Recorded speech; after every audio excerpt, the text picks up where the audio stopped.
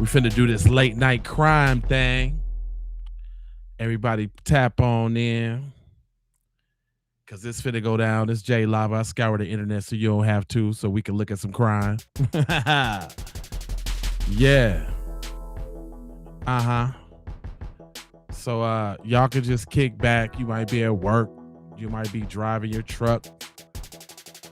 But we finna go over a bunch of crime stories with my commentary in between.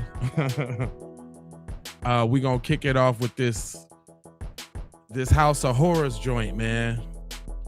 I think I played this crime before, but I never heard somebody break it down so in-depthly. And it's about them folks, so you know, I want y'all to pay attention. Check this out. Shocking for a lot of you, because a lot of you have watched me for a long time. You have followed me for a long time. You've read the stories that I write for a long time. I'm going to say something extremely shocking. As of right now, as of this moment, I don't think there's abuse in the Siders case out of Ohio. I don't think right now there's any evidence to support the way authorities have painted the picture that we know of. If you're new to this case, 16 children were rescued out of a small home. Now, if this dude's finna sit up here and try to explain this crap off, this is finna turn into a different video. In Benton County, Ohio. These 4 individuals were arrested. Gary Siders Sr., Christina Siders, Gary Siders Jr., and Elizabeth Siders. And Elizabeth Siders is the mother of all 16 children. And when authorities rescued these children, they came out and said things like the children were almost feral, suggesting that these kids had no contact with any other humans throughout their entire life. And the children are ages 1.5 to 18 years old. Okay. 16 kids. In all, from what we can find, there's 20 children in total. Damn. But 16 children, and that's what authorities told us. And they said this was a third world situation, a third world country, okay, where they found these children. And authorities have said that a lot of these children can't communicate, and therefore it's making it difficult for authorities to understand what happened in this home, what happened inside this small 12 by 12 room that authorities claim the children were locked up in. They was. And the mother, Elizabeth Siders herself, just seems broken in her mugshot. You can see it here. And a lot of us have wondered, is she a victim herself? Because off of what authorities are telling us, we wonder, was Elizabeth Siders forced into this situation?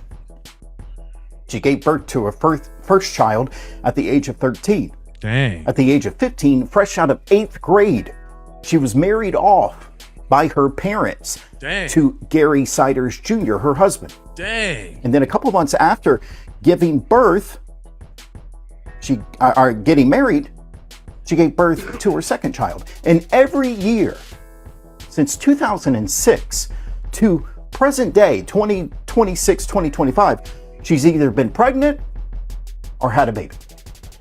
Dang. 16 children, 20 in all. She had a set of twins die back in 2022, and her last 4 births have been twins. Wow. It's truly a heartbreaking story, and I want to be clear. We have seen what the inside of the house looks like. It's a mess. It's disgusting. It's more than a mess. It's deplorable. It's horrible. But is it really abuse? Yeah. How you gonna... Man, is he gonna make me Google a picture of these folks' crib so y'all can see what the crib look like? This guy right here is finna tick me off. Or is it just being poor? Is it really abuse? Or do we have people who have fallen on hard times? Because we have found photos of these individuals, especially the grandparents, where they look healthy, where they look like they're good folks, where they look like people who are clean. What? And now we know that Gary Siders Sr. is dealing with a litany of Hold on, man. Is he lying? Man, wait a minute. Let me show y'all what these folks look like. And you tell me if they look clean. I want y'all to tell me. Hold on. Cause I'm not finna let cuz slide and ride with that. That's what we not finna do. That one ain't finna slide. Now I'm trying to play the stories and all. Yeah, oh, hold on. Wait a minute. We getting to the, wait a minute. I'm waiting for this to pull on up over here. To get to this crib. Hold on.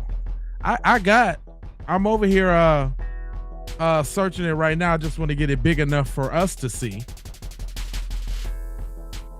Hold on, what's this? House of Horrors, house conditions. Let me see.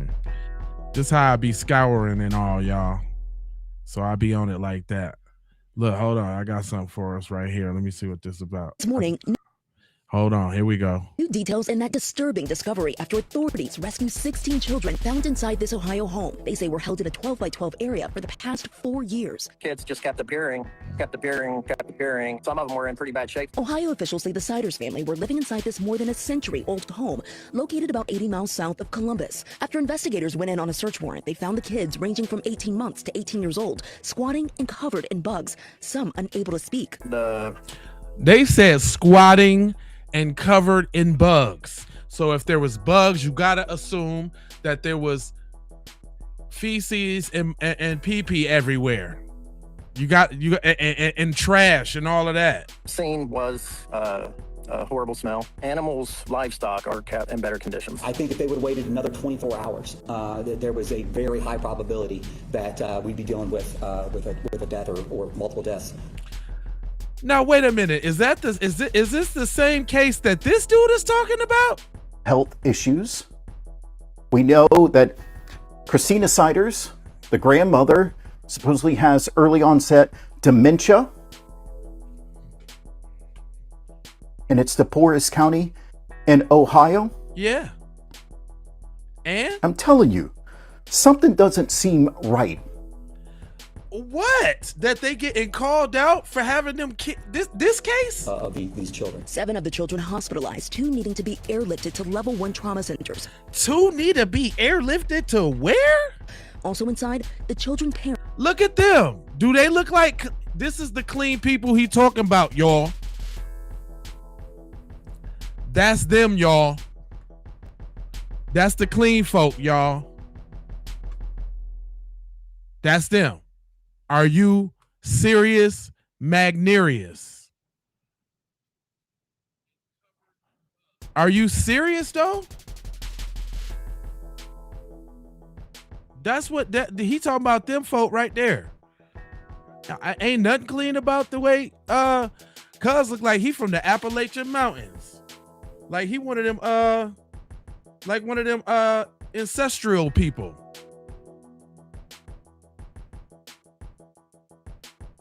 And then you got old Mother Hubbard right here.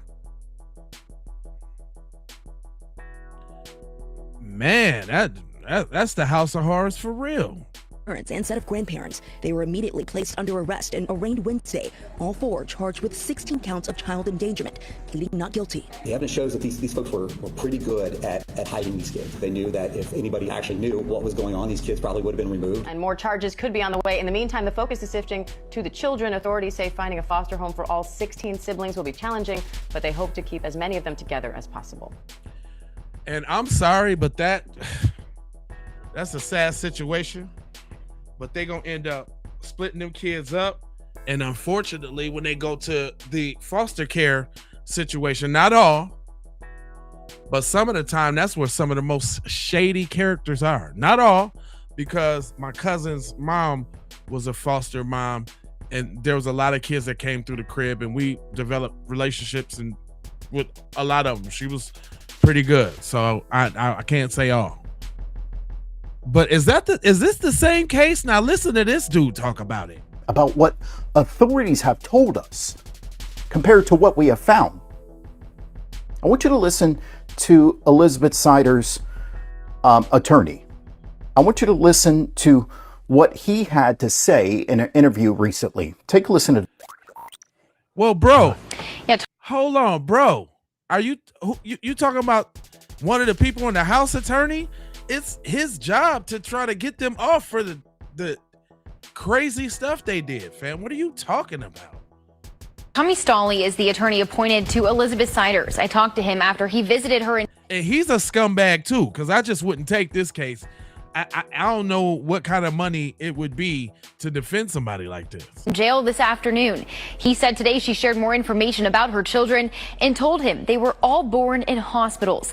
He says that he takes issue with comments authorities made calling those conditions inside the home pure evil and wanted to dispel some of the rumors. Here's some of our conversation. Is it your understanding that the kids were forced to stay inside? I don't think we've seen any evidence to prove that. There's been no evidence to suggest that there was were the any house, restraints y'all. in the home. Wait a minute. That the children were locked or forced to remain. Wait. There's been no evidence. That's the house, fam. Fam, you explaining that house, fam? Oh, that's low. That's real low, fam. You're explaining that?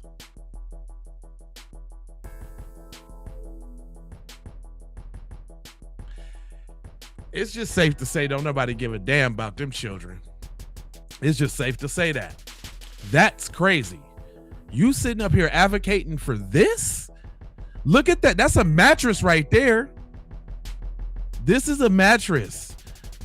Bags, rubble, dust. That look like the armoire of an old couch. If that ain't the couch flipped over on it, looking raggedy. Ugh. Just, it looks really bad in there. To suggest that there were any restraints in the home, that the children were locked or forced to remain in the 12 by 12 room. I think this is one of the things that's been really sensationalized on the internet. Is it your understanding that she wanted to be pregnant this many times and give birth to this many children? So what she's told me repeatedly is that she and Gary wanted a big family. I don't know if they wanted a family that was this big, but they repeatedly said, she's repeatedly said to me that she wanted a big family. He looks like a scumbag. He looks like a scumbag that would represent scumbags. He looked like a scumbag representer. She said that kids are a gift from God. Has she talked to you about how the kids were treated at all, how they fed them, or what the dynamic was like inside of the home? Absolutely. So, quite honestly, when I go into the jail, I've been there 3 times. Every time I go there, we end up talking about the kids for a significant portion of our visit. What she tells me is that the kids had phones. Some of them had social media, the older kids. Man, ain't no way you telling me 20 people was cool up in that little shack, fam. He is ridiculous. This guy is scum. Ain't no way you telling me they was smooth and cool. They had phones. Seems like the priorities was in the wrong place. I don't know how active they were on that social media, but she tells me that they had little inside jokes. And I think the big thing with that is it doesn't jive with the way that this case has been characterized in the public. Because when you... So they had phones and they made little inside jokes, which made their living conditions okay, is what he's saying. Y'all gotta listen. That was his justification. Don't let that go over your head. Use language like feral kids, you're imagining people that have been isolated away from human contact. People who have never interacted with any sort of social media, with the internet. Notice he's saying social media, internet. Notice he ain't saying people in school. Was it none of them in school? None of them got shots. None of them was vaccinated. Nobody got dental, nothing. They didn't even have birth certificates and social security numbers. Tell that. With humans outside of their own home, or even humans in general, who are completely lack the ability to use language. There's nothing to suggest that. Why did 2 kids have to get airlifted though? You think they just spending money on helicopters just because? If I recall, the man said if they wouldn't have came in another day, it would have been curtains for somebody. It was curtains. They was on the brink of curtains.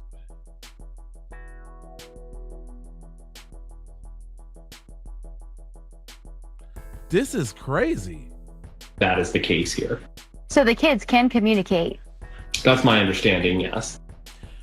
He's a lawyer. He's a weasel too. He's watching what he says. To your understanding, have you talked to all the kids? Little weasel. Now, the attorney told me that Elizabeth has been receiving care packages from people while she's been in jail. He has filed a motion requesting Elizabeth be released on a recognizance bond. Right now, she remains in jail alongside her husband, Gary Jr., and Christina Siders. Yolanda? All right, thank you. So, and authorities told us that some of these kids were in such critical condition that they had to be rushed to the hospital. It's just not making sense. So now we are being told by... What's not making sense about that, bro? What do you don't want to believe about kids being... Where's the lie in that? Where is the make something up in that? Elizabeth Siders' attorney that the kids had phones, kid had social media, things of that nature. Now I want to be clear. If the kids weren't going to school, that's got to be dealt with. If the kids were living in these conditions, that's got to be dealt with. But I have spoken to sources connected to this story. The children, at some point, especially in the city that they lived in before, had doctors. There's a difference between the conditions that they were living in and abuse, beating. That is abuse. I know plenty of poor black people that don't got a filthy crib. Matter of fact, probably some of the cleanest cribs you ever been in. Just because you're poor don't mean you gotta be dirty and filthy. What are you talking about? Feral, not being able to communicate. And let me explain something that really, really bothers me. And I want to be clear about something here. Okay. We'll address Gary Siders Jr. in a second. But let me be clear. The county itself has already told the world they can't afford to deal with Gary Siders Sr. So what? What does that have to do with them cheering? And his medical issues. So So they shipped him off to another county so And? that county could pay for it. Okay. And then they gave him bond so it could be released so the county's not responsible. Now they're asking the state of Ohio. which is messed up in itself. That's some privilege if I ever heard one. Oh, you too sick to really sit in the jail. Let's just get him out of here. Sure, we ain't got to deal with it. I bet you if it was somebody black, they'd be giving him the worstest of treatment right where he at. For $1 million so they can help take care of the children. So is the county charging a family for something they can't afford themselves? Is a family or the county trying to hold the Siders family responsible for being poor? No, for not washing their ass and cleaning their crib, which is something it seemed like it's foreign to you. When was the last time you washed that shirt? You looking a little scruffy and dusty right now. Are you finna sit here and try to explain to me that it's okay that they live in a roach motel? What are you talking about, my mans? Oh, thank you, mommy. Look, this didn't. Hey, Denise. I didn't even mean for it to go this way. I thought he was covering the story objectively. It is not till I heard that he's lightweight, slightweight trying to take up for these people is when I had to intervene. Like, dude, what are you talking about, bro? Oh my God, bro. Oh, hell no, man. What the what? This dude is tripping.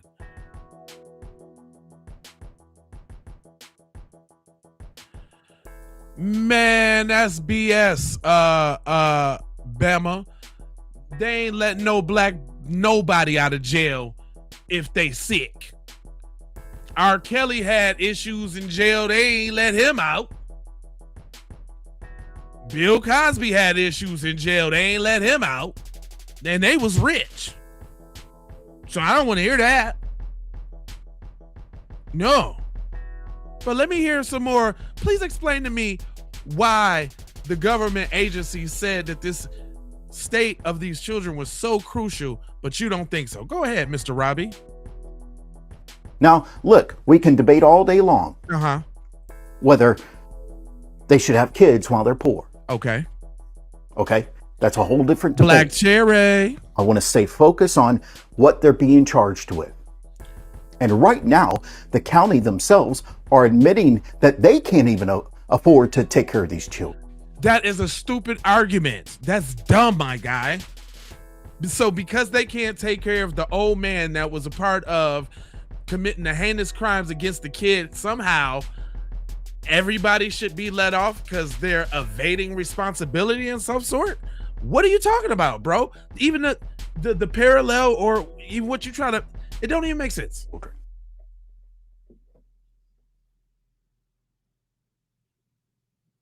That they can't even provide for these children. Now look, hold up, it's not. I agree. Hold up, it's not a question if the state can provide for the children, because that's not what's at hand here. That's a false equivalency. You saying because they can't provide for the grandpa's medical bills in prison, then they're not suitable to say what's best for the children, and you are. What makes you the authority? Did you wish you would have got to him first, allegedly? Now he finna explain for the dad. This ought to be good. We got to figure out how we got here. We got to figure out why like your shirt? This man at 18 years old was allowed to marry Elizabeth when she was just 15. You know why. Somebody needs to be held responsible for this. That's the hill you want to die on? Okay. That lets me know what you speaking most loud and proud about is something that you probably struggle and have an issue with, allegedly. This where you going with this? All right. We got to figure out why police were knocking on his door, and that's how they found this thing. They were knocking on his door allegedly for indecent exposure. We got to figure out why, and he must pay if he did indeed do that. Okay. You get what I'm saying here? No, not really. There are things in this case that I agree we got to deal with. There are things in this case I agree we got to fix. There are things in this case I agree that people must pay and go to jail for. Okay. Thank you, Black Cherry. But I'm not seeing anything that says these children were almost feral, that they were unable to communicate, that they were kept locked up in a 12 by 12 room. Wait a minute. The house was a mess, but I've spoken. Look, he skipped. Look how he skipped right over that. You're a scumbag, sir. The house was a mess, but they were unable to communicate, that they were kept locked up in a 12 by 12 room. The house was a mess, but I've spoken to many people from this county and they say this is not abnormal. They see. I would believe that. You're speaking as if it's normal for you. Is that perhaps how you came up? Was your mom or your dad a hoarder? Did you have one of them mega junky houses so you have some sort of kind of empathy? It's okay, say that then. Maybe I could feel you if, see, and look, see, this the real part of that. If he would have started it off by saying, Hey, yo, I grew up in one of them type of houses, and I know my mom and them had, what I'm saying, little hoarding issues. Still, all in all, it'd be wrong. Just because they got hoarding issues don't mean it ain't wrong. They're still bringing you up in conditions not conducive to your health. So it's still wrong. But if he would have approached it different, I could have understood. But not when you sitting there trying to blame the county, my guy.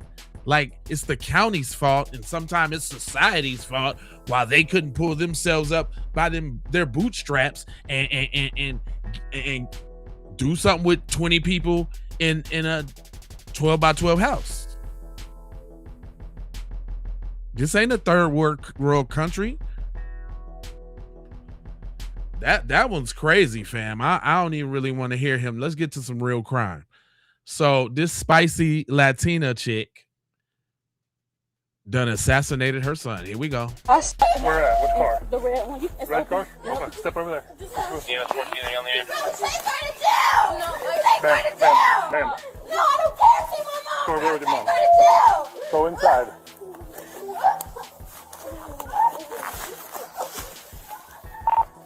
I got one down out in front. The mom's out here with me.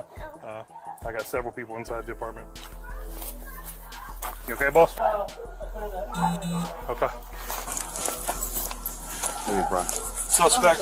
Okay. Here, I got the pair. I'll do the doors. Yep. No medical attention. You don't need it. You might have a pocket knife on you. Right here. Yeah. I don't know where. Got it. It's not. Anything else on you? No. Okay. All right. Have a seat. Watch your head down there. Watch your head. Watch your head. Okay. Sit down. She got oil on her. Okay. Hot oil? No. Okay. All right. I'm gonna put this in your car.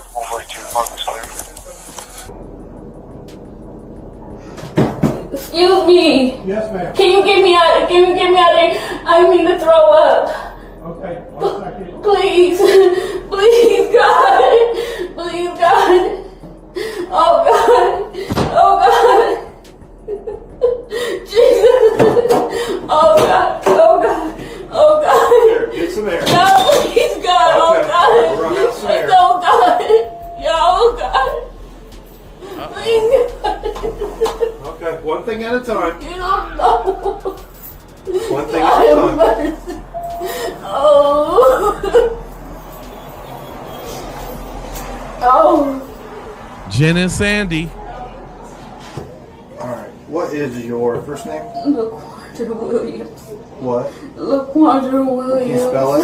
LaQuandra. Yes.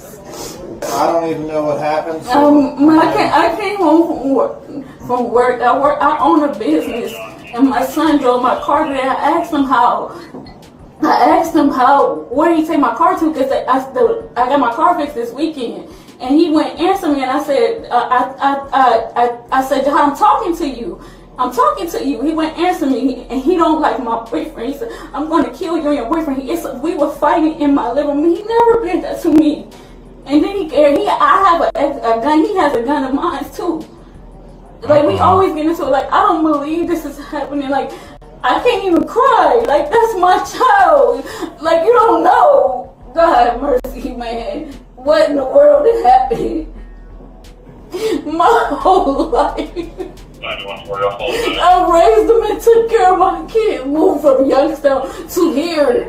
And we've been going through hell ever since. So that's your son? Yes. Okay. How old is he? I'm just curious. He's 21. He's 21.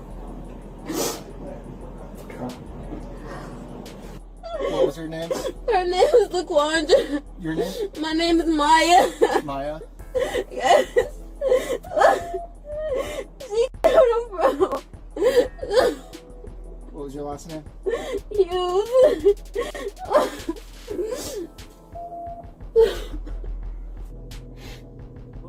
Dad, I need you. Yes, he is. Dang. I need you, Dad.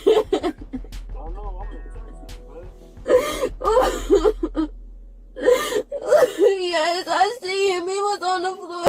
He was breathless. No, they shot him in the chest.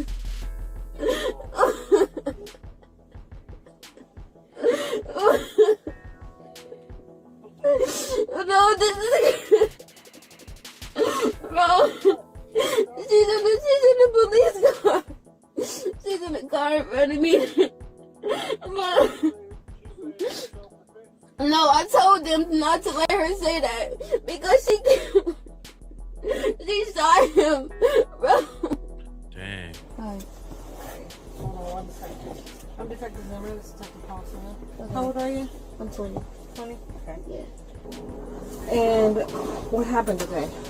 So I was in my room when everything was happening at first until it started getting bad. My sister started screaming my name. So I was like halfway going to sleep and I just heard my mom coming in the house screaming like about her car. Because my brother, I had just wrecked my car, so my brother been driving us to school in her car because he didn't want to drive his car. Mm-hmm. So he drove her car earlier and she came back in the house like, Jahad, what's wrong with my car? But I'm sure it's nothing wrong with her car because she just be like kind of crazy. She has like diagnosed issue? No, it's not diagnosed, but it needs to be. Okay. So, she came in the house and she was yelling at him. And Jahad what's his name again? His name is Jahad. Jahaad.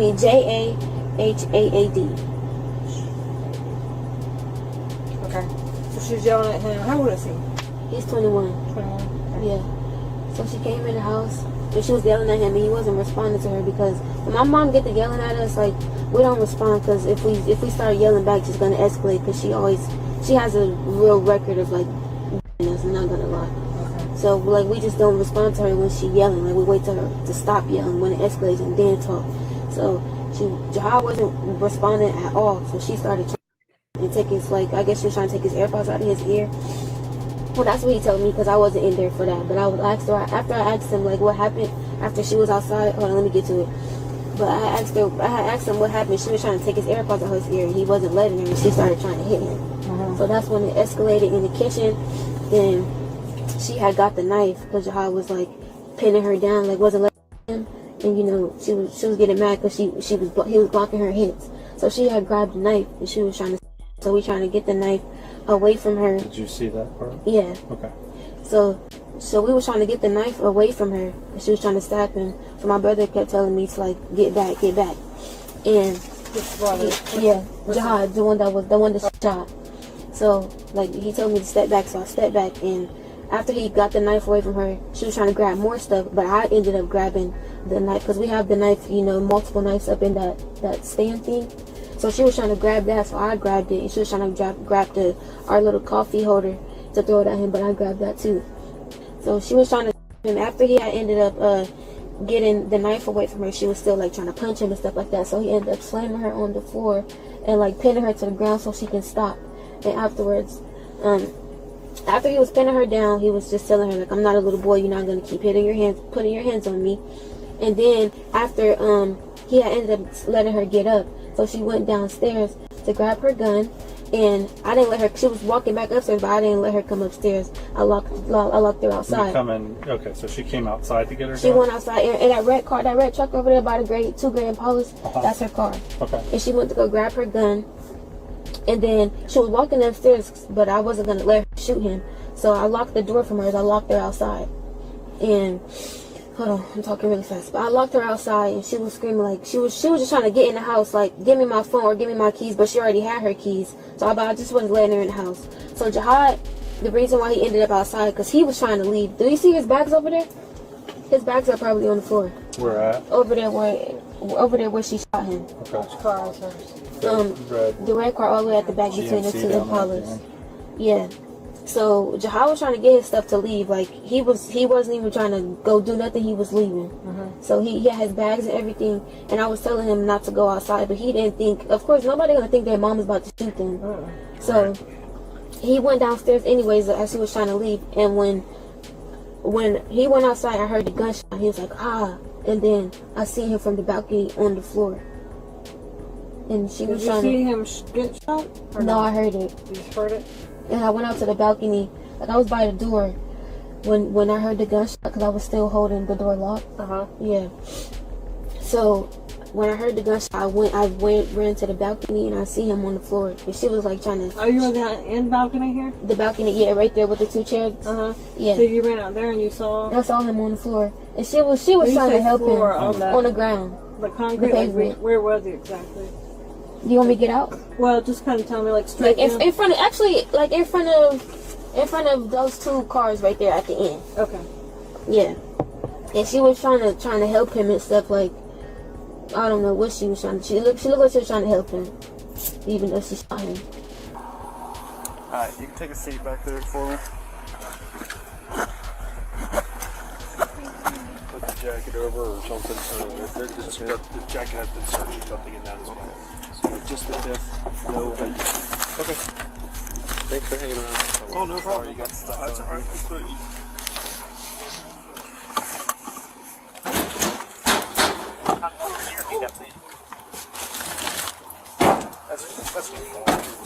93 is stopping by. Will be 1 district. Oh my goodness. Look at this life.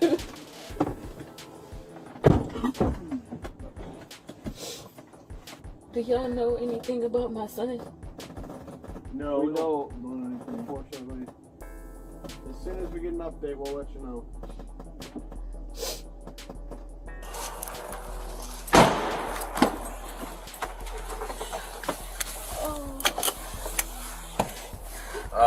Robinson, turn the car back on.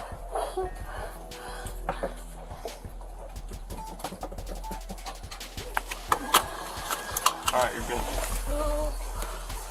Is there anything I can do to help you? No, please get to the shoulder. Okay, step this way for me. Going around the back and then you follow the other officer right here. Yeah, rest in peace to that little dude, man.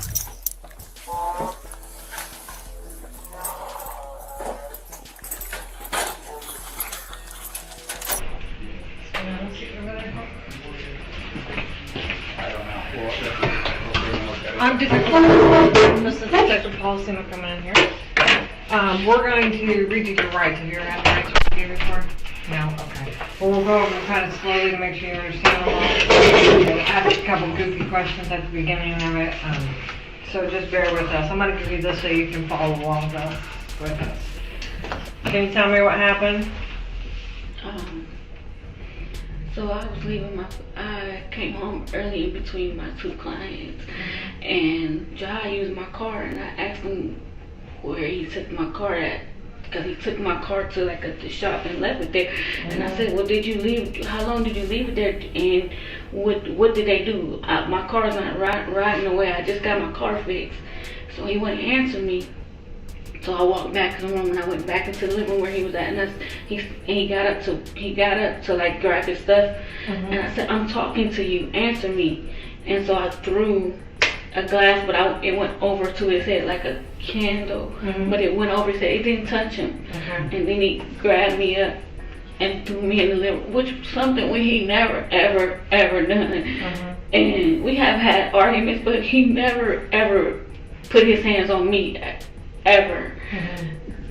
And I was trying to get him off of me. I was getting a knife because I know, like, he's stronger than I am, way stronger than I know.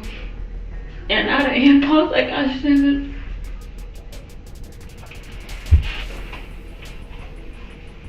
Well, I will tell you, unfortunately, your son did not make it. Oh, God.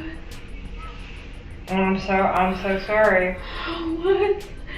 They worked on him for at least close to an hour. But he didn't survive his injuries. Take me. You can take me. I don't deserve that. He didn't either. Yo. God.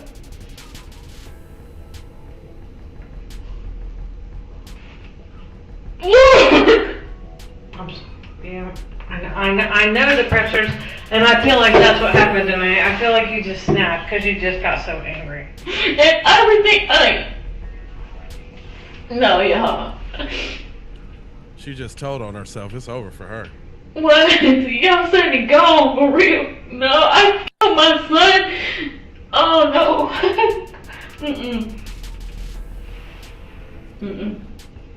I'm not gonna believe it. And I kind of figured something was going on, because when nobody talked to me while I was out there, I'm like, tell me what's going on. I'm Those guys aren't allowed to. Yeah, I did not mean to do that. I did not mean to do that. I did not mean to do that. Yo. Dang, man, threw it all away.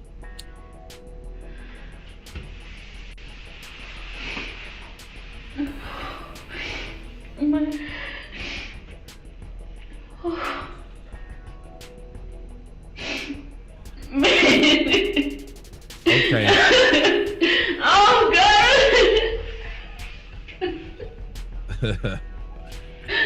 Oh.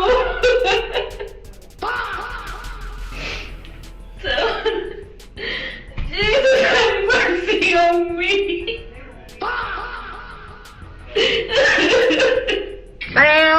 Down. She was later charged with second-degree aggravated assault with a deadly weapon, using a firearm during a felony. Dang. Well, keeping it rolling, we got a killer husband that realizes his wife is still breathing. It all started with this 911 call. 911, what is the address of your emergency? Yes, I need an ambulance, 3028 No Road. Tell me exactly what happened. My girlfriend's not breathing. Before deputies could even get there, paramedics were already on scene, trying to save his girlfriend.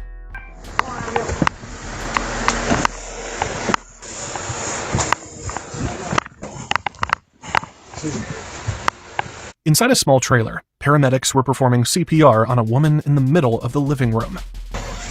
Sorry, I'm in your way. We have someone take the bag for him, and Chris is going to get on the chest here. I'm okay. They're still giving CPR. The woman was 30-year-old Nicole Booth. She was in bad shape. Does anyone know what happened to her recently? I have no idea. Okay, I didn't know if you guys had a call recently about her. Who is this? I don't know her name. That was when a deputy began speaking with Nicole's boyfriend, and almost immediately, something felt off. What's her name? Nicole. Okay, what's her name, sir? Tom. Okay, what happened? How did you guys... We were arguing.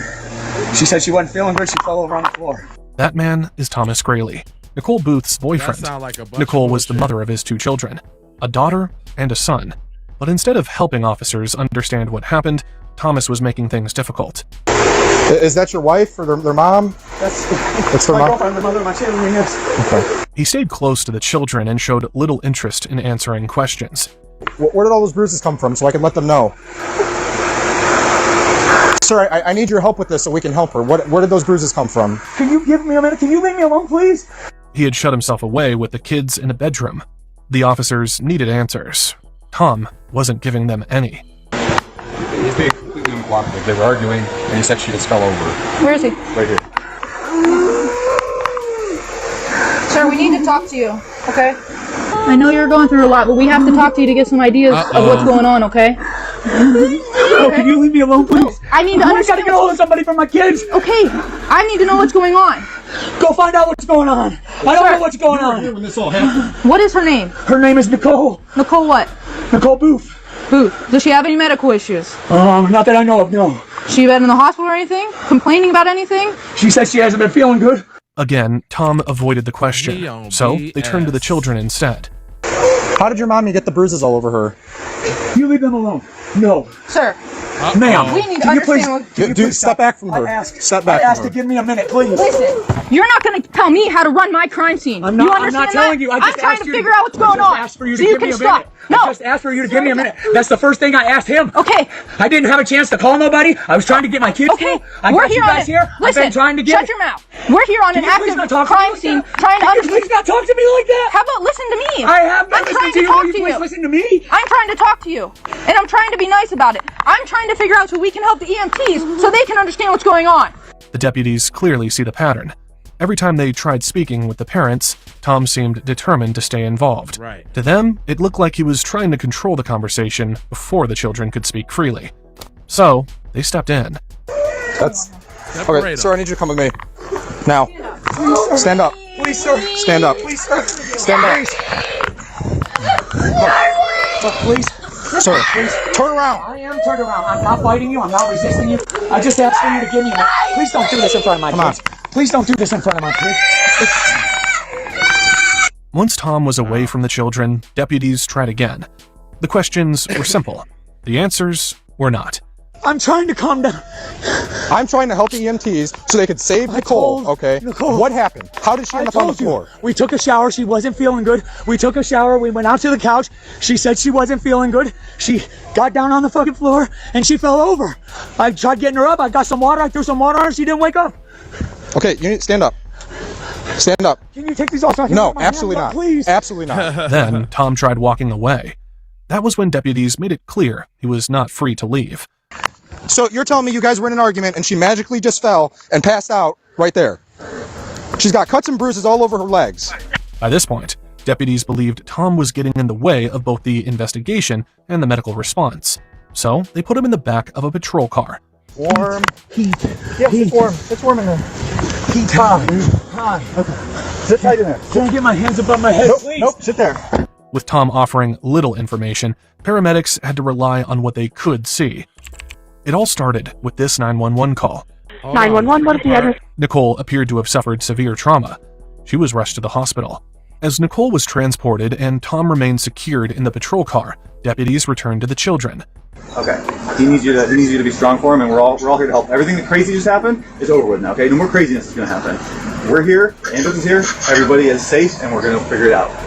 What can about what happened? Why I don't know. What happened to your mom? I don't know. I think What happened? She can't breathe, right? Yeah. Where was she at before that happened? All I know is they're trying to get her washed up, and I think I was getting ready to puke. Why? I don't know. Okay. And my dad came running in here, and I think he said, "What's happened?" He said something like, "What's happened?" And my dad said, "She's not breathing," and he even put water on her and stuff. The answers raised more questions. Several times the kid repeated the same phrases. "That's all I know. That's it." The wording sounded rehearsed. Another deputy tried speaking with the younger child separately. So did you hear any yelling tonight, bud? No. Are you sure? No. Only if I did hear some well. My mom beat. That's it. To leave? No. To breathe. Oh, to breathe. Oh, you didn't hear anything before or anything? Okay. Again, the same words. That's it. The deputies couldn't ignore how similar the answers sounded. Oh, someone driving by. Oh, okay. Hey, Sergeant. When I was trying to ask the kids, because Dad wasn't talking to me, I go, "Kids, what happened? What happened to Mom's legs? Why are they all bruised?" And he goes, "Don't talk to them. Don't talk to them." Okay. Then family members began arriving. First came Tom's parents. Deputies spoke briefly with his mother. Or I'll call and talk to the kids. But other than that, I really can't. Is he still working? He hasn't been working. Okay. He had been doing a few jobs here and there, and then he hurt his back. Okay. How are they financially supporting themselves? Any idea? I know they get food stamps. Okay. Their trailer's paid for, their land. Oh, okay. But that's about all I can tell you on that subject. Okay. The kids kind of are all over the world saying that they didn't hear anything. Now they're saying that they did. That they were in the shower, but then they weren't. Then Tom's sister, Juanita, showed up. She told deputies they needed to speak with her. She said she knew things. Okay. I know that my brother has been physically abusive to her in the past. Okay. Last time I was out here was probably about 2 weeks ago. He looked like a creep. And Nikki was unrecognizable. What's your name, man? My name is Juanita. Juanita, okay. She's asked me not to contact you guys. What's his name? Tom. Tom, what's his Graley. name? Graley, okay. And like I said, she's begged me not to call you guys, I think in fear of what may happen to her. And that was 2 weeks ago? About 2 weeks ago, I would say. Does she have any bruising or anything on her legs or arms? She was covered up. Okay. So I don't know, but I know that she couldn't move very easily, so I would have to say so. Okay. The kids did say she has some trouble walking. Juanita said the last time she saw Nicole was just a few days earlier. Nicole had stayed inside a vehicle and never came out. Nicole appeared to have suffered severe trauma. She was rushed to the hospital. As Nicole was transported and Tom remained secured in the patrol car, deputies returned to the children. But Juanita could see her face. It was bruised. Her lips looked injured. She looked like she had, like they were cracked, like they were super chapped, I would say. Okay. Almost, but her lips did look big. Okay. No, did you see any blood? No, I didn't see any blood on her or anything like that. Okay. Juanita really cared about Nicole, and now she can't understand how things reached this point. So, but she wasn't talking or anything? Yeah, my pop said that you guys said that you were struggling to keep her like alive. Yeah, so... That's scary. She's a good woman. Yeah. I know that they fight a lot. Like I said, I know of my brother being physically abusive prior to Nikki. Okay. I still speak to his ex-girlfriend. So I think Tom needs help. Are you condoning Tom the is behavior? like a conspiracy theory. He's stuck in that. I love him, but he's my brother, and he's up. She also shared something that immediately got the deputy's attention. On one occasion, Nicole hugged her and whispered to her to not leave. Nicole told Juanita she was afraid that Tom might kill her. Because Juanita was close to the children, deputies hoped she could help them feel comfortable enough to talk to the cops. Do you know how Daddy caused them bruises? Did he hit her with something, or did he hit her? What did he hit her with? Like his hand is part of his BB gun and stuff. Part of a BB gun? Part of a BB gun? Where is that BB gun? Do you know where that is? I think it's either... No, don't touch it. Don't touch it. I think it's either over there in the... Here. She confirmed it happened last night, and deputies located the BB gun. I think it was Last night. Is it the black one with the scope? What about the bruises on Mommy's face? How did that? Okay. Mommy has bruises on her face too. I don't know. You don't know? Okay. It's that one right there? Okay. On her nose? You said you saw a cut on the side of her face? Yeah, Does he ever use his fists? Or is it always grabbing something? She said his hands. Yeah, first, she did. And sometimes the end of the BB gun. She said. Did you notice any blood from her mouth? Was Mommy's mouth bleeding? Sometimes she does. Does Daddy do that too? He'll have a stab on You don't her know. lips. Sometimes what? He'll have scabs on her lips. Scabs on her lips. You know what? Does Daddy ever make Mommy stop breathing? I don't think ever that he has, no. Usually when things get ugly, he calls me. And I don't drive. I try to make it out here. I usually do make it out here to at least make sure they're okay. I love Nikki. You don't love Nikki. I'm sorry, y'all. I was trying to let that cook out. First of all, let me say, man, I hate that the kids got to go through this. Girl, you's aiding and abetting your brother. If you love Nikki, you shouldn't sit there and let him beat the crap out of her then. And fam, if you got questions, you got to do the super chat, man. I'm just not answering questions. We watching crime. I can't say that I don't feel bad for her, but... Then Juanita took the kids and left the property. Tom, meanwhile, was transported to the sheriff's office. Tom, look at me. You guys ever get physical?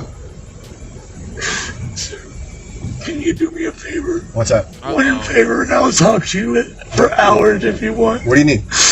Let me go in and sit with my kids and hold my kids, because I'm going to need to give you things anyway. Are you going to need to give me things? Yes, sir. And I want to give you things. I have tons of things to give you. Like what? Boxes of stuff.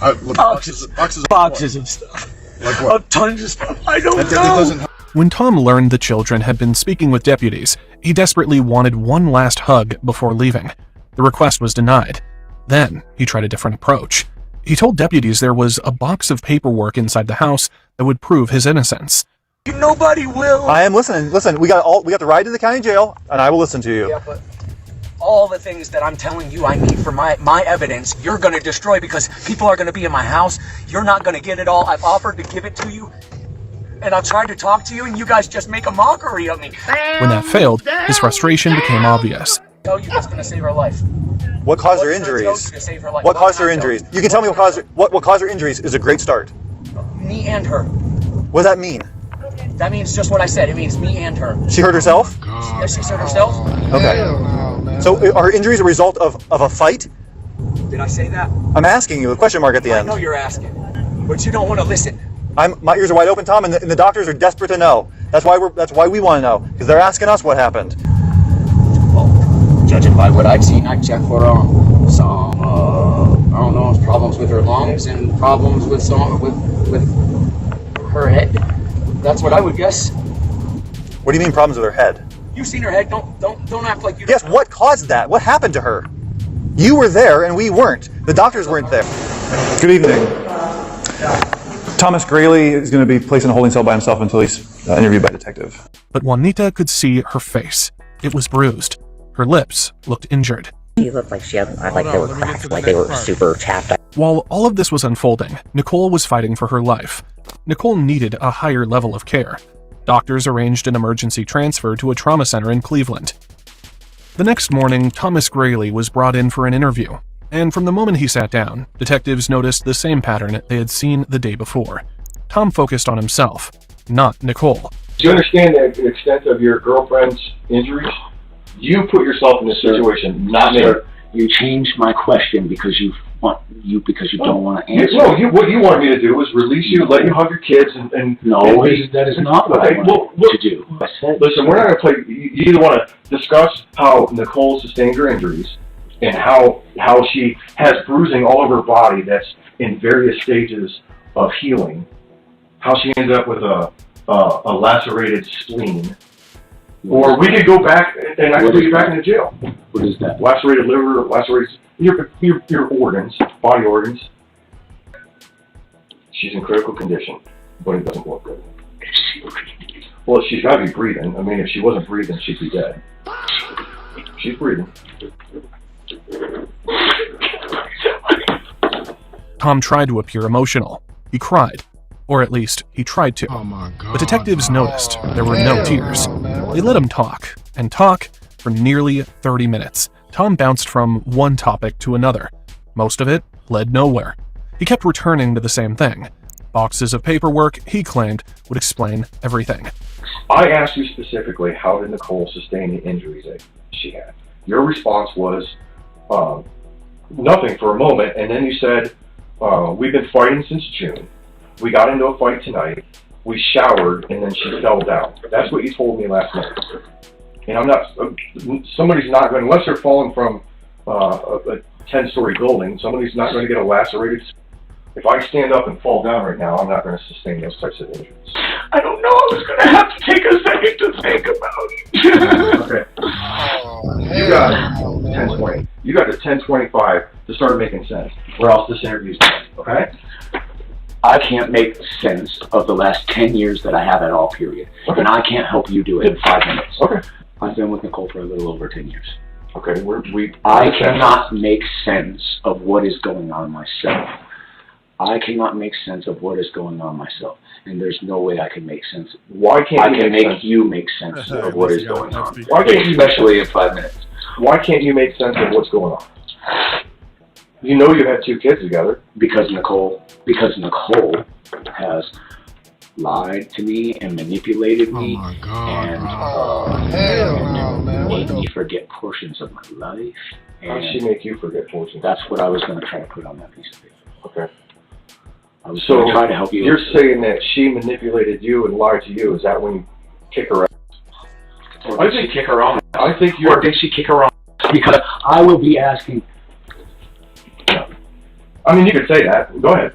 But I don't think that's true. What do you mean you could say that? That's what you're saying. What do you mean you could say that? I'm saying you can say whatever you want to say. Her injuries tell a different story. Her injuries speak volumes. After the interview, investigators collected his DNA. Tom was then taken back to jail. While all of this was 2 days later, on November 18th, Nicole Booth died from her injuries. Damn. At that moment, everything changed. What started as an assault investigation was now a homicide case. And because Tom still wasn't giving detectives answers, they started looking elsewhere. They began talking to the people who knew him best. The first person detectives brought in was Tom's childhood friend, Paul Kenyon. Paul's wife was also friends with Nicole. He had known Nicole for 10 years, dating back to when she first got together with Tom. I'm not too sure on that. I know they met when he got out of prison. He basically went to prison for ecstasy or some shit like that in Florida. He had like 15 pills on him. They tried to pin him for a drug dealer. He did like 6 years or some shit for that, and then he got out of there and went to South Carolina or some shit for some more. Is this dude explaining for his friends? Yeah, he got caught up with like 6 pills or something. They just threw him in there, man. I just don't know why, man. And then ended up moving it back up here. Paul had left work early that day because there was something he felt detectives needed to hear. He wanted to tell them about a conversation he had with Tom a few weeks earlier. He called me. I had messages and everything else where he called me on the 25th in the morning, and I went out there, and Nicky was beat up. Just like Juanita had said earlier, Nicole tried to hide what was happening. She didn't openly talk about her injuries. She tried to cover them up. I guess by that fridge there, I walked around. She covered herself up, pulled her legs up, covered herself up because she was embarrassed. Right. You know, and I said right then and there, I said, you have no reason to be embarrassed. The only person that should be embarrassed here is him. So if y'all know all of this, why y'all not taking action? Why are y'all letting cuz just be a wild animal and beat up on this girl is what I'm trying to understand. I understand mind your business and all, but when is enough enough? And I was like, what the f is going on? The condition she was in was impossible to miss. Nicole looked badly hurt. Paul eventually pulled Tom aside to talk. Tom started making accusations. He claimed Nicole was lying to him. He claimed she was cheating on him. But as Paul listened, none of it added up. The stories didn't make sense. And then, like, I guess when he said, you know, she'd been lying to him and everything else like that, it's like, you know, I said something about, you know, what's she lying about and everything else, and he went into, Is there a such thing as accessory to battery? This is crazy. Like, how many times do you gotta witness the battery and you ain't complicit? some crazy off the wall shit, like she might have been his friends in the past type thing or something. So I don't know if Tom was fabricating things in his head type shit or thinking worst case scenario type thing. You know I don't what know. it was. I really don't know what he was thinking was his excuse for this.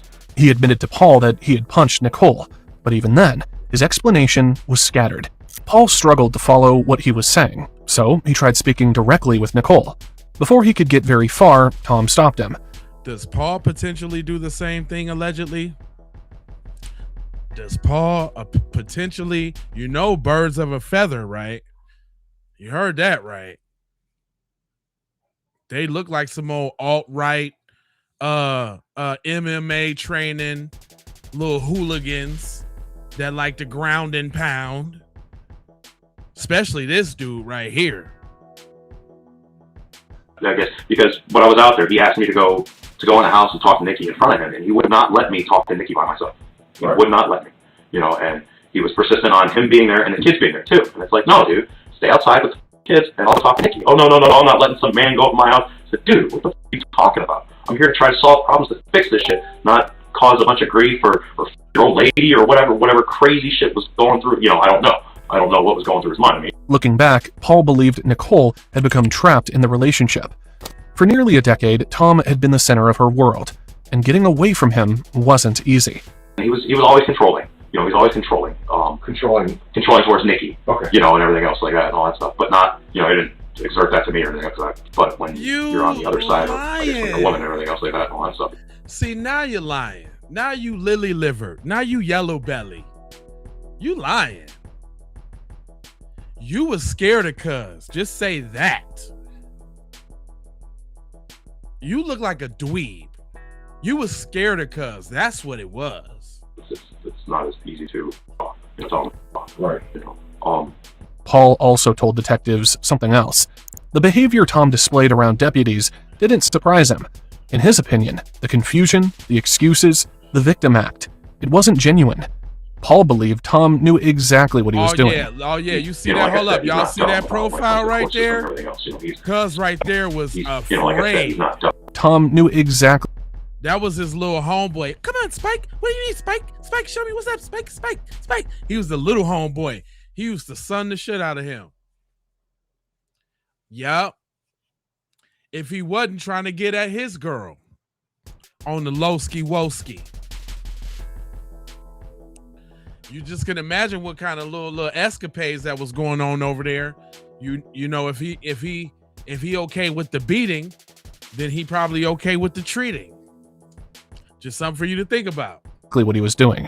He's, you know, like I said, he's not dumb about when it comes to the court system and everything else. You know, he's somewhat educated and we'll try to play every loophole and gateway through everything. After speaking with Paul, detectives sat down with Tom's parents, and much of what they heard sounded familiar. TJ and Nikki fought. Mm-hmm. I mean, I've never seen him hit her. We both know that he has smacked her. Oh my God, bro. They lived with us for a little while. He told never again. Don't let us see it. Don't let us hear about it. She's been offered many times to get her out, take her to her family. So, the friend, the parents, everybody was cool with Nikki getting whooped on. Everybody is cool with Nikki getting smacked up. That ain't right, man. This right here. He didn't want to go. But anything like this, God, we had no clue. What you 2 days later, What you mean you ain't had no clue? What you mean? Huh? Tom's come on. Oh man. Does that mean Billy Bob was putting the belt to your little boonkins too? Is you getting a little? Is all of these women getting a little abuse? Renee, what it do? Shout out to all my members in the house. What is going on with this? This whole clan is cool with the beat 'em ups. I'm sorry. Somebody told me to shut up. No, I got to call it how I see it. That's wrong. Poor kids. Real talk. Stephanie, real talk. Real talk. Man, the kid, man. Stepfather described him as controlling, the same word Paul had used. He makes your business his business, no matter what it is. He's always been that way since he's been a kid. He also told detectives that Tom often justified his actions through his twisted religious beliefs. And he real quick too, y'all. I know a lot of y'all is on the portrait stream, so you see the image up above in the chat below. If you want to see the big chat, because it's like 3 channels running at the same time, you can click into the landscape one and you can see the pictures a little bit bigger too. All you got to do is click on my face, subscribe, and then go to the channel and you can get the landscape one if y'all want to see the big chat and communicate with everybody. All right, y'all. Changed his religion to... I don't know what it is. They don't eat pork. They don't eat this. They don't eat some that. kind of Jewish thing. And I told him, I said, the only reason that you believe in that religion, I said, I don't know how somebody in their 20s can just all of a sudden, believe or not believe, but change. Well, in that religion, you're allowed to, how did he say it, not control your wife, but... Man, ain't no religion saying beat up on your chick like that, fam. And if so, I'm not following that. That's no excuse. He's half of a man for that. Sitting up there around letting that girl get pummeled on. He ought to be ashamed of himself, OG. But I don't know. I didn't get on those subjects with him. In other words, she gets out of line that it's okay to slap her. No, but in his stepfather's view, those explanations were simply excuses. The real issue was control. Tom's mother shared her own concerns. She said Tom had become convinced Nicole was secretly recording him and monitoring his every move. According to them, they first began noticing violent behavior when Tom was around 10 years old. He used to do a lot of things. Oh, come on, man. So since it's their son, it's okay to beat up his girl? Just like, I don't know, allegedly, if, I'm a judge and my son, what I'm saying? All right, anyway. Things that abuse cats. There was a time when Tom was close with his parents, but over the years, that relationship changed. Visits became less frequent. Communication became limited. Much of that tension centered around his stepfather. TJ always plays on sympathy, and I guarantee you when it comes up in court, guarantee you, when he gets to go to court, it will be my fault. He lives in a different home than anybody else. He will tell everybody that he was beat on a daily basis. See, there we go. All right. See, now we getting somewhere. See, they telling on theyself without telling on theyself.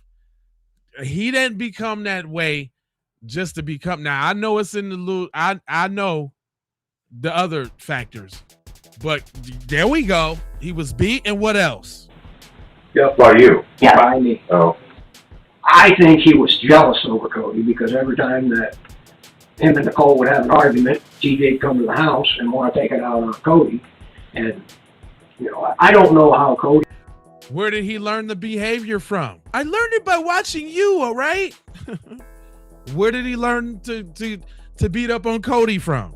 He didn't end up beating the shit out of him, truthfully. And Is Cody a patient individual? And hold up. You shitting me? I'll be damned if I let one of my older kids beat up on one of my babies. What? Oh, okay, so it's learned behavior. It come from the crib. Okay, okay, now we getting somewhere. See, now it's coming out. I hope y'all following me. Y'all hear what he said?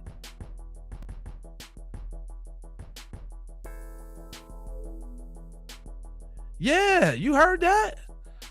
Oh, okay. You sat up there and let him beat up Cody like that? Shame on y'all. So y'all been cultivating this monster. Now the monster done got out of control. And so y'all sat there and let him do whatever he want to do. It probably started off with the animals, with the cats and the dogs. Then it migrated to Cody. Then other people.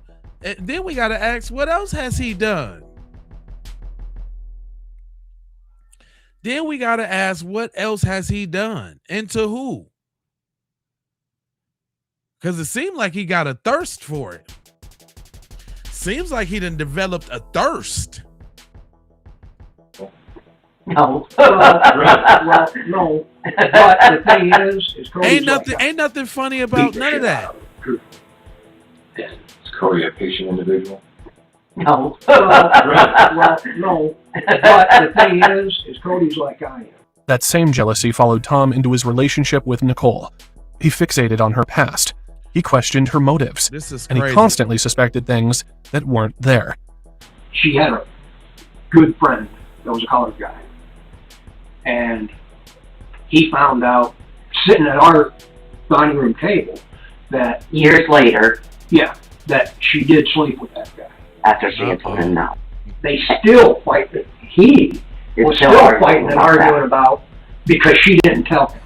And he, Dad, I can't believe that. I said, well, as Tom drifted further from his parents, he grew closer to one family.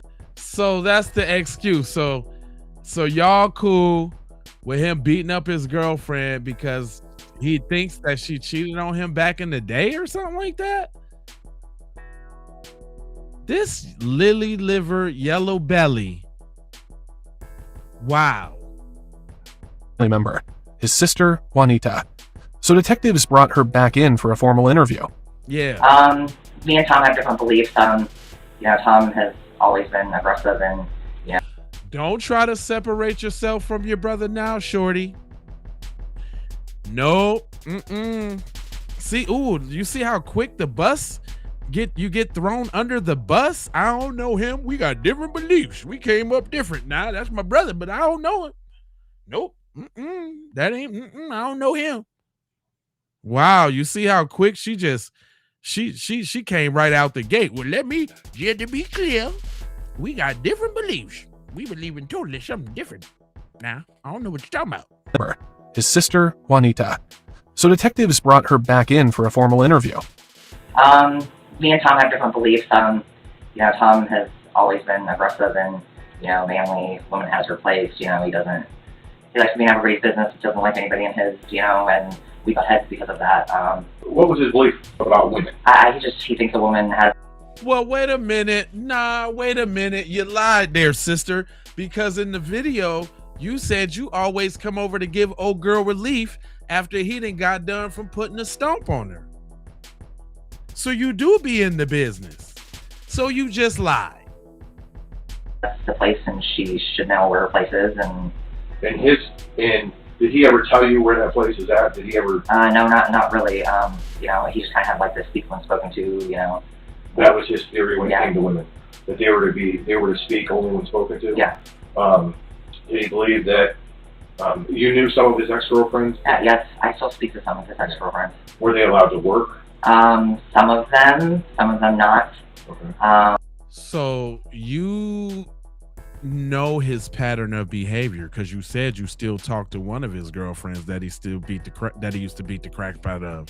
So, and out of all this time, you and your parents have been aiding and abetting in your brother's terrible behavior. Shame on all of y'all.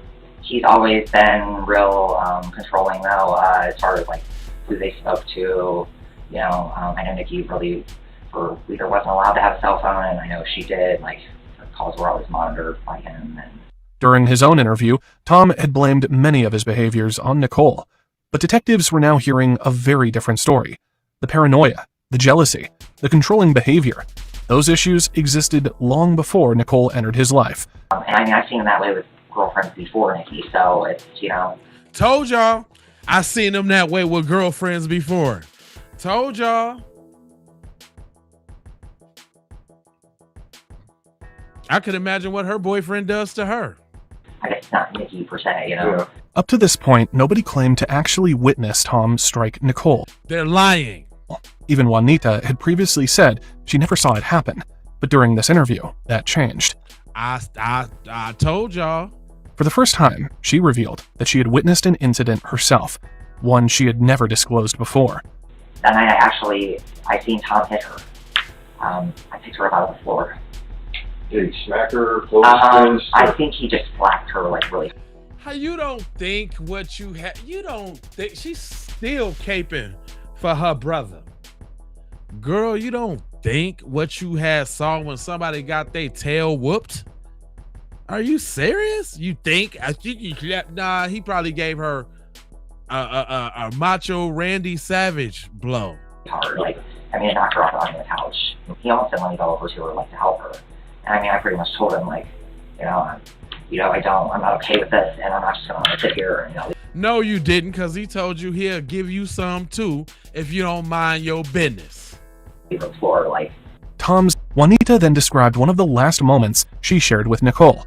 As they said goodbye, she pulled Nicole into a hug, and what happened next stayed with her. And I remember when I hugged Nikki, she said to me, "Please don't leave me, he's gonna kill me." And she said it aloud, not to where he could hear her. And Months after Nicole's death, detectives finally received the results from a forensic extraction of the phones belonging to Tom and Nicole. Juanita had previously told investigators that Tom closely monitored Nicole's calls and communications. Now, detectives could see much more than call records. Buried inside the data were several home videos recorded by Tom himself. One video was dated October 24th, 2021, the same day Tom had called Paul over to talk. In the footage, Nicole could be seen lying on a couch. Her injuries were visible. She appeared to be struggling to breathe. Meanwhile, Tom stood behind the camera, recording. To everyone. You see, I touched Nicole a little bit with some cigarettes because I was trying to get Nicole to answer some basic questions about what's going on here, and she wouldn't say nothing to me. And I try to talk to her, and I try to love her, and I try to explain it. I just want to be 100% transparent because I think she's trying to set me the up. That even though she looks like she does, I'm trying to explain to her that there's a judgment coming. And if she thinks this is bad, wait until she gets to judgment, because I want to make it very clear. This is my boat, and I run this. And I just want to make it clear that I don't beat on Nicole. I don't beat on Nicole at all. I teach Nicole hard lessons out of love. And that wasn't the only recording. Wow. There were multiple videos from that same day. Again and again, the footage showed Nicole lying motionless on the couch while Tom paced around, angry and accusing her of setting him up. These videos were recorded nearly 3 weeks before Nicole died. They captured injuries that could no longer be explained away. By this point, Tom was already sitting in jail. What had begun as a felony assault case had long since become an aggravated murder prosecution. Tom entered a plea of not guilty and waited for trial inside the Ashtabula County Jail. While there, he made a phone call to his mother. He told her that he had hired a private investigator to go to his house and retrieve documents. Documents he believed were important. Hello, this is a free call from Thomas Greeley. His mother had already seen those documents, and in her view, retrieving them was a terrible idea. How are you? They offered me 30 to life. Oh, did they? Wow. So after 30 years. So you're going to trial then, right? Wow. why some of the investigators aren't going to investigate. All I'm going to say is you don't want them digging through your stuff. I don't know what you're talking about. There's some things in there nobody should see. Uh-oh. Like what? Stuff that you wrote, just not good stuff. Everybody clearly knows that if I put my hands on Nikki, but nothing says that I beat the out of her. You're not stupid. Okay, well, they're going there. Like it or not, they're going there. So I guess you need to please. They only have a certain amount of time to prosecute and bring me to trial, but they're going there. So whatever you're so worried about everybody seeing, get it gone. Yeah, well, there's a burn pile there. We'll have a big fire. Before anything could disappear, investigators obtained a search warrant and collected everything they considered potential evidence from the home. Among the items recovered was a handwritten note. Wow. The writing belonged to Nicole. The note contained a list of men she had supposedly been involved with. Wow. Juanita was the first family member to discover it. She believed Nicole hadn't written it willingly. She believed Tom had forced her to make the list. Wow. By this stage, the investigation had become overwhelming. Piece by piece, investigators had assembled a picture that was difficult to dispute. The case was ready to be presented before a jury, but it never got that far. He pleaded guilty to aggravated murder. There would be no trial. A judge sentenced Thomas Grayley to 25 years to life in prison. Today, he remains incarcerated at Richland Correctional Institution in Ohio. Nicole Booth never got the chance to tell her story herself, but the people around her did. Juanita then described one of the last moments she shared with Nicole. As they said goodbye, she pulled Nicole into a hug. Wow. And what happened next stayed with her. Oh, hold on, my bad. I remember Danielle Giannani was out. Hold up, that's the last one of that one. I got this one where it was a little House of Horrors, little welfare check. Check this one out. This one's ill. On the night of April 2nd, 2024, officers with the Bernalillo County Sheriff's Office in New Mexico are pulled into a tense situation after a frantic 911 call comes in. Hello, 911. Hello? 911, press the button if you can hear me and you can't speak. Stop. Oh, Roger. The dispatcher can barely make anything out, but one thing was obvious. There is definitely an argument on the other side of the line. After a moment, the woman finally manages to speak clearly. Do you have an emergency? Yes, I need to have somebody come to Palomas Avenue. I don't know the exact address. I'm sorry. Okay, I need an address or some cross streets so we know where to find you. It's it's the south side of Paseo del Norte. Please, it's an emergency. Okay, I need the address so I can send them. Can you get it from my phone? What's your callback number? Stop. It's look under John Colbert. Ma'am, answer my question. What is your phone number? Ma'am, please, it's an emergency. Okay, listen to me and tell me what happened. The caller is Rhonda King, asking for immediate help. Even then, the call feels uncertain. The dispatcher hesitates, trying to figure out if this is a true emergency or something spiraling out of control without clear details. Their mother is passed away and they need some emergency assistance. Things no. And I think the person is being a danger to themselves. And I'm trying to stop them, but I can't. The person who needs help is 59-year-old James Colbert, a friend, a close friend. In fact, her ex-boyfriend, someone she's clearly worried about. What is he doing that you keep saying stop? He's trying to get to the room where the guns are in, and I locked the door, but yet he has a key to get to it. And we've been like wrestling over the key. James, no, stop. Listen to her. Stop. Stop. Stop. Where's my key? Ow. Ow. Where's my key? I couldn't get my other things for a while. Then we were struggling. The dispatcher uses Rhonda's phone to pinpoint her location. With that, deputies begin moving fast toward the residence. James, stop. Stop, they're here. James, they're here. First responders arrive around 11 p.m. When they step in, the scene is already physical. Rhonda is actively holding James down.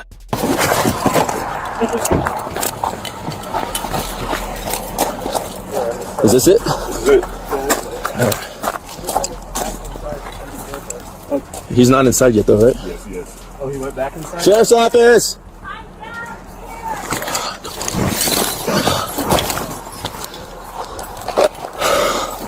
Sheriff's office! All right. What is it? All right, you come out here to us. Earlier on the call, Rhonda had told dispatch that James was trying to hurt himself. One of the first questions deputies need answered now is whether there's a gun involved. Is he armed? No, he's not armed. Nobody's armed. Nobody's armed. Hey, where's he at? Right here, right here. Hey, James, I what's think going he's on, in man? shock. His mother passed away. And he's the sole caregiver, and I just think he's in shock. Okay. And I called him late today. James, To check it's okay, on man. him. Hey, you're gonna be okay, dude. Okay. All right. Do you have weapons on you? No. Is it okay if I check real quick? She seems suspect already. No, there's not. No, please don't. No, I'm not putting you in cuffs, kid. Just make sure There's you're a mental not. health issue here. Yeah, no, we know, ma'am. We. All right, so James, Can you step back around? I'm just gonna check you right here, all right? Please don't hurt me. I'm not hurting you, James. I just want to make sure you don't have problems or These are anything, my right? Your keys. keys? Okay. These are the keys that I have. Yeah. Given James's emotional state, officers treat the situation as potentially dangerous. Before asking any questions, they need to make sure he isn't armed. All right, so James. Can I talk to you outside, brother? Yes, can you do one thing though? Yes, sir. This door cannot be locked. Can we open that door, please? Why? Do we need to open it right now? Yes, because it's the heating stuff doesn't work if it's locked. Okay. I will be sure to unlock it. I will unlock it here. I will unlock it here before we leave, all right? Go ahead. Sir.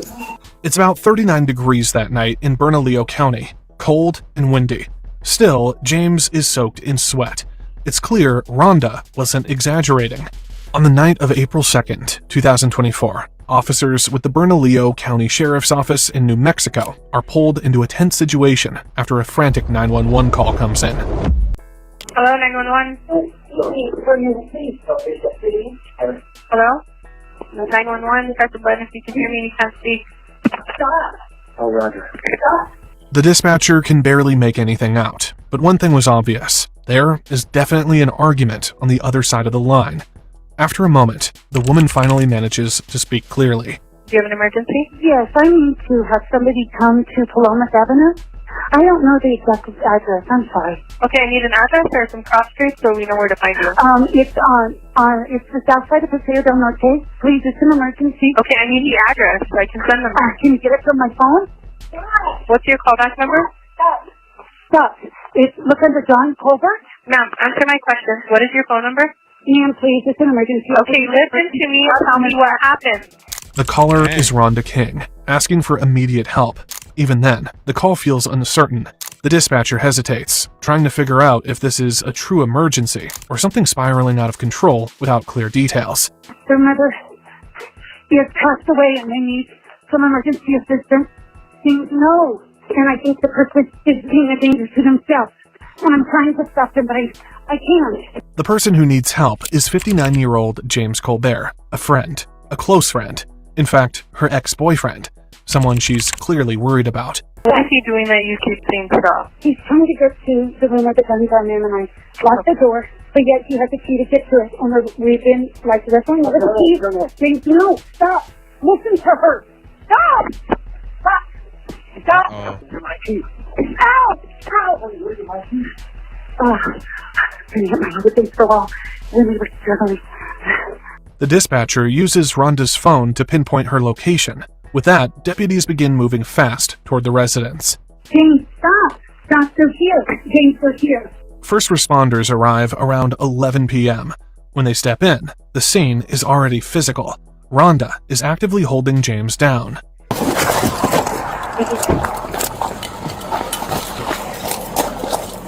Is this it?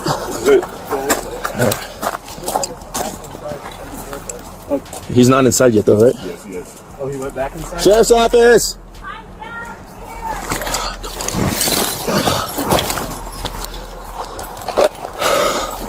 Sheriff's office! All right.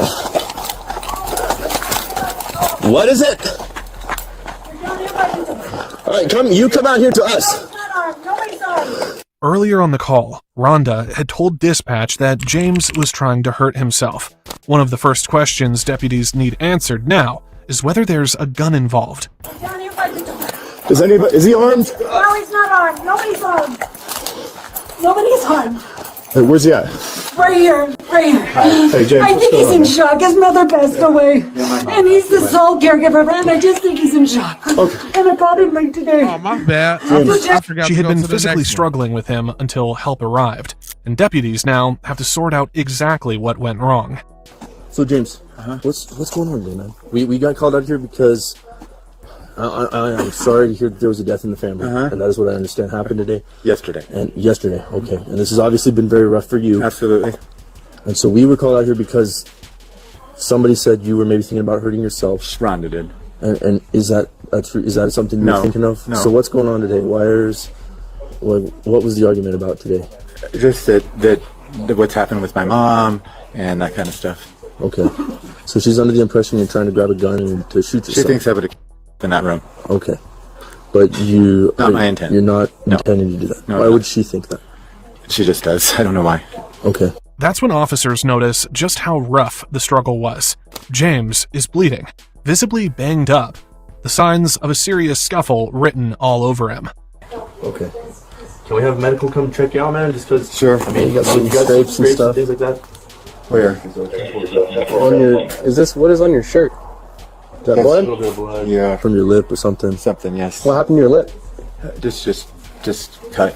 Okay. And a little bit on your nose too, the bridge of your nose? Okay. As officers try to calm things down, James makes a strange request. He wants the front door locked, even as deputies are still talking to him. Okay. Can we lock this door though, please? So we have to turn the alarm system on. So are you going to be going somewhere today? I'm going to go back to my house. Okay, so this is not your. This is my parents' your house. parents' residence. That's right. Okay. While one officer works to stabilize the situation outside, another steps inside the home to take a quick look around. Nothing immediately appears out of place.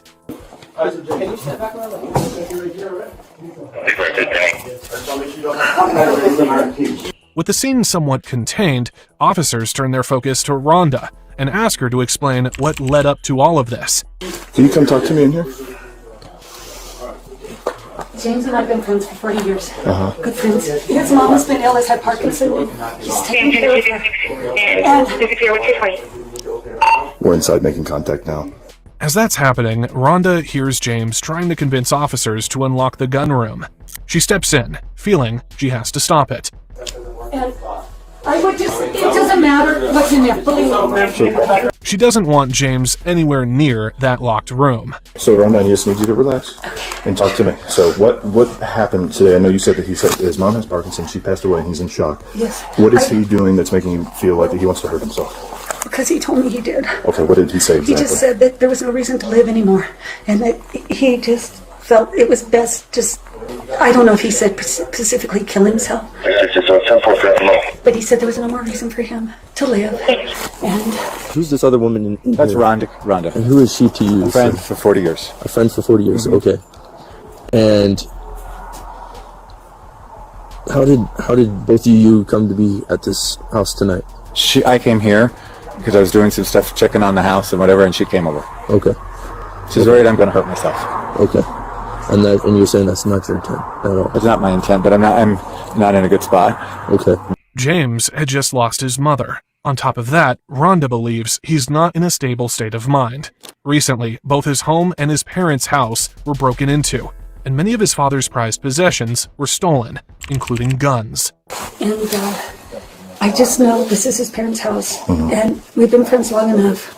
And we dated many, many years ago, and then we're just friends now. But I know there's guns in there because he did a police report because somebody broke into the house and stole some of them. When Rhonda called him earlier that day, she believed he might be preparing to do something irreversible. When I called him on the phone originally, and he called me back, I heard a zipper, like, you know, if you've ever heard a zipper for like a rifle or something. And that's what it sounded like. But I didn't know that necessarily well, that's just what it sounded like. And he just said he was looking at his dad's guns and going through some of the guns that he knew was stolen, right? What started all of this, though, was then. On the phone, Rhonda had only heard a long zipper sound in the background. Still, Rhonda trusted her instincts. She'd been calling James all day with no answer, and something didn't feel right. I texted him today, didn't hear from him, and then I tried his mom, didn't get her, and then I called him some more, didn't get him, and so then I swung by his house and nobody was there. So then so then about that time he called me and I said, how are you doing and what are you doing? And I said, he said he was over here and he was in his dad's, he was here and he was just looking at some guns. And so I said, well, I kept him on the phone. Then when I got here, I said, just come on out, let's go to the car and let's just talk. I said, come on out, because he's been very emotional about things being stolen from this house and another house he had broken into, okay? She had been physically struggling with him until help arrived, and deputies now have to sort out exactly what went wrong. So James, what's going on today, man? We got called out here because I'm sorry to hear that there was a death in the family, and that is what I understand happened today. Yesterday. Okay. And this has obviously been very rough for you. Absolutely. And so we were called out here because somebody said you were maybe thinking about hurting yourself. Rhonda did. And is that true? Is that something you were thinking of? No. So what's going on today? What was the argument about today? Just that what's happened with my mom and that kind of stuff. Okay. So she's under the impression you're trying to grab a gun and to shoot yourself. She thinks I would have in that room. Okay. But not my intent. You're not intending to do that. No, why would she think that? She just does. I don't know why. Okay. That's when officers know. At that point, she didn't even know his mother had passed away. She only learned the truth after pushing him to come outside, where he finally told her. And he said, well, she passed away yesterday. And I said, and I just think he's in shock. I just think he's in shock. That's when Rhonda decided to call 911. James tried to stop her, and the argument quickly turned physical. And then he was adamant to come back to here and lock this house up. And I told him, no, it would be okay. But he just wouldn't stay in the car with me. So I said, okay, I'll go with you. So I came down here with him, and I was very fearful he was going to go in that room and get a gun that was in there. James wanted to get to the guns while Rhonda was trying to stop him from doing so. And all that was heard on the 911 call. A misunderstanding led to a physical altercation, which left James with open wounds. The priority right now is getting him medical attention. Well, let's talk to medical real quick. Okay. But I have the keys. We'll grab the keys. Can we grab Before we leave, okay, we're not gonna leave with the house unsecured. Don't worry about that. Don't worry about that. Yeah, we'll take care of the house. I'm worried about that. Okay. I promise you, we will not leave this residence. Yeah, and me and him, we will make sure it's locked up before we leave. All right? Okay. I'd like to lock it. James refuses medical attention. He insists nothing happens until the house is secured and the alarm system is armed. We're gonna secure it. We're gonna walk out to medical first. I want to secure the door, please. We can secure it right now. Is she leaving? She can come out. I want to secure the door. Okay. Just right there. Yeah. So sorry. So we're a little antsy just because we were told there was a gun involved. Okay. And our belief was yes, sir. I know. I patted you down. Okay. But our belief was that it was in the house, and that's why when we showed up, we were trying to pat you down for weapons, take you outside. Because if there was a firearm, we don't want. There's no one else here, right? No. I think it's an overreaction. He's like refusing to go to medical until we lock the door. Yeah, I think that's why they're fighting over the keys. I don't think he's going to hurt himself. Deputies escort Rhonda out of the house to give James space and lower the tension. We don't want to delay him getting medical attention, so if you're good to leave, let's lock up the door so we can take him where he needs to go. Okay. And Does he have a wallet? I don't know. Okay, we can ask him. Was he here with, did he have anything with him? Other than just car keys and... Just the car keys, Okay. I think. Do you know what he came here to do? He said Let's walk just... outside. Let's lock the door so we can get him on his way. He just said he came to check things up and lock things up and make sure everything was up. And then he told me he was just looking at this room here. Is there other doors that need to be locked, or just this? Just this one. Just this one? Okay. Yes, and then I have to turn the alarm on. Okay. Yeah, that's right. Turn it on. You want to go ahead? So I'll come out with you. But before he armed the security system, James wanted to unlock the door of the gun room. That locked door remains the center of the entire conflict.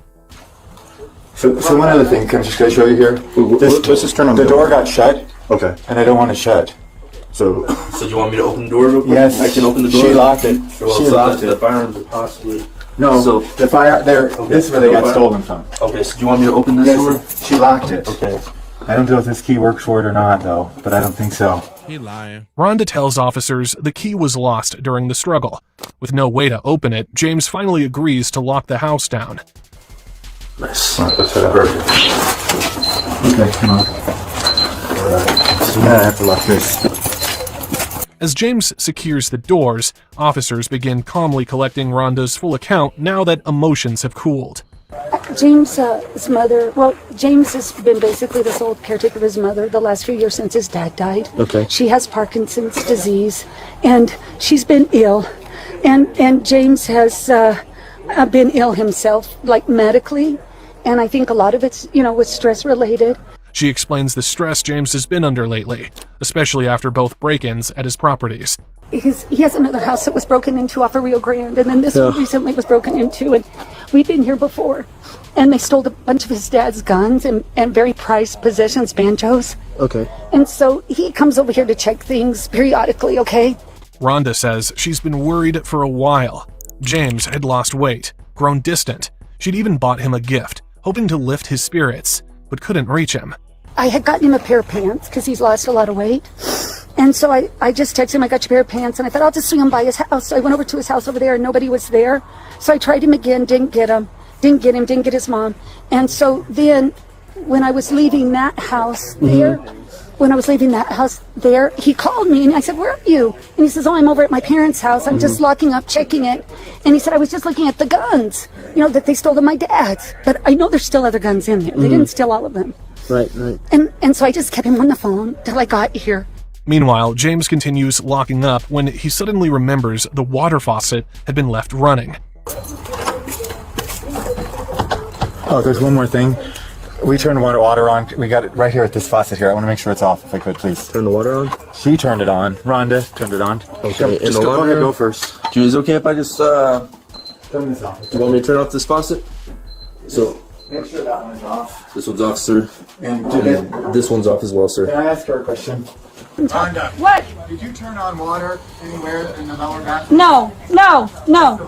No. James finally secures his parents' home for the night. Right. And we can come back and check on your residence periodically through the night if you would like. At that point, she didn't even know his mother had passed away. She only learned the truth after pushing him to come outside, outside, paramedics are already waiting. They've been standing by while James finishes securing the house. James? Yes, I am. Okay. You walk us out to the ambulance? No, because we have to go to my other house. Okay, so the other house. No, so what's your name, sir? James. Okay, so James, I'm Deputy Noss. I'm gonna be straightforward and just tell you what's going on here. So we showed up. You were covered in sweat. Right. You have some blood on your T-shirt. You told me. You said, "Hey, I'm not settled, but I'm not in a good mental space." Right. All right. And so I would like for you to just get checked out by these gentlemen. They're gonna take your blood pressure. Okay. Because you were obviously in a highly emotional state when I came in contact with you at first. All right. So the only thing is, we have to go to my other house. Okay. Deputies quickly realize how focused James is on locking everything down. He's so fixated on it that he's willing to delay getting checked out by medical staff. Hold on a minute. I'll go over to your other house with them, okay? It's okay, James. Just go. I think you're in shock. You don't have the key, Rhonda. We can go.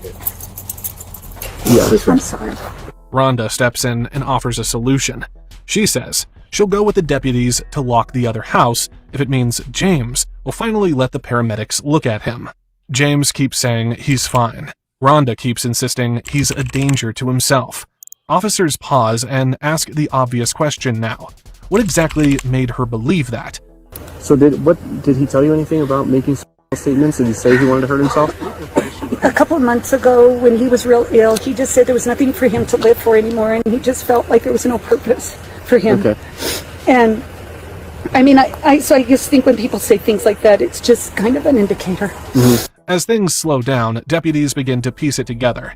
James never actually said anything specific. Rhonda just assumed it. Sorry, Rhonda, that's a tough question, but we gotta know if he said those statements to you that he was gonna kill himself and how he was planning to.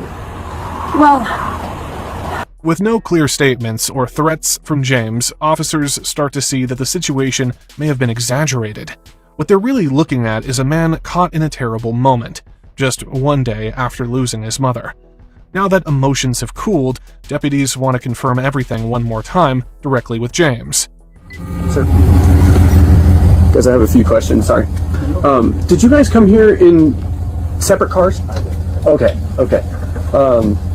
And then, So you guys were wrestling for over keys, correct? Did you guys like, what was happening? What was the reason for the fight over keys? She just didn't want me to go in one of the bedrooms. She thought it was going to Okay, gotcha. They explain what they believe needs to happen next and why. From their perspective, Rhonda was the aggressor. James was inside his own home when she physically stopped him from entering one of his rooms, without a solid reason. Rhonda is treated by paramedics, and officers tell her she needs to stay away from James for now. He's already overwhelmed, and her presence is only escalating things. Then comes the detail that leaves officers stunned. James's mother is still at her house, the same house he wanted to return to after locking up. That his mom is deceased at the other house and no one has gone. What the Jesus Christ, dude. And I think Nas got in that dress, so... What? Yeah, she just told me that mom passed away last night, this mom. And then she's still there. And she's still at the house and no one has gone. They have a house in Rio Grande? Is that where it's at? At this point, deputies realize they need clarity fast. The only way to do that is to confront James directly and hear it from him. I understand, so your mother passed away last night, is that correct? Yesterday morning? Okay. And were medical called out or law enforcement? Okay, so where is she now? At my house. She's at your house on the 11101 Corona? Right. Okay. So we will have to go down there and make sure she's taken care of according to how we handle those kind of calls. His mother died yesterday morning. He never called police, never reported anything. Up until now, James has been calm and cooperative, but something about his demeanor suddenly feels off. She didn't die in her bedroom. According to James, her body is in the hallway. The look on the officers' faces says everything. We need to go there. Me, you, and let's us three go. Okay. We need to stay with him. We need to have somebody stay with him, Yeah. Outside, paramedics are already waiting. They've been standing by. Two deputies immediately head toward James's house while the others work to wrap things up at the current scene. One officer is assigned to go with James to the hospital, but James refuses. He doesn't want to go. Officers still don't know what happened to his mother. They don't know if James is involved. He's not under arrest, but he's also not free to leave. What started as a welfare check has shifted into something much bigger. In hindsight, officers acknowledge James should have been restrained earlier. Meanwhile, the two deputies arrive at James's residence, the same house where his mother passed away the morning before. He's in shock. He's saying, yeah, she's dead inside the house. She's saying, yeah, she's dead inside the house. To me, it's like you have enough people saying the same thing in the hallway. That's another thing is people don't die in the hallway. Old people don't die in the hallway. They die in bed or on the bathroom, not in the hallway. And then he's in shock, and then he didn't call us. The first thing you think would happen, you'd call somebody. You're like, hey, my mom just died. And it's not even like... They can't go inside without James's consent, so they wait. Get more stuff from over there if we need to, okay? Is anybody out at the house? Yes, so there's two deputies that went over there, but they were waiting for you, so that way you can let us in. That way we can, you can open the house with your key. Where is Mike? Mike Sergeant has it. So, like I said, we'll go over there. There's two other deputies over there. That's why I asked you if you would open your door, let us in, and you said yeah. Yes, you asked me if I allow you guys to enter my property. Right. So they're entering it now? No. They're outside. We're waiting for you to go into your house and everything. So they're close by, but not exactly inside your house. They try to look through the windows, but every blind in the house is drawn shut. With each passing minute, it feels less like a natural death and more like something far worse. Once paramedics clear him, James is escorted to a patrol car. This time, he's officially being detained. The drive back to his house takes less than 5 minutes. James stays silent the entire way. The sergeant arrives carrying a key, the same key James had given to Rhonda. Officers give James a choice. He can stay in the patrol car or walk in with them. James finally gives consent to enter the house. Like we talked about that you'd like for us to check on it, correct? Check on the situation? Sure. Okay, did you want us to open the door? Did you want to open the door? I know you're cold. You can open the door. Okay. You like? You want that? Usually that thing...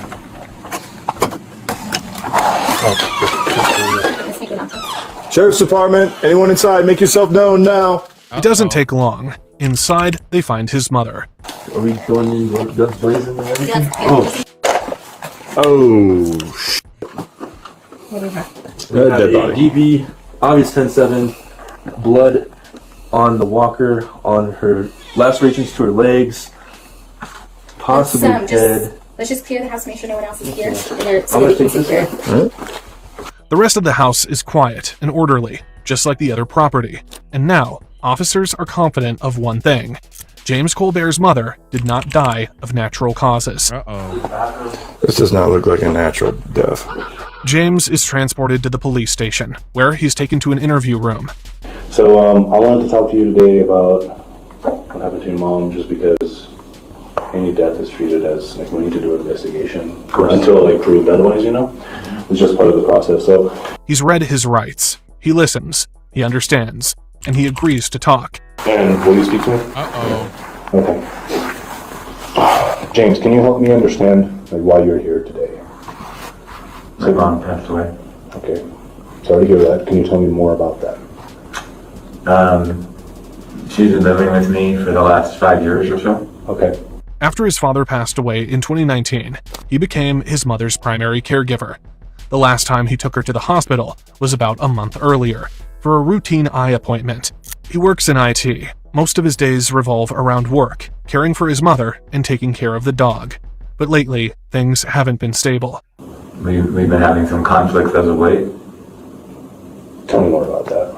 But just you know, disagreements or conflicts, and you know, she said she sometimes makes some, you know, derogatory statements to me. Like what? Like the dog wasn't fed sufficiently, that's why she doesn't have enough weight, and it's, you know, it's going to kill the dog, kind of thing. That's an example. Instead of accusing him outright, the detective asks a simpler question. Why is he sitting in that interview room tonight? Tell me more about tonight. Like, why were the police called? It's at my parents' house, and Rhonda, a friend of mine for 40 years, you know, basically showed up and wanted to talk with me, and I just explained to her that my mom has passed away. The detective probed gently. James is reserved, guarded. If this conversation is going anywhere, he needs to keep talking. For now, the detective lets James lead, allowing his version of events to unfold without interruption. James says his mother woke up, went to the bathroom, and later, an argument broke out. Then, she was angry, sitting alone in the hallway, stewing. Not saying, really not talking at all much to me at all. Oh, like you were getting the silent treatment? Mm-hmm. Okay, I'm sorry. And she was just sitting stationary. We had some big disagreements, and so. Tell me more about those. I gave you an example. One Yeah, with the dog. more. You said big disagreement. The one about the dog is not a big disagreement. Well, it was with the dog not quote unquote being fed correctly. Okay. That's an example of it. Okay. Is there any more? I'm 59 years of age and I have no children. Well, I mean, that's like everyone's personal choice, right? That's true, but you know, there's been some comments made about why not, kind of thing. How did it make you feel? Not good. No. After his mother's death, James buried himself in work and errands, using routine to cope with the loss. I tried to go on with doing other stuff that I have, like work and stuff, the last couple of days, because I have other things I have to do. But obviously, you know, it's a bad situation. Eventually, he says it plainly. He did not kill her. In a chair, she had stumbled off of a chair a couple times. So she had fallen off of a chair, that chair that she's on now, and so I helped put her back. I put her back on the chair. Not helped. I put her back on the chair myself, and you know, situated her where we saw her tonight. When did she fall off that chair? A couple of times that morning. A couple of times that morning? Okay. And so when you found her, she was not in the chair? No, she was in the chair, and a couple of times she fell off the chair onto the tile. Okay. But that was earlier in the day? Earlier in the day. Yeah, when she was alive, you helped her get back on the chair? Okay. But when you found her, she was on the chair at 11 o'clock? She was on the chair because I had placed her on the chair, yes. Okay. She was on the chair because you placed her on the chair when she was already passed away? No, when I sat her on the chair, she was alive, but then she passed away. Okay. But that denial doesn't match what investigators saw. She had injuries that don't come from a simple fall. How was she in the morning when she, like, you said was like in a stupor, not doing like silent treatment and stuff? Just how was she? She was sort of non-communicative. Okay. He didn't realize she passed away. She hadn't been speaking to him all morning, so he assumed nothing was wrong. After she fell, you didn't want to call the ambulance or anything like that? I did not. No. Why not? So you've already said to me I can stop this conversation if I want to. So. Yeah, you can. So are you done answering my questions? I'm simply going to say that I did not because I didn't know what to do with the situation. I mean, it's a pretty easy thing to do. Like somebody falls down, you ask them if they're okay, and then you call 911 if they're not, right? Mm-hmm. So how come you didn't call? Because I felt accountable for where she's at. You know, I'm responsible for what's happened here. Right, so calling 911 would have been like the helpful thing to do, right? When she fell off the chair? It would be. Okay. So you guys are having an argument in the morning. Is it fair to say you were upset at her when she fell? Was you already upset about this ongoing argument? Is that why you didn't call 911 after she fell? Because you were still upset? I didn't call 911 because I knew that you know I would be found to be, you know, doing elder abuse. Well, falling off a chair is an accident. Like, anybody can fall off a chair, especially somebody who is, sorry, I can't do math right now. How old is she? 83. Yeah, somebody who's 83. I mean, that's like a pretty reasonable thing for somebody, not reasonable, but like plausible thing for somebody 83 years old to do. Mm-hmm. So it's not elder abuse if you call 911 if they have an accident. Right. Like, do you see like how that's, I mean, that doesn't really like make sense to me. Like, if your mom falls off the chair, why would you not want to help her out? Right. Still, he can't explain the injuries. That the situation was fixable. Okay, what do you mean by fixable? Like, what was unfixable about it? Just her, you know, her. He also can't explain why he never called 911. Pressed into a corner, James finally brings up the bruises himself. Her face and stuff like that, you know, is bruised up. From when she fell on the floor? No, from some of the arguments we've had. Okay, so they got physical between you and your mom? Mm-hmm. Okay, well, I'm sorry, that was probably pretty tough. Those arguments and the things that she said. Mm-hmm. Tell me more about her face. Like, where did she have marks? She has marks on her face, on both sides. Okay. And like, how did she get those? From some of our arguments. Okay. From you? Yeah. Okay. From what part of your body left the marks on her face? My hands. Okay. And it won't matter. Did you use your hands to leave the marks on her body? Like that. Is that like an open palm slap? Mm-hmm. Okay. James says his mother woke up, went to the bathroom, and he admits it wasn't a single incident. It had been happening for a long time. This time, it just went too far. With that admission, detectives focus in on specific injuries, especially the marks and discoloration on her legs. I saw some marks on her shins. Could you tell me more about those? On her shins? Where?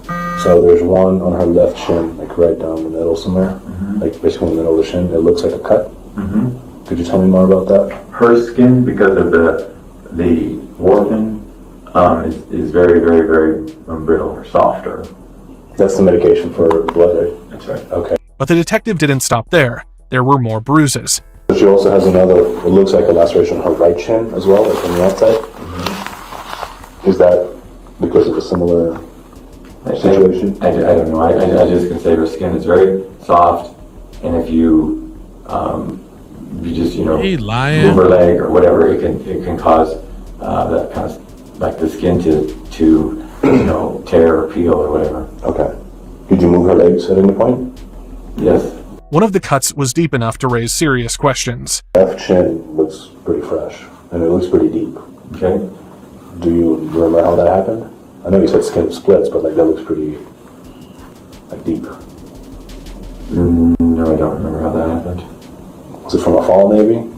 I don't remember how that happened, but I know she fell in the living room area. She had a huge bruise on her leg, if you look at that leg. Mm-hmm. And the left or the right leg? The left. The left leg. Mm-hmm. When did she fall? Oh, it's That been dude is lying. like the late January. Oh, okay, so it's been like a while back. Similar marks appear on both of her arms. James gives the same explanation for those, one the detective clearly struggles to accept. Now, the detective wants a clean timeline, especially what James did after she passed away. Up until now, James has denied having any bad thoughts, but in this room, facing the reality of what's coming, his story changes. Even then, things don't add up. If he truly wanted to end it, why go to his parents' house? He had access to guns. There was even one locked in a safe in his car. At his house, officers found every blind was closed. Windows without blinds were covered with sheets. No one could see inside. If Rhonda hadn't called police, what would have happened next? James had already admitted to a physical altercation with his mother that morning. Combined with everything else, it looks like concealment, a plan to delay calling anyone for as long as possible. James answers carefully. He admits to things that can't be explained away, but he still maintains one point. He hurt her, but he didn't kill her. Your mom passes away. You guys didn't have the best relationship at the end of it. Is that fair to say? Because of the ongoing series of arguments? Yes. How come it affected you so strongly that you want to take your own life when she passed away? And that's a leading question you're asking, but I think you know what the answer is, because I feel accountable for what's happened here. I'm not meaning anything at all. I'm just asking why it's so upsetting to you. Because I feel accountable for what's happened here. Because of the argument was getting physical? Correct. Is it possible you maybe hit her a little too hard on Monday morning? I didn't hit her on Monday morning. Okay. The night before? Yes. You think it's possible you hit her a little too hard? In what manner? Enough that, that I injured her. Okay. But where did you hit her that day?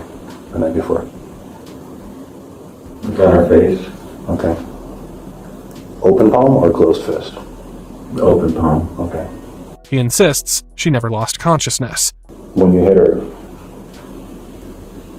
did she fall out of the chair? No. She fell out of the chair on her, she would sit, and then she'd try to move the chair around and then, get stuck or whatever and fell off of it a couple times. Is it possible during the argument, when she was saying pretty hurtful things to you and you were upset, that you pushed her out of the chair? No. That never happened? I did not push her out of the chair. Okay. Just the open hand to the face. Okay. With that, detectives begin locking in the timeline. So Sunday night, the argument got physical. Okay. And you think you may have hit her hard enough to cause some sort of an injury. Then she falls out of the chair by the furnace. Yeah, by the little bathroom area. Okay, so she falls twice. Correct, like I said earlier, Friday. Okay. The shower happens sometime around midnight. And then you place her in a chair, and she stayed in that chair till the morning, in that same spot at the T intersection. Close to the bathroom, but right in that area. Okay. After that, she sat in a chair for hours. Because we both discussed it's probably best to try to stay upright and not be, laying down. She's having some trouble breathing and stuff, so we decided it was better to stay upright. Okay. She fell from the chair twice more. Each time, James picked her up and placed her back while he worked from home. Hours later, he found her lifeless. He slept in the same house all night, with her body still there. And then what about April 2nd? So yesterday. Where did you spend most of yesterday? I worked some at my Corona house, and I worked some at my parents' house in Palomas. Okay. And that's what I was looking for, where there might be any guns left in the house. James Colbert was arrested and charged with an open count of murder, failure to report a death, and tampering with evidence. The medical examiner ruled his mother's death was caused by blunt force trauma. James Colbert pleaded no contest to second-degree murder and failure to report a violent death. He was sentenced to 9 years in prison. James Colbert wasn't brought to police attention because of what he did. He was brought in because someone was worried, because something felt off. And in that gap between concern and certainty, the truth sat hidden behind locked doors and drawn blinds. What makes this case unsettling isn't just how his mother died, it's how long she lay there, how routine continued around her. By the time the questions were asked, the answers were already too late. That was one, y'all. We got another crime story. Say the officer broke down in tears after finding out about this child. So let's jump into it. Kyria Milton is a New Mexico woman from Valencia County who pled guilty to first-degree intentional child abuse resulting in the death of her 1-month-old infant son, Waylon Padilla, in November of 2021. Deputies arrested Milton at her El Cerro Mission home in Los Lunas after she called 911, stating she was freaking out and had a dead baby in her room. First responders found the infant unresponsive in his bassinet with heavy bruising, skull fractures, and signs of blunt force trauma. Damn. Her 4-year-old son was found hiding under the covers on his bed, exactly 1 week prior to the homicide.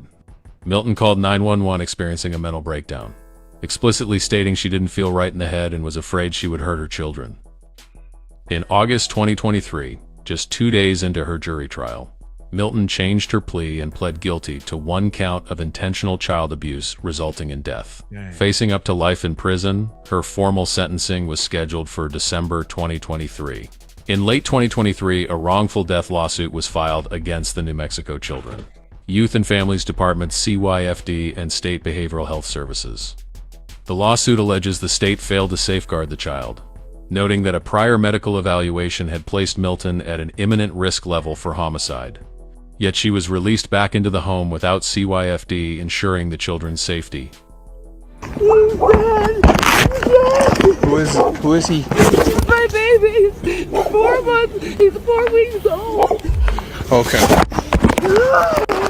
This officer has just been called by a frantic mother, but he is about to uncover what will be his worst nightmare. Sheriff's office! Clear.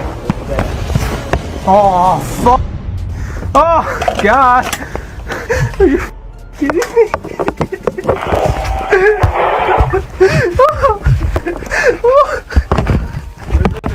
Why? Why? On November 8th, 2021, the Valencia County Sheriff's Office receives a frantic call from 30-year-old Kyria Lynn Milton, who expresses something that immediately sets off alarm bells among the officers. 911, where's your emergency? I don't know if it's an emergency. I know I have a newborn here. I need some help. What's going on? Oh, I just need help. I'm not right, man. Sensing her disturbing behavior, officers quickly race to her home in El Cerro Mission, New Mexico, fearing the situation could spiral to life-threatening at any moment. You want to come over here? I can get you help. Just come with me. No weapons on you? No. That cigarette helping you out? Keeping you calm? No, I don't even got a lighter. You don't got a lighter? Alright, I can try and get you one. You want to come with me? What's going on today? Why do you want to hurt yourself? What's bothering you? I don't know what's wrong with me. What do you mean, what's wrong with you? I'm here to help you. 5'10", Central. This isn't me. What isn't you, ma'am? I'm not like this. I don't feel like this. Feel how? Have 2-5 with a 41, clear for medical. Don't feel like how, ma'am? Just mad and angry. Okay. And then I got this guy, and second he stops crying, the other one starts crying. So the kids just keep crying? What's your name? Kara. Kara? Oh God, then this nosy fucking bitch over here in her window. Her? Her. Okay. Do you want to go up to the hospital? I don't know what I want to do. I just need help. You just need help? Oh God. So the ambulance is going to come and they're going to help you out. Okay, can you walk that way with me? Yeah? Come on, let's go. She sits at the window watching us. Oh God, this is embarrassing. Do you feel like hurting the kids? I mean, I get it. If you do, parenting is a lot. Frustrated. Uh-huh. Like, when one stops crying, the other one starts crying. It's like you can't catch a break with the kids. Yeah, and then on top of that, I got anxiety. Like, I can't fucking breathe. Okay. Do you feel like hurting yourself? All the time, but... Do you feel like that right now? Do you feel like that right now? Hi, guys. So this is Kiara. She's telling me right now she has anxiety. She's just going through a lot of stress. Telling me she can't catch a break. When one kid stops crying, the next kid starts crying. Yeah. So she just wants some help. So go ahead and talk with these guys. Are going to be able to help you out with everything, okay? You just need to talk with them. She lives here with her partner, Saint Padilla, and 2 young sons. As she expresses her disturbing thoughts, concern only deepens surrounding her 3-week-old baby, Waylon Padilla, and a 4-year-old toddler. The officers don't know yet, but within a few days, they'll be confronted with a nightmare at the same location. At the moment, as Kyria continues, her unsettling demeanor grows more intense. You think that might be what's going on today? I don't know. I don't know. I just know I love those guys and I don't want to hurt them, but they're frustrating the shit out of me. Right. No, I know. Real quick, so the dad's out of town? He's on his way. I came and my phone's dead. But he's on his way right now. From where? He was going to Carlsbad and he's about an hour and a half away, but he's on his way back. It's probably about Roswell, Bond, something like that. Okay. Do you have any other family in the area? No. And my Local? phone don't work, of course. Okay. So There's one kiddo that's like a month old. Yeah. Yeah. That's probably the one. Yeah, we delivered that one. Oh, did you? Yeah. Here? Yeah, right here in the house. So I just want to make sure. All right. I just want to make sure just everything's good with that little guy. So you have history on her? I've met her once before, just to deliver the kiddo. You know, the 4-year-old, I remember the 4-year-old being here. Have you ever met the father? No. No. He wasn't here for that? Buyer stayed here with the kiddo while we took her to the hospital, and then I guess the dad came over to take a look at the kid. So I think he was a lot closer than where he was before. Oh, he was like I think out of town. I think he was like nearby, yeah. Yeah, I'll take a look at the kid. I'm just gonna... Did she have any history of... Oh, I don't know. Like at the time, nothing mentioned? Nothing I thought. I mean, I didn't really delve too much into that, but... Yeah, you know. okay.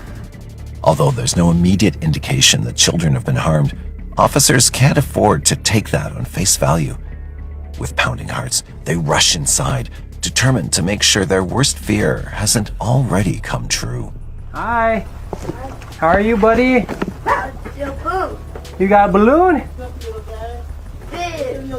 What's your name? What's that? Okay.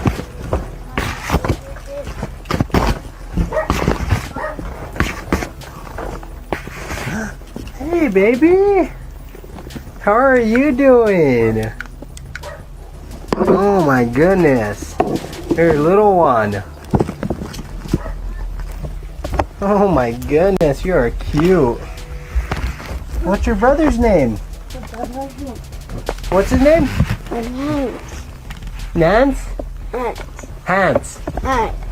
What's your name? Okay, what's his name? Okay. You can sit down on the bed. You got any other brothers? You got any other ones? Hi, little guy. He's cute. He looks like you. Okay, yeah. Yeah. I got it.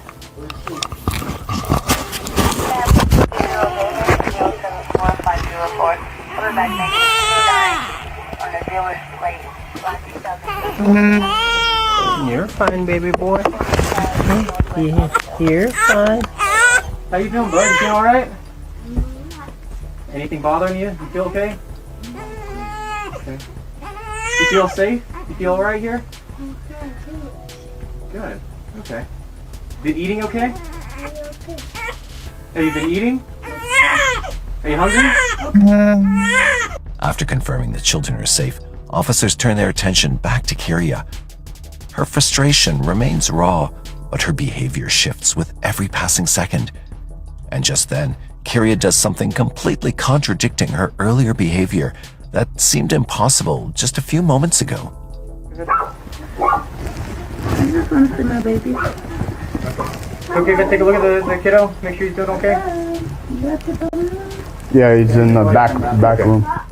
With her sudden shifts in behavior, it seems like she has been battling her own mind and needs immediate help, so they quickly shift their focus to Kyria and her children's well-being. So based on what's been said and what's going on so far that we're aware of,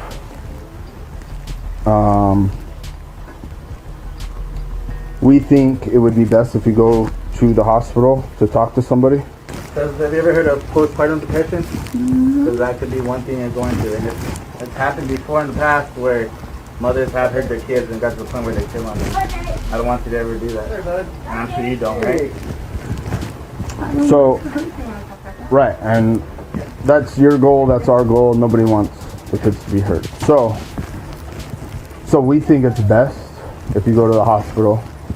You guys don't have better things to do today? This is what we do. So, I feel like I'm bugging the shit out of you. I mean, I got a lot to say and everything, but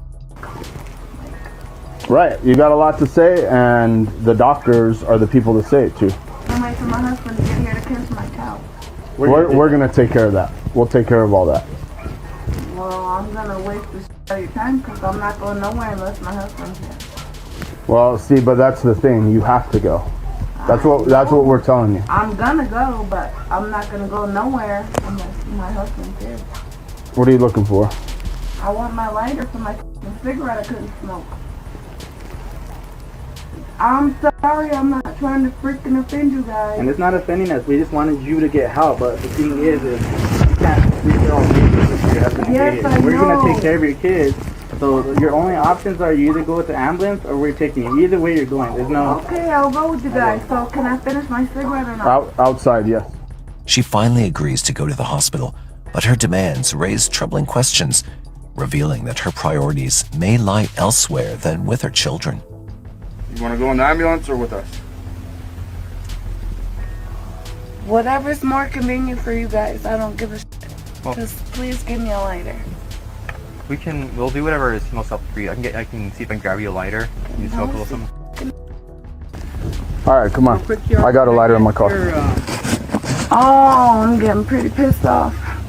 Let's go get a lighter. Yeah, we can smoke a little bit. Some of this one. What? Yeah. They transport her to the hospital while her children remain under their father's care. Already diagnosed with bipolar disorder and PTSD, she is at high risk. Despite this, she's discharged after just 2 days. Back home, her husband initially supervises her, but then returns to work. And on the same day, on November 15th, she calls the police again, leading to a brutal and sinister discovery, leaving them questioning the sanity of a mother.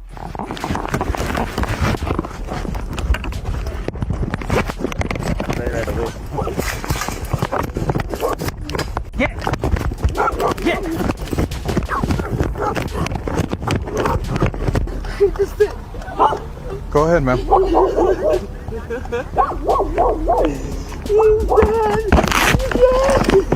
Who is he?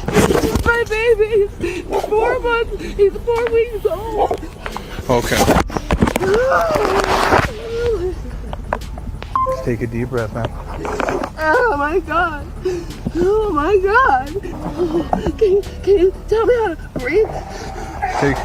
Inhale 4 seconds. Count 4. Ready? 1, 2, 3, 4.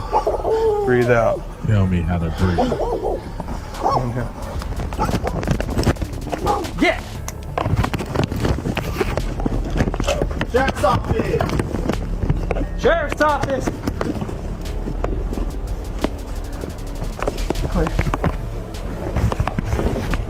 Clay. Oh. Oh, God.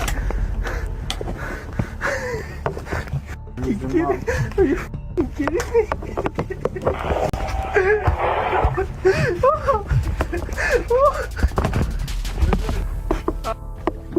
Why? Why?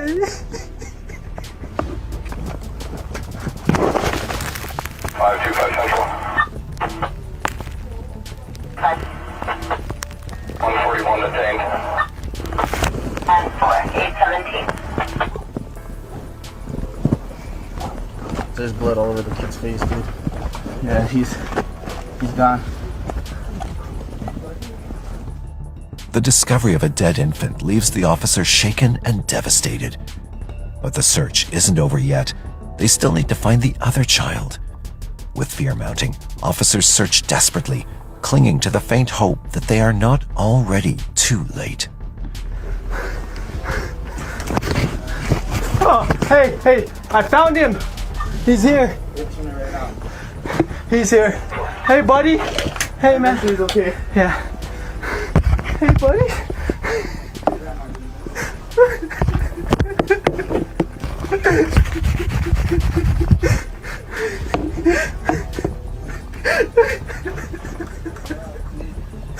All right.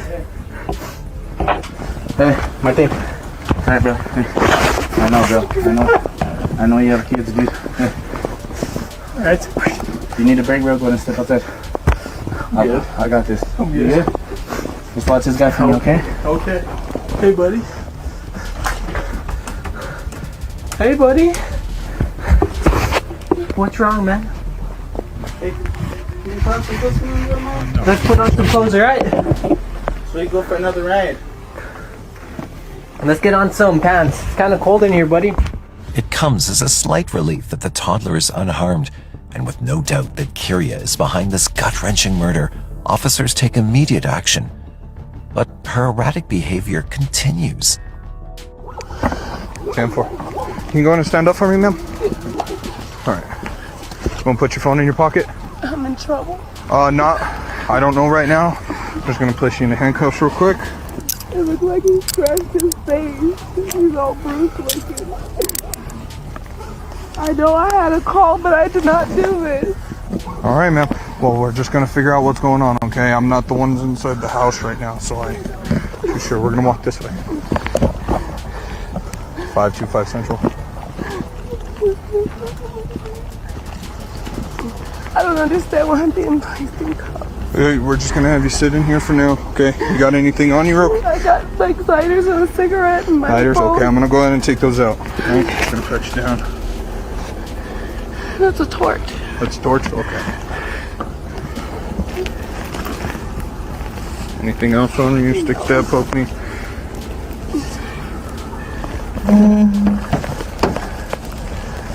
I'm being very. Just have one of those cigarettes. I'll sit down right now. Yeah, I'll set you in my unit real quick. I'll get one out for you.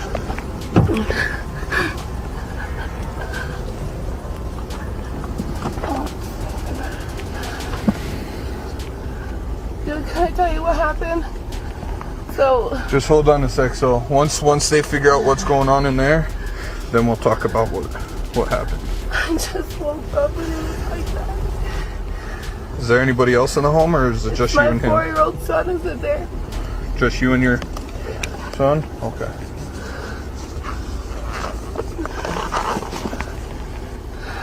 I can't. I'll say it again. I'll say it a million times. I had a long day yesterday. I talked to my mom on the phone for 7 hours because he wouldn't stop crying.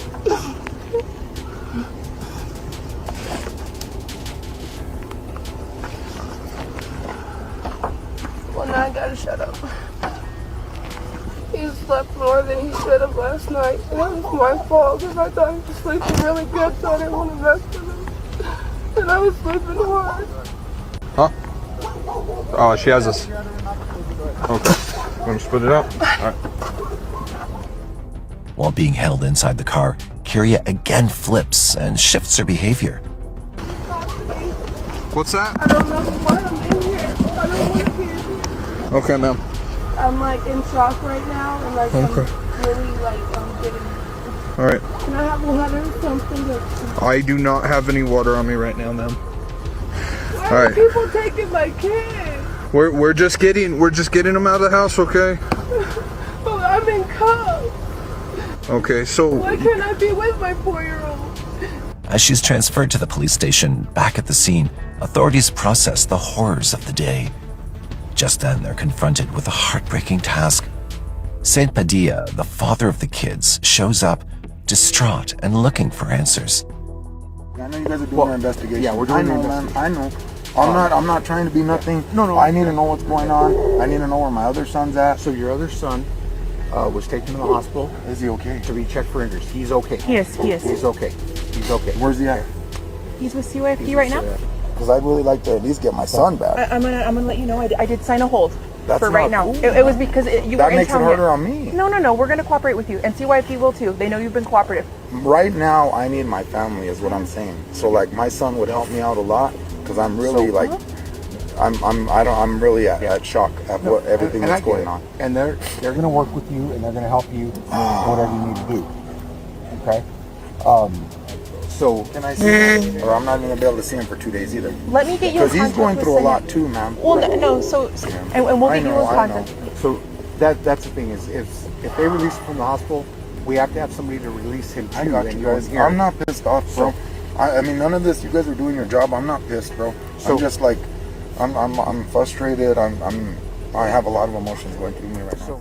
Meanwhile, at the station, Kyria is visibly frustrated and remains unfazed. But she refuses to show any emotions for the brutal killing of her newborn. We're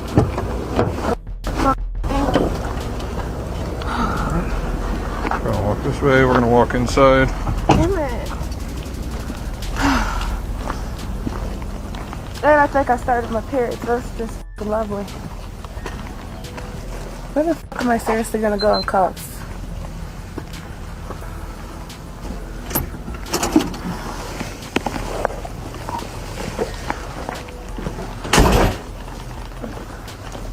Please, run inside. I know. Just gotta come into this room. Right here. Alright. Can I see that some water there? Yeah. So as soon as they come and Oh, you gotta wait again. Can I go to the bathroom? I'll drink out the sink with my hands. Shit. hold on. So just go and turn around and place your knife out. Please help me. Please, I'll drink All with my hands. No, okay. Just go ahead and take a seat. That chair over there. See if I can get you some. Kyria Milton is charged with murder in the first degree and is swiftly sent for interrogation, but she refuses to confess. Later, her charge is amended by the District Attorney's Office on November 17, 2021, to intentional abuse of a child resulting in death, a first-degree felony. In August 2023, Kyria Lynn Milton pleads guilty to the charge avoiding a full trial. Her sentencing, potentially a life term, was set for December 14, 2023, but there has been no update since. She remains detained at the Valencia County Detention Center on a no-bond hold. That sounds real fish. That sounds really fishy. This guy dismembered his entire family and thinks he can get away with it. Let's go.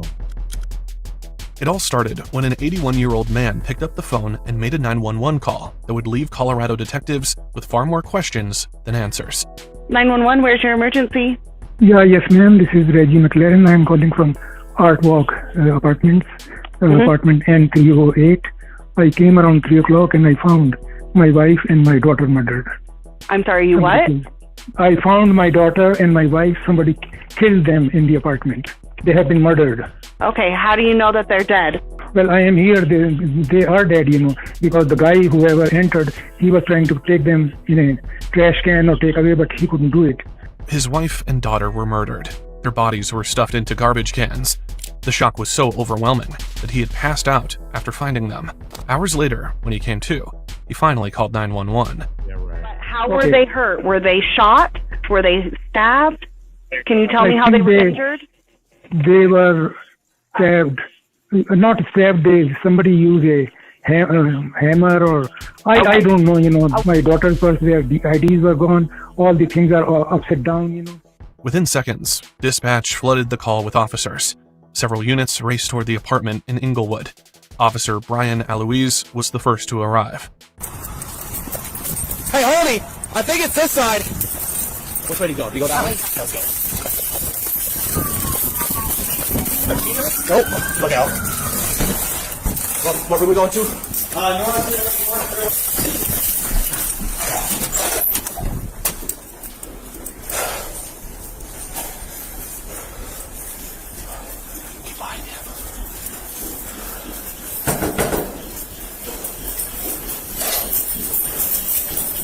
205, confirming. And Nancy, right? Police bar, lift your hands. Did you call? No. Step outside, step outside. Force and stick with him. Yep. Morales, here with me, Bryce. Let's go. Police bar, make yourself known. Okay, just go back and right. Bryce with me. The apartment looked organized at first glance, but inside the living room, boxes were stacked everywhere, and furniture and belongings had been moved around. Something wasn't right. Clear. Clear. Garbage cans. Are you in there? Yeah. Oh, Jesus. Then officers found 2 full-size garbage cans. Both were filled with human remains. It's like at least one confirmed so far. 2. You have 2 of them? There's 2. You want that one too? Yep. The bodies had been cut apart and packed into heavy-duty trash bags. Dang. It was immediately clear there was no chance either victim had survived. Tell medics I only want one medic in the apartment for pronouncement. I don't want all trampling in here. You set them up though. The apartment quickly filled with officers. Once the scene was secured, everyone not involved in processing evidence was ordered outside. Who's the guy who just came out of here? That's the wife or the husband and dad. So husband found wife and daughter. The man in the house is 83-year-old Reginald McLaren. As officers escorted him out, they were briefed about one particular thing about him. During the 911 call, Reginald said he knew who had done this. Does he have suspect info? I bet you he blamed it on some black people. He says he thinks it's his nephews, so they're in gangs. Okay. So I'll get all. Do they live here? Do they live in your apartment? No. Okay. According to Reginald, 2 of his nephews were responsible. He told detectives they were involved with a gang. I'm surprised. We got quick suspect info. Not on site here. Possibly. Yeah, right. right. At the station on Jefferson. Hanging None that we're around aware of white here in the apartment complex. Sounds like they're. I'll meet with you. Take it back up. Okay. Just one of us. He just wants one for pronouncements. Yeah. Can we get info from you? I don't have any yet. Nothing. Okay. So, real quick, we're walking down the guy who called. Okay. They're in garbage cans inside the room. Okay. Meanwhile, crime scene investigators got to work upstairs. Any indication of? I didn't look back. Manner? No. Like where it happened at. No, and that's what I'm trying to see. I mean, this one here is, she's bloodied. Instead, they noticed white marks. Someone had tried to clean the apartment. That's fine. You know, this looks like a lot of blood right here, doesn't it? Yeah. Oh yeah. Yeah, and see the sheets. They cleaned up. It all started when an 81-year-old man picked up the phone and made a 911 call that would leave Colorado detectives with far more questions than answers. 911, where's your emergency? Yeah, yes, ma'am. This is Reggie McLaren. I'm calling from Art Walk Apartments, apartment N308. I came around 3 o'clock and I found my wife and my daughter murdered. I'm sorry, you what? I found my daughter and my wife. Somebody killed them in the apartment. They have been murdered. Okay, how do you know that they're dead? Well, I am here. They are dead, you know, because the guy... Then they found blood splatter in the living room. There's a bunch of towels and stuff on this one. Okay. And she is absolutely drenched in blood. There's blood. See that? I mean, it's all on her shoe and. Yeah, but it's, I mean, there's. Yeah. There's spatter over here. Yeah. Yeah, all over this box over here too. All right. Everything pointed to the attack happening right there in the living room. Sounds like husband came home, finds his wife and daughter deceased. They both have been shoved into a trash can apiece. So it looks like, by all appearances, it looked like whoever did this was trying to put the bodies in a trash can and take them whoever. Husband seems to think he knows who did it. We're trying to talk with him. He's pretty shook up, obviously. Whoever did this had gone to great lengths to hide what happened. Detectives knew they were dealing with someone dangerous, and they needed to find them fast. Do you know if they have surveillance in the building anywhere? They don't. No. The sofa's covered in blood.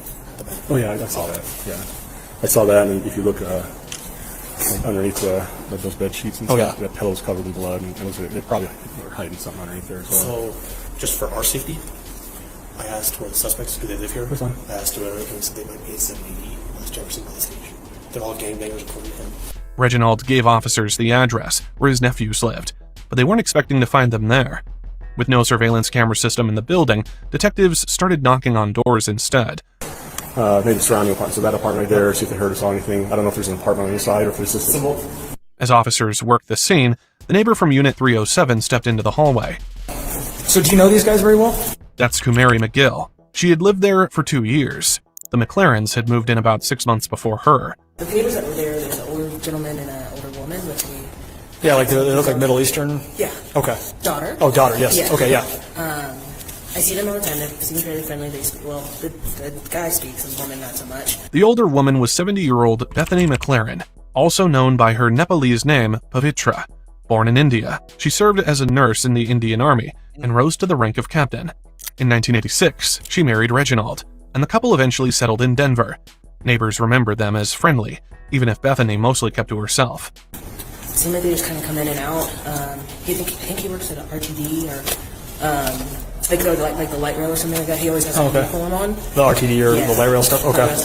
Reginald did wear a uniform, but he didn't work for the light rail. In fact, he also worked in the medical field like Bethany. At times they cook things, and so they kind of they have to air out their apartment. Yeah, that's what your other neighbor said, like they leave the door open and you can smell it. Okay. If you're worried about them or something's going on with them, you may want to talk to the neighbors Will. They're at M306. One neighbor knew Reginald better than anyone else. His name was Will Payton. Yeah, I hope they're okay. Well, to be 100% honest with you, mom and daughter are deceased. And so we're trying to figure out what is going on. So that's why I'm asking you so many. Yeah, okay. Since Reginald had blamed his nephews, detectives wanted to know if Kumari had ever seen them around. That's wild, to be honest, because they're fairly quiet. Like I said, no. Yeah. Do you see anybody else coming and going from there? No, it's only seen them three. Just those three? Yeah. I know that him and the woman are older, but that daughter doesn't seem that old. The daughter was 35-year-old Ruth Jennifer McLaren. She lived with cerebral palsy and epilepsy, but she refused to let those conditions define her. She was studying criminal justice and hoped to build a career in law. Less than 10 minutes later, Kumari found Will Payton and brought him to the officers. Oh, yeah. Are you Will? Yeah. All right, Will. Reginald had come to him just days earlier with an unusual request. He came over to me the other day while I was smoking in the garage, and he was like, can you do me a favor? We're moving out on Saturday. I was like, okay. And he was like, if it's after hours, can I drop off the keys to you? And I was like, okay. I told him my apartment number. That explained why the apartment was packed with boxes, but Reginald never came to drop off the keys like he had promised. And he said he was going over his keys, but he was going to come back. Like I'm as in singular? Yeah, singular. Okay. Will also remembered Reginald saying he was going abroad. At the time, it sounded normal. Now, after learning what police had found inside that apartment, those words took on a very different meaning. Detectives planned to interview Reginald at the station, but on the way there, he developed chest pains. He also said he had fainted after finding his wife and daughter. Then, they found blood splatter in the living room. Officers took him to the hospital, and detectives met him there. His hands were fine, but there was blood on his shoes and on his pants. Officers didn't see blood on the apartment floor when they arrived. So, how had it ended up on Reginald's clothes? But you weren't hurt at all? Yeah, you weren't hurt at all? No, I wasn't hurt. Okay. I heard that you passed out? Oh, yeah. But you didn't hit your head or nothing like that? Or? I have no idea. Okay. I might have hit, but... We'll take some pictures real quick just to make sure, okay?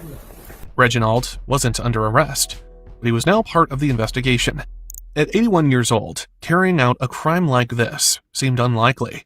Back at the apartment building, officers were still moving through the hallway when another neighbor stepped outside. Everything's okay. Real quick. Just see it. Yeah. Can I come in? Yeah, please come in. How are you guys? Good, how are you? That's Corey. She lived directly across from the McLarens. Did you guys hear anything? No. And they're supposed to be moving soon. They told me. They're super nice. The building manager confirmed the McLarens were supposed to move out the very next day. So they were on notice to move out this weekend as well. And that was my understanding, is they were supposed to be out tonight or today or something.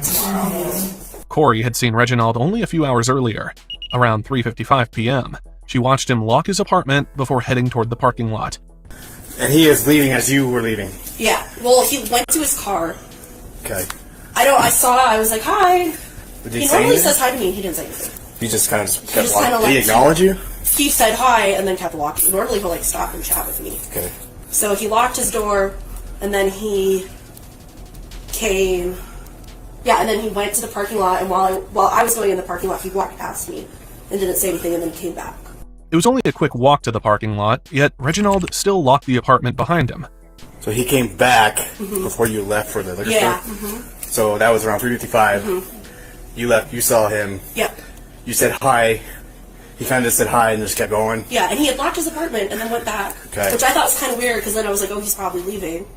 That's why I saw you guys out there. I was like, I need to go talk to you guys. Yeah, absolutely. Is everything okay? No. Okay. Corey said the last time she saw Bethany and Ruth was March 12th. That made it the last confirmed sighting of either woman, 13 days before the 911 call.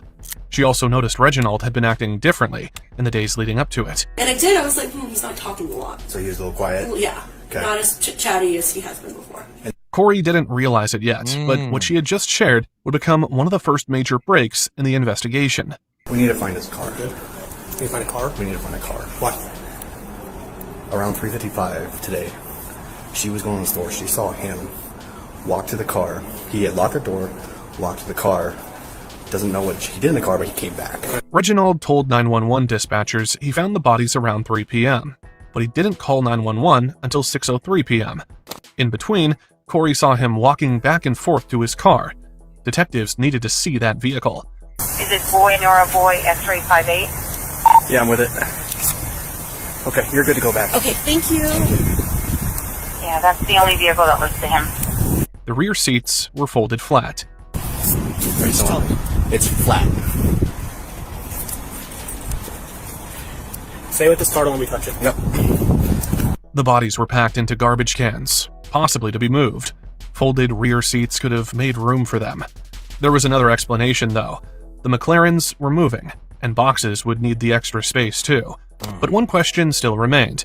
Why was Reginald going back to his car after he claimed he had already found his wife and daughter? The more detectives looked, the less his story made sense. Then they learned he had also called the building manager at 6:02 p.m. I just want to inform you that when I entered my apartment around 3 o'clock, I found my wife and my daughter murdered. So I'm going to call the neighborhood police right now. Hey, Vicky. It was left at 6:02 p.m. Okay. We found it very strange. Strange enough that I called you. Officers took him to the hospital, and detectives met him there. His hands were fine, but there was blood on his shoes and on his pants. Reginald finally called 911 at 6:03 p.m. Detectives still struggled to picture an 81-year-old man carrying out a crime like this. But whether he was involved or protecting someone else, they needed answers. They returned to the hospital and collected a DNA swab. So we get like a hand swab of the DNA in your hand to show that basically that's your DNA. So if we find other people's DNA, that we know that's not your DNA. You know what I'm saying? So, like I'm touching this, right? Then you touch it, then I can compare your DNA to this DNA. Oh. So we don't say like who's this.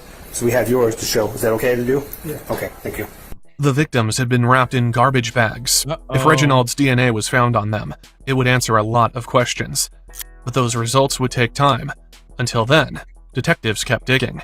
Get called. I believe his husband comes home, finds his wife and daughter killed. It would appear that whoever did this took extensive steps to clean up the crime scene, as well as... Reginald said he had gone shopping and returned a couple of hours later to find the bodies. Detectives weren't convinced. The murders, the cleanup, and the dismemberment would have taken far longer than that. Significant amount of blood splatters like that. Again, it looks like whoever did this tried to clean it up. Reginald blamed his nephews from the beginning, but he still hadn't explained why they would want his wife and daughter dead. I don't know. Any indication why Dad thinks that guy's a suspect? So, not yet, but we just were informed by Bryce that it sounds like Dad left at 3:55. Neighbor saw him driving at his car. He locked this door, left with the car, and came back. So Dad might be our suspect. That might be our Essentially. All right. No indication why Dad thinks this other guy's a suspect. Oh, sorry. There was some scuttlebutt that potentially there's family members that are gang members. Okay.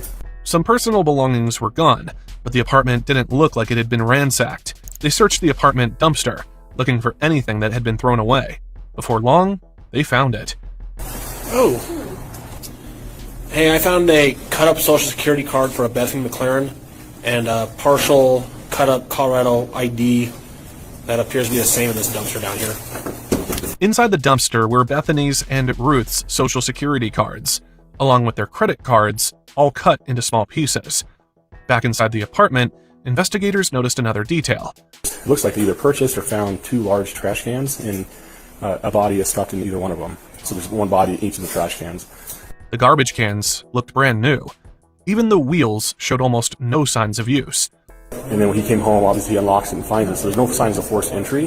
We found Dad's car in the back parking lot up here. I have Bryce Allen sitting on it. It's an SUV, and the back seats are all folded down, so it's really flat in the back. The reason why that's important is because each body is stuffed into a trash can, and the trash cans appear to be brand new. And there's no scuff marks on the wheels, so that would lead me to believe that both trash cans have been recently purchased. Everything pointed toward Reginald, but detectives still needed proof. I wonder if it's worth a shot. I was going to go to Walmart and see if they purchased 2 large trash cans. Those trash cans are pretty brand new to me. Are they? Well, the wheels don't look really scuffed up. You can send some over to Walmart and see if they got the same brand. Yeah, these are brand new. Yeah, that's what I'm saying. They look brand new to me. And there's no dirt on them. There's no scuff marks. That's just water damage from sitting stacked up with one another, I would think. Investigators checked surveillance at the nearest Walmart, hoping to find whoever bought the trash cans. But neither Reginald nor anyone else appeared buying that exact model. With no cameras inside the building, detectives looked for private security systems. Soon, they found a doorbell camera outside Unit 304. Hi there. Can I come in for a second? Yeah, you go. How are you guys? I'm doing all right. I'm Brent. I'm with the police department, obviously. And it was motion activated. And it had captured Reginald walking past it over and over again. But it just catches clips. I think this was like one that they were like looking at. On the day of the 911 call at 3:08 p.m., Reginald walked from his apartment to the parking lot. Just 6 minutes later, he was back inside. It's 3:15. But detectives pulled every clip they could find and rewound the footage all the way back to March 9th. Reginald finally called 911 at 3:47 p.m. Reginald was seen dragging 2 large garbage cans into the apartment. That was 16 days before the 911 call. For detectives, the timeline was finally starting to make sense. Earlier that same day, at 12:44 p.m., Reginald left the apartment alone, got into his car, and drove away. He wasn't headed to Walmart. He drove straight to Home Depot, arriving at 1:38 p.m. in his white Toyota RAV4. Security cameras followed him as he walked inside wearing a cap and a face mask. He didn't wander through the store. He went straight to the largest trash cans.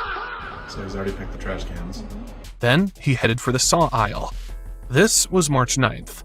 Bethany and Ruth were still alive, and Reginald was shopping for the sharpest saw he could find.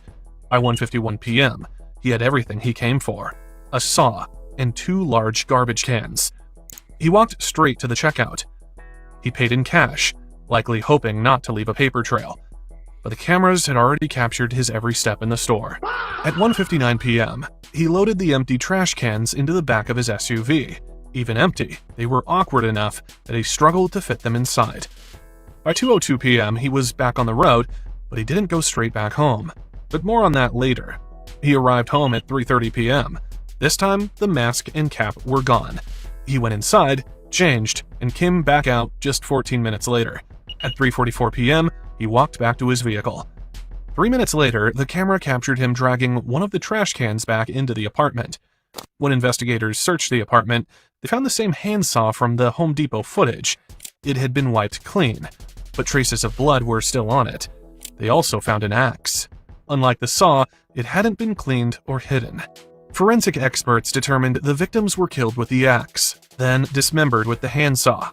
By now, detectives knew who had done it. What they still didn't know was why. Reginald remained in the hospital because of his heart condition, so detectives couldn't formally question him. But then, during a routine conversation with his doctor, everything changed. Reginald said it was because of his heart.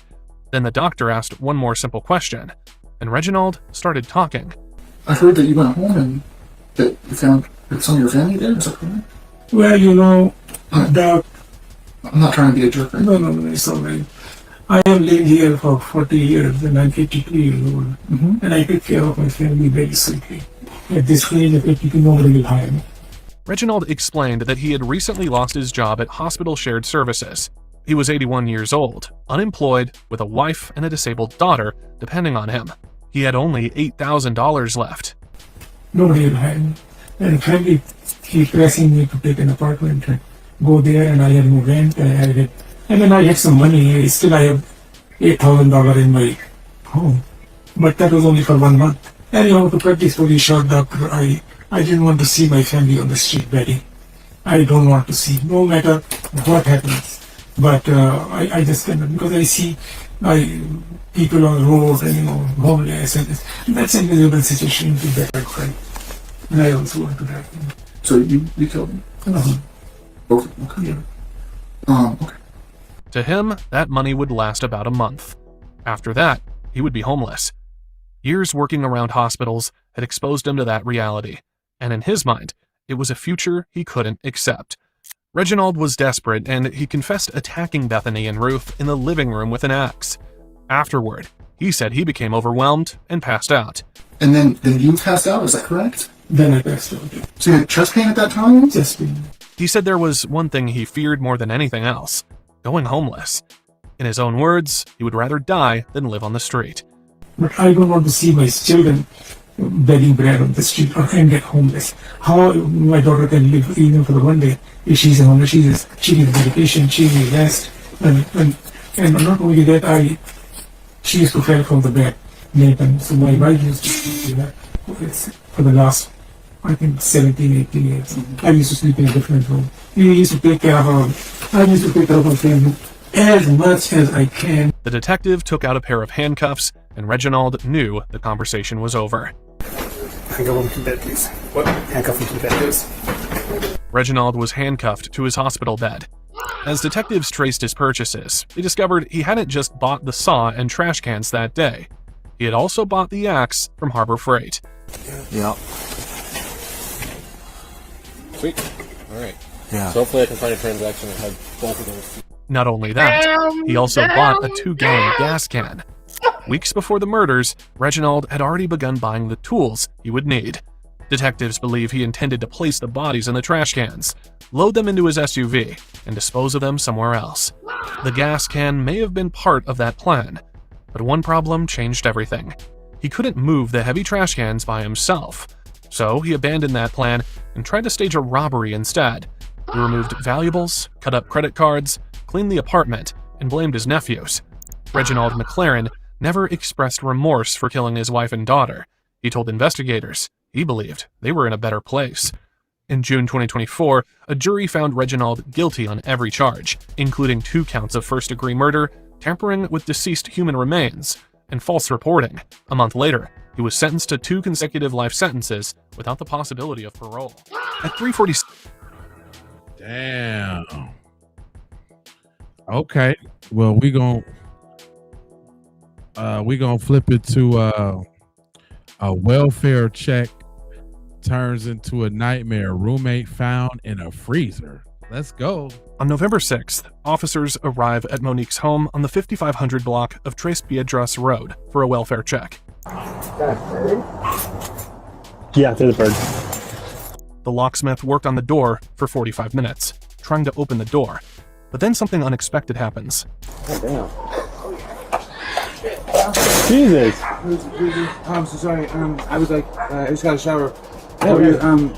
Yeah, what's going on? Yeah, we've been knocking. I rent this place. What's your name? My name's Jaslyn. Where's Monique at? Monique is I'm housing right now. She left town. There is a man in Monique's house. The welfare check becomes something else entirely. 37-year-old Daniel Rausch, who calls himself Jaslyn, opens the door. His words are full of contradictions. One moment, he's just renting the place. The next, it's something else. It's clear from the get-go Daniel is lying, but the officers sense there's far more hiding behind his chaotic answers. Where is she?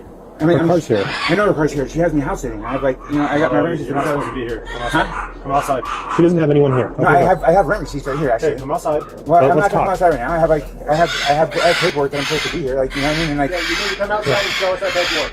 Okay, I have paperwork right here. I'm not going to come outside right now. Right? Like, I have legal rights. Understand that I'm here to do a welfare check on the occupant of this residence. I am going to do that. You need to come out of that. Well, she's not here right now, though. You need to step outside right now. I am giving you a legal and lawful command. If you do not obey that command, I'm going to take you to jail and I'm going to charge you with it. But I've step out of that door. No, excuse me, I have rights. I call my attorney then. Even as the officers try to explain the situation to him, he tries to stall them as much as possible, discussing his legal rights. Each time he speaks, a detail changes. From house sitter to renter, he has tried every possible excuse. The facts haven't changed. Monique isn't here, and her car is in the driveway. Most alarming of all, she isn't answering her phone. She always answers her phone. The officers are not convinced. If he is a renter, the answers should be easy. I first off, Monique's not here right now. I have the paperwork right here for her. How do you contact Monique? I call her usually on her cell phone, but she called me yesterday from her like friend's cell phone because she said her cell phone got lost, so she had put a pause on her cell phone. You know what I mean? But yeah, I usually call her. She usually calls me on her cell phone. I talk to her every couple days. I'm watching the dogs right now and watching the birds. Yeah. So from the front office, she doesn't go anywhere without her dogs. Yeah, I know. I've been saying that's what she had. She had she had an emergency. She had to go to her brother in the East Coast. So you know what I mean? Like she's not here right now. What do you want to do about it? Okay. Do you have a phone number we can contact her on? I mean, like I usually call her on her 505. Okay, but what number did you get a phone call for? I'd have to look at my. I already told that number that you call her on. Okay, well, I mean, I don't call her. She calls me generally every couple days. But like, outside, I've been here since September. Okay, that's great. Come outside. You know what I mean? Huh? Come outside. Well, well, no, you guys, I don't really trust the situation right now. You know? You need to step outside right now. Well, what have I done wrong? Okay. While it's true that this man has been in the house since September, he has twisted the story, leaving out key details that the police will uncover later. The truth is, Monique met this transgender man at a Home Depot. What started as small talk quickly became a gesture of trust. She offered him a place to stay, wanting to help him get back on his feet. In return, Daniel was supposed to handle chores and maintain the house. So that makes 2 residents in the house. But there's a third person in the house. Police are about to find out just how out of control this entire arrangement is. I am here to check the welfare because we have concern for the safety of the lady who lives here. Okay. That is not you. You need to step out so I can check the welfare in this house. Okay. Step out right now. I'm a resident here, though. It doesn't matter. Step out right now. Is there anybody else inside with you? Yeah, like my wife is here as well. Okay. You and her need to step out. Okay, but like, what are we doing wrong? You're not doing anything wrong other than you are not obeying lawful commands from police officers to step outside. There's a reason this man is playing dumb. He doesn't want the officers to see what's inside the house, but they have to remain professional and cannot spook him, so they negotiate calmly. Listen, we're just trying to get in touch with Monique because we came here to check her safety because no one's heard from her. Front office knows nothing about anyone staying here that's not her. I mean, it's September. I'm pretty sure she told front office. No, she didn't. We just talked to the front office. Front office contacts her, they say like 3 times a day, and she's always in contact with the front office. She never mentioned anyone else being here. Okay? We've been trying to get in touch with her. Her car's here. No one's heard from her. She doesn't answer the phone. I mean, like it wasn't like a normal thing for her to do. And she just kind of took off, and that's why she has me house sitting. I just started renting from her a couple months ago.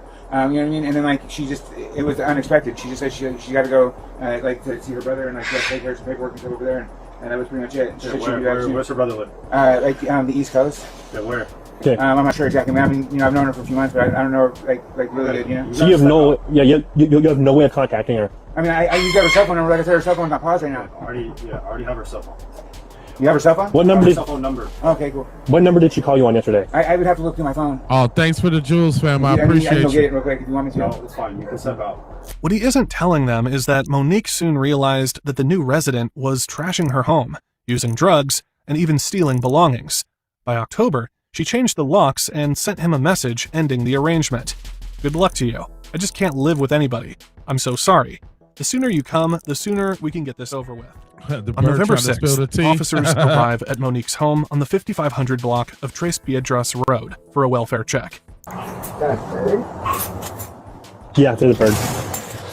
The locksmith worked on the door for 45 minutes, trying to open the door. But then something unexpected happens. Damn. Jesus. I'm so sorry. I was like, I just got a shower. hold on, my yeah, bad. what's going on? Yeah, we've been knocking. I rent. Monique didn't understand just how dangerous this man was. The text message would become a catalyst for something horrific. The man is almost incoherent, suggesting he could be drugged or just really bad at lying. What's up, The more he Supercharged? speaks, the worse it gets. And as he keeps speaking, he finally introduces an accomplice, his wife, Gina Lopez. Okay, well, let me go like let my wife know what's going on. You know what I mean? And then just give me a minute, but I still don't see what the problem is. But yeah, just give me a minute, okay? Yeah, the problem is that you're super suspicious being here, and we have no idea where Monique is. That's the problem. Yeah, but no one I've been here. Okay. No one knows that though. The front office doesn't know that. Nobody knows that. I mean, yeah, she told several people that she talks to this one guy regularly. She told him that I was here. All the security people here, the front office, the HOA, none of them has any record of you being here. All they know is... I'm 155. Okay, listen. All they know is Monique is always here, always in contact with the front office. Contacts them like 3 times a day, they said. They haven't heard from her since the 22nd. Her car's sitting out front. It's got some like dude's hat and some rope in it. And she never leaves without her dogs, according to the front office. She's like let me. I'm house sitting and everything for right now. You know what I mean? I've known her for a few months. I've known her for longer than that, but I've been staying here for a few months. You know what I mean? So, and then like she told me like she wanted me to house the shit to take care of an emergency. You know what I mean? I can't control that. I don't know the whole everything. You know what I mean? I'm just telling you what I was told. Okay, so Daniel first gave the impression that he was alone, but now he has confessed that his wife is there with this him. Guy got the 2 motor mouth. unpredictable people, 1 missing woman, and a house with a secret. So far, the officer has patiently tried to dumb it down as much as he can. His colleagues, however, aren't as gentle. Police can't normally enter a home without a warrant. Welfare checks are an exception if they reasonably believe someone inside is in danger. They prefer to avoid using force unless all he necessary. had to do is stand strong. if that's the case, then why won't you let us in to make sure she's not here? I mean, you can come. Yeah, but here's the thing. Like, I mean, like, I don't want you guys trying to do anything to me. No, I want to go inside so I can confirm Monique's whereabouts. Okay, I mean, like, can I just tell my wife that you guys are gonna come in and that's it? Like, so I can... You can call her out with you. Both of you need to step outside. Okay, I mean, like, you can come in and see. Like, That is fine. Call your wife. Step outside. All we're doing is checking the welfare of Monique. Call your wife. Like, hey, come out right now. Okay. You guys step outside, and then I'm gonna have a couple officers come inside to clear it. Okay? Call her from right there. But how come we have to stay outside? He's speaking message. Call her out from right there. Okay, well, give me 1 second. Just call her out. Hey, give me a second, please. Hey, babe. Yeah. She was in the shower last time I checked. Can I go check on her real quick? Call her out. I just tried to call her. She did. No, you didn't. You Call louder. You barely said anything. Even when finally calling his wife to step out with him, Daniel makes childish attempts to delay the process. Well, once again, all we care about is the safety and well-being of Monique. Yeah. So I'm gonna have you guys step out and have you guys wait out front while we clear the residence and make sure no one. Well, make stay sure inside the residence. We rent here. Huh? We rent here, so we want to make sure we can like stay inside the residence. I mean, like. We're not gonna lock you out. That's not our goal here. Once again, our only goal is to make sure Monique's okay. That's fine. Can I start like come with me and we do a walkthrough? Huh? No, I'm not gonna have you walk with me. You know, I don't have to walk with you. We want to welcome. I don't want to leave the residence because your one officer made me nervous. Okay. Under normal circumstances, this would be considered a threat. The officer fully realizes the danger and therefore talks Daniel through the process. You're trying to think we're gonna jam you up here.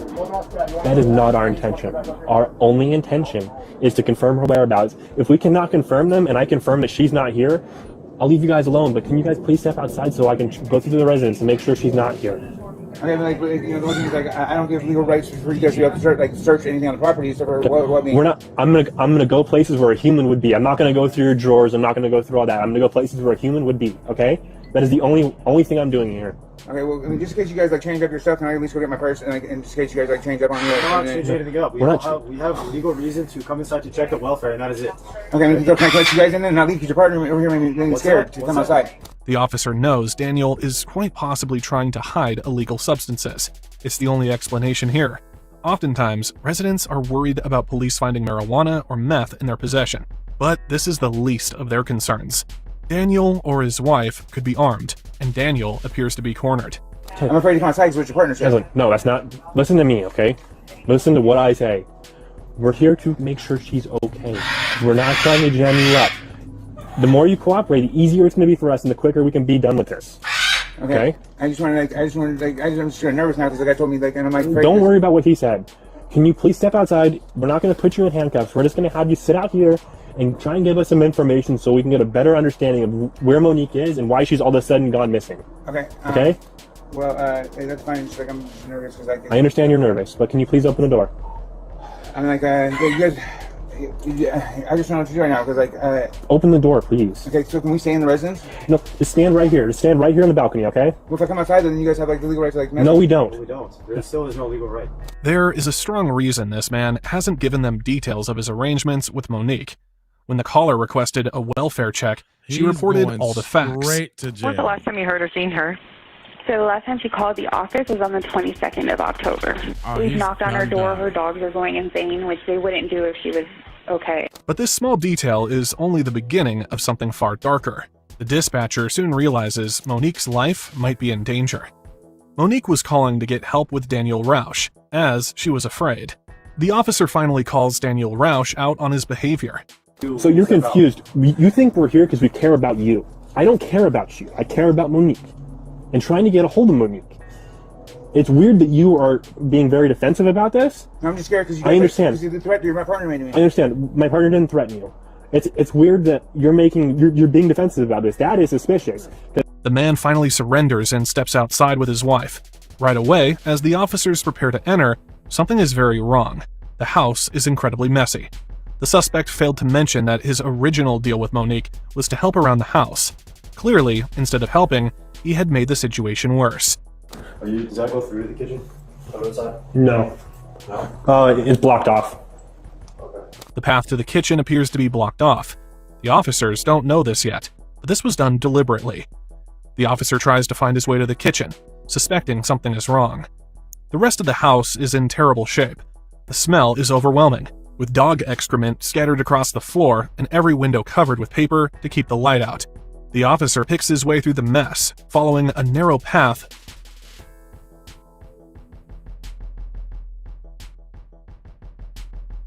that leads toward the kitchen.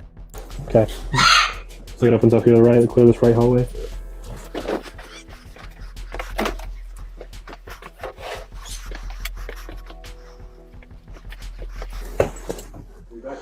Yeah.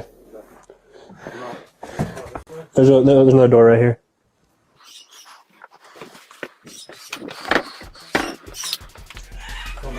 Yeah. Come back out this way. Okay. Place is clear. Got this room left right here. Okay.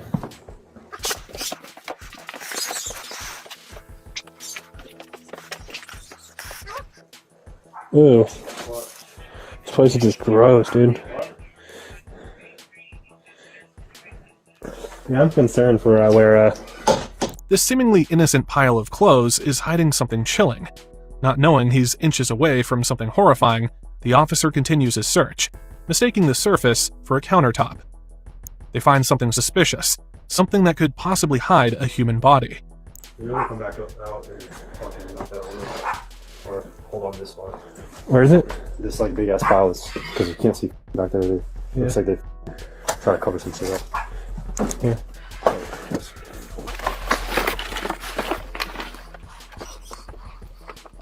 Control John 6, we're still clearing the inside. There's a ton of trash in here. It turns out to be just another pile of dirty clothes.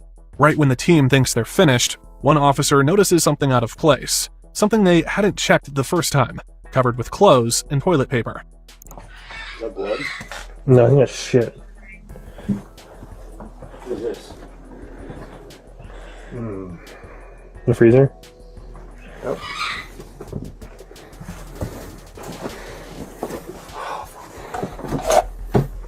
Where's it locked at? It's right here. I think. Yeah, it's got a key on it. Is it a Allen thing? It's an Allen key. It's a large, deep freezer, hidden in plain sight. A deadly realization sets in. That is indeed blood in the kitchen. What they find next is far worse than a messy house. The other officer pulls out a gun, ready for anything. He's on high alert because the freezer is locked. Definitely not a good sign. If there's a body in here, dude. As per protocol, they wait for the locksmith to open the freezer. They are not authorized to break it open during a search, as that is destruction of property. Is this thing even on? Yeah, it's on. It's running. Suddenly, Daniel Rausch begins shouting from outside. It's obvious he's trying to stop the officers from opening something he doesn't want them to see. He's freaking out saying we can't open it. He's freaking out saying we can't open it. Of course he is. You go, yeah, you cover it back. I swear to God. I can smell it already. I know the smell. What's that? I can tell that. I smell something bad. Oh, Even before they see it, the officers know what's inside. The smell is getting stronger. I swear to God, bro. My heart's racing right now. Mine too. Bro. I don't want to see it. Give me a second. Oh. You got a whiff. There's something in there. Unwilling as they are, the officers must uncover the ugly truth. Their worst fears are proven right, just as the locksmith lifts the lid. Yeah, there's a person in here. Go get him in handcuffs. It confirms everything they suspected from the moment they walked in. Inside the freezer is the body of Monique Gilbertson. She is folded and completely frozen. Dang. Medical experts later determined she has been dead for at least 4 days.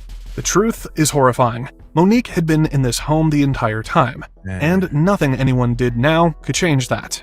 This welfare check has just become a homicide scene.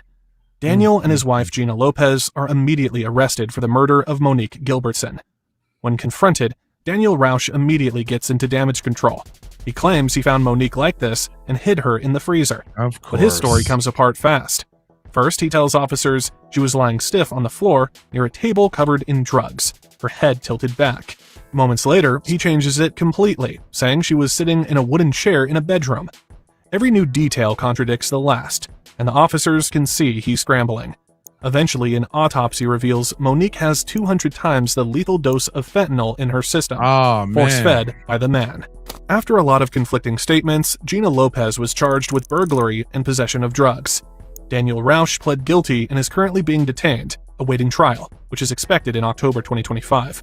What started as a call for help ended in tragedy, and no excuses can undo the horror of what Monique endured. Her death and the betrayal of trust by someone she tried to help leaves a chilling reminder. Sometimes, the people we open our doors to are the very ones we should fear most. Damn, that's like the roommate from hell, fam. That's messed up, man. She opened up the door for this dude. I mean, she should have known he was crazy anyway. He was like transitioning. Like he didn't even know what he wanted to be. And he had a wife. That shocked the crap out of me. I don't know about y'all, but I'm like, what? Who married this dude? He said my wife. Anyway, the neighbor's secret. How one cigarette solved 2 murders. Let's go. June 24th, 2018. Robert had been trying to get in touch with his mother, Cindy. Call after call. No answer. I called my mom and it went straight to voicemail. What time was that? I called her a couple of times today. So I called her probably midday, around lunchtime. I called her another time before dinner, and then I called her after dinner. At first, he thought maybe she was just busy. But when none of his calls went through, he started to feel that something was off. Then after dinner was when my wife was like, if you're real worried, she's 15 minutes away, just drive over. Okay.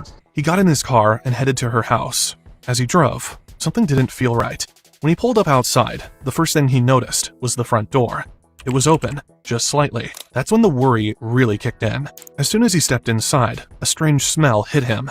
It was sharp, heavy. He couldn't place it, but it stopped him for a second. I walked into the front door. It smelled like gas or something like that. Mm-hmm. I immediately got worried. He moved forward into the living room. From where he was standing, he could see part of the kitchen.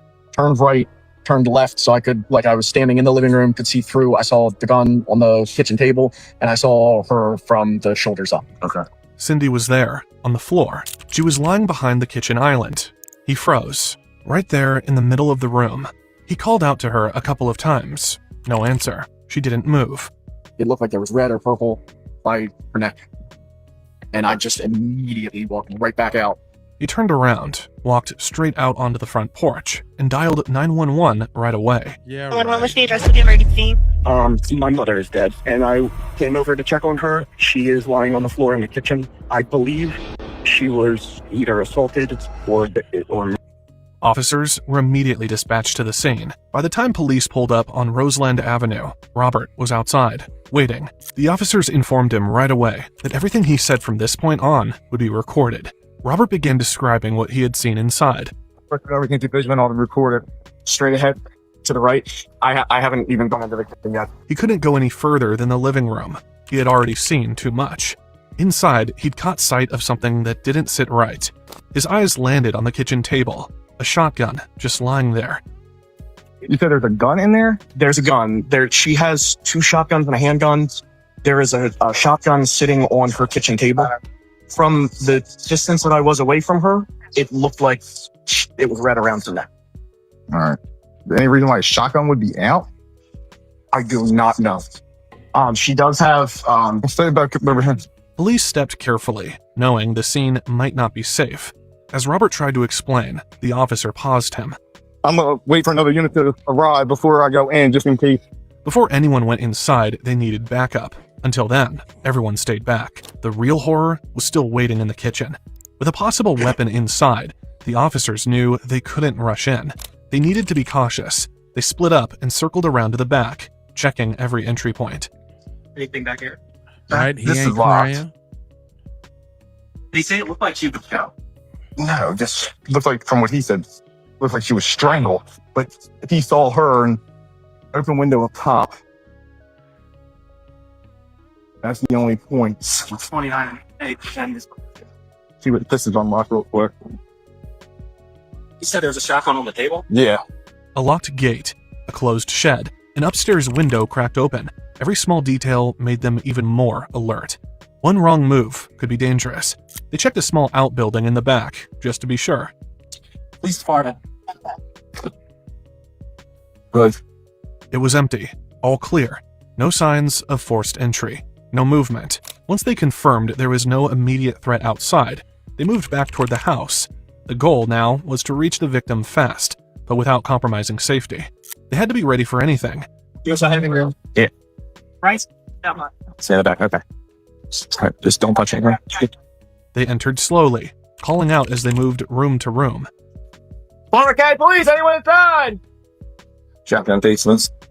He's in the kitchen. There are guns now. I got a closed door to my left here, 2 other rooms to clear. Every door, every corner, every shadow was cleared one at a time. Nothing was left to chance. She's laying on the floor with your shotgun going. Alright, I'm in advance. There's another room in the bed. What are you doing? Gotcha. And then they reached the kitchen. There she was, just like Robert had said. Cindy was on the floor. A shotgun sat nearby. Horror gang, please! Blood had pooled beneath her and scattered across the kitchen. She wasn't breathing. Paramedics confirmed she was gone. Behind the death is 2024. This wasn't an accident. Her injuries were sharp, focused, brutal. This was a homicide. So she's obviously dead. Yeah, I'm guessing the wigs aren't bad. You guys don't have a bullet either. Yeah, no, nothing yet. Nope.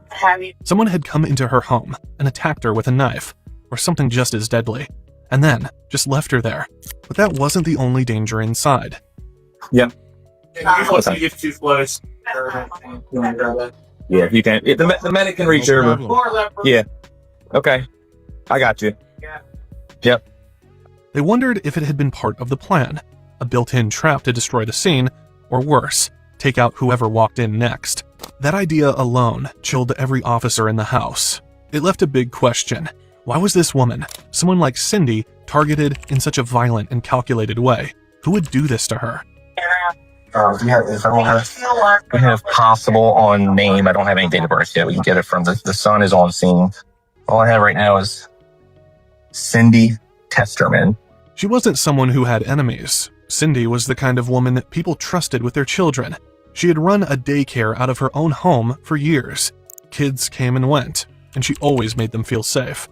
She was warm, laid back, grew up in the 60s, and still carried that peace and love spirit with her. Her family had been planning to see her soon. Her 62nd birthday was just around the corner. They had something special planned. Now, instead of preparing a celebration, they were about to plan a funeral. But as heartbreaking as Cindy's death was, it was only the start. Cindy was gone, and nothing about it felt random. There were footprints, bloody ones, left behind by whoever had done this.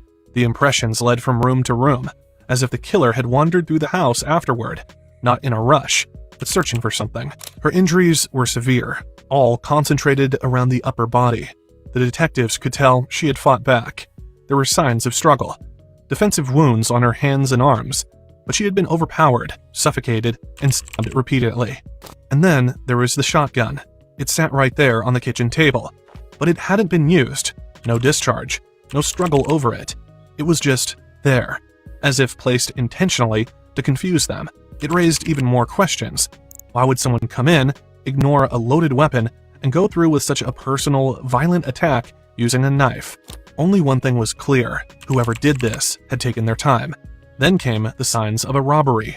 There's drawers that are all displaced and stuff on the second story. There's a safe on the ground in the back bedroom. It's laying on the ground in the middle of the floor. It looks out of place. Her jewelry was missing too. And it didn't stop there. Her car, a maroon Mercury Grand Marquis, was gone.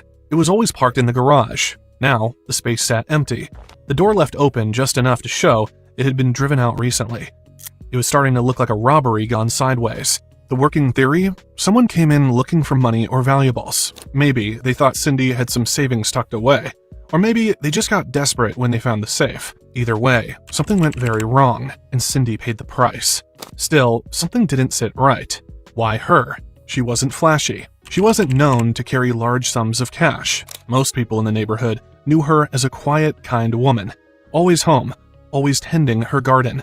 There had to be more to the story. So, detectives circled back to the one person who might help them make sense of it all. Her son, Robert. He was the one who found her, the one who called for help. He'd been sitting in that front porch, shaken, trying to process what he'd walked into. Now, detectives needed to know more. When's the last time you saw her? Physically, or talked to her? The last time I talked to her, Wednesday, maybe. We traded or she sent me a text on Friday that I didn't respond to. Just of her friend's daughter that got married. HRD on you? I do. Cindy had been living alone. The house actually belonged to her late father. This was my grandfather's house. My mom moved in to take care of him toward end of life, and so she stayed here after he left. And so she's been in this house for about 5 years. Son did it. Prior to that, she grew up in this house. She was born here and lived here until she was 19, and then came back about 5 years. It was familiar, quiet. She liked it that way. But that silence didn't last. Something had gone terribly wrong, and police knew whoever did this had taken things way too far. Someone out there had stepped over a line, and chances were they left something behind. That's when Robert stepped in. He still had access to Cindy's doorbell camera, and what he found changed everything. Looking at the home security system, so if we go back to, that's yesterday, so Friday, I can see her coming home. That's my mom. So I can see her coming home. That part was comforting, at least. But what came next stopped everyone cold. And then Saturday, this gentleman comes up in the morning. It looks like maybe she talks to him because that has a microphone. And then he leaves. This wasn't an accident. Her injuries were sharp, focused, brutal. This was a homicide. So she's obviously there. Yeah, that's in the way to Robert didn't recognize him. That was odd. But Cindy hadn't seemed scared. She spoke to the man calmly, maybe even warmly. The video then showed him coming to the door again. He was not in a hurry, no panic. Now, detectives had a face, but not a name. Who was this guy? What was his connection to Cindy? And why hadn't Robert ever seen or heard of him before? For investigators, it changed everything. This no longer looked like a random break-in. It looked like someone who had gained her trust. Someone who knew enough to walk in without forcing a door. To act like a visitor, not an intruder. But if this was how he got in, why did it end in blood? The team started piecing together a profile. The calm conversation on the porch suggested the suspect may have known Cindy just well enough to put her at ease. Maybe a neighbor, maybe someone she'd hired for odd jobs, or maybe someone who had shown up before under friendlier pretenses, and then, behind her back, started planning something else. Officers knew they needed to act fast. Whoever this young man was, he was the last known person to see Cindy alive. He'd been in the house, at the scene, around the time of her murder, and he was nowhere to be found.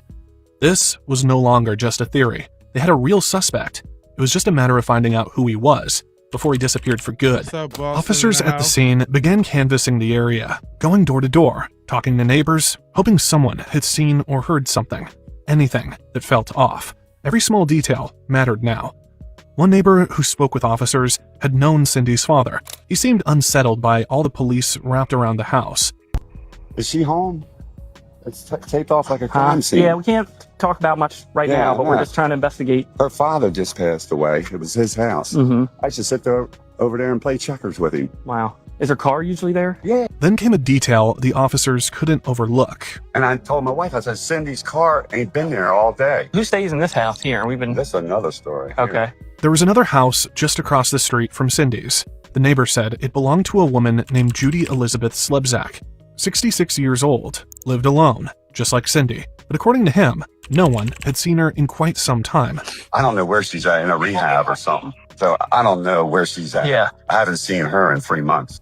The officers made their way to Judy's home to check things out. They knocked, but no one came to the door. Another neighbor said she might be in rehab, but he didn't know for sure. That made things worse. 3 months was a long time for someone to go unnoticed in the same neighborhood, especially when no one could say exactly where she was, or even when she left. That's when it hit the officers. This wasn't just a murder investigation anymore. Now they had a second case. Judy was officially missing, and the timing of it all couldn't be ignored. Detectives widened the investigation. Now it was about Cindy and Judy. They started asking more questions about Judy, hoping someone would give them a clear answer. But what they got instead was a mix of stories that didn't line up. One person said they saw Judy about a week ago. Another said it had been longer. A few believed she really was in rehab, but no one knew which one, just vague guesses. To investigators, it didn't make sense. If she was really away for treatment, wouldn't someone close to her know where? Wouldn't there be a clear timeline? Cindy and Judy were both older women. Both lived alone. Both vanished from their own homes. One was dead, the other missing. Just when the investigators thought they had hit a dead end, that's when, not far from the quiet neighborhood where Cindy had lived, officers spotted a car with plates that raised red flags. A quick run of the tags confirmed it. This car had been reported stolen. And not just any stolen vehicle, it was Cindy's. They moved in fast, stopped the car mid-road, guns drawn, voices firm. Inside were 3 people, 2 adults and a child. None of them matched the tall young man seen in Cindy's porch footage. Give me your keys. What? Tell you in a minute, okay?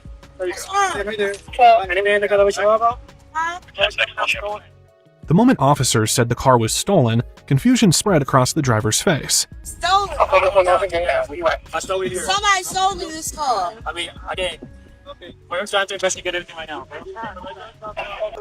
Get the car. Give me ID. Got a second one? Anyone? Oh, yeah. Got ID with you? I don't have my ID on you. The woman tried calling her husband. She looked terrified. Keep your hands on that steering wheel. I didn't steal anything. I'm trying to call my husband because Can't make no phone calls right now. That's crazy. Do you have the title for this? What's in the right? The man sold this car to me and my husband. I didn't steal anything. I didn't know the car was stolen. I wouldn't buy no stolen car. Officers took their time sorting out the mess, making sure it wasn't just a cover, but something about their reactions felt genuine. Right. Eventually, the detectives believed them. There was no sign they'd been inside Cindy's home, no link between them and her. When she said, I ain't buy no stolen car, I felt that for real, for real. They were scared, not defensive, so they were let go. But one piece of information stuck with the investigators. When asked who sold them the car, both adults gave the same name, Bird. They didn't know much else, just that he was a white man. The vague description wasn't perfect, but it was close enough to the man seen walking into Cindy's home. For the first time, they had a possible name, and it might be the thread they needed to pull this whole thing wide open. While the police were canvassing the neighborhood, Linda James had been watching quietly from across the fence. But something about Judy's long silence had started to feel off. They used to talk almost daily. Their backyards even had a gate connecting them. When Linda finally called the police, it wasn't just concern in her voice. It was fear. Did you see Judy at all? No, she is not around. I can't seem to come up with her. Her stepson, his first name is Ryan. That's his name, Ryan. I don't know his last name, but I found his first name, Ryan. He told the officers about Judy's stepson, Ryan. Linda, too, heard the same rumor that Judy had gone to rehab, but Linda had never seen her leave. She was gone for a couple weeks, or about a week or so, and I was told that she had gone into a rehab. I do believe she had a substance abuse problem because she had some health issues, and I think she was abusing some Percocet. But that's only rumors from the neighborhood. That's when Ryan showed up again. He was there, and he kind of told them, "Here, I'm here now. I'll take care of her." And we didn't see her except to hear a rumor that she went into rehab again. Detectives immediately saw the red flags. Judy, Cindy, and Linda had been longtime neighbors. These weren't just random homes on the same street. They were tied together by years of friendship. Cindy lived right across from Judy. Their bond ran deep, which made what happened even more chilling.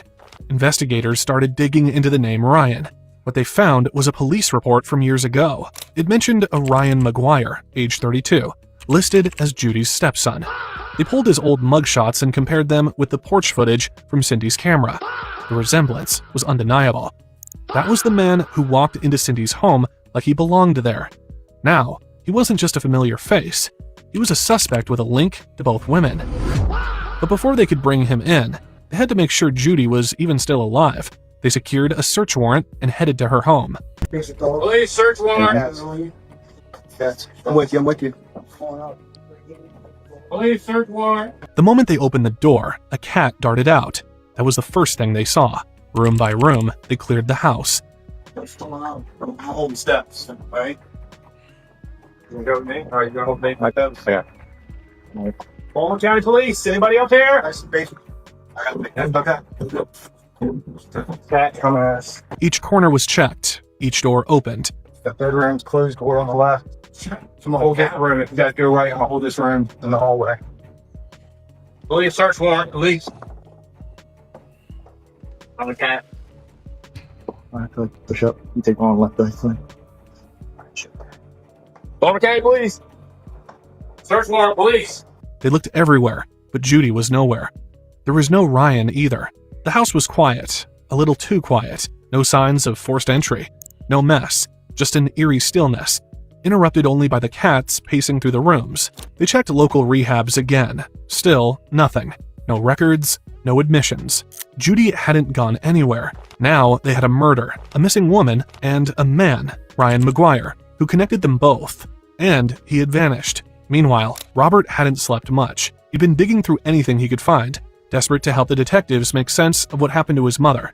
One thing stuck with him. That's what's Her up. wallet had been missing.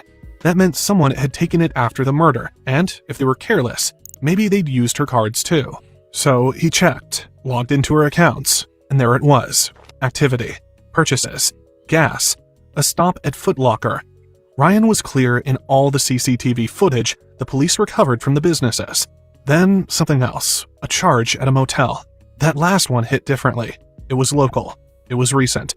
The detectives immediately got into action. The address was for a rundown place on Pulaski Highway called Deluxe Motel. Officers rushed over and pulled the surveillance footage. It wasn't just some blurry figure they couldn't make out. It was him, Ryan McGuire, clear as day, walking the corridors like he had nothing to hide. Downstairs, they spotted Judy's car in the parking lot.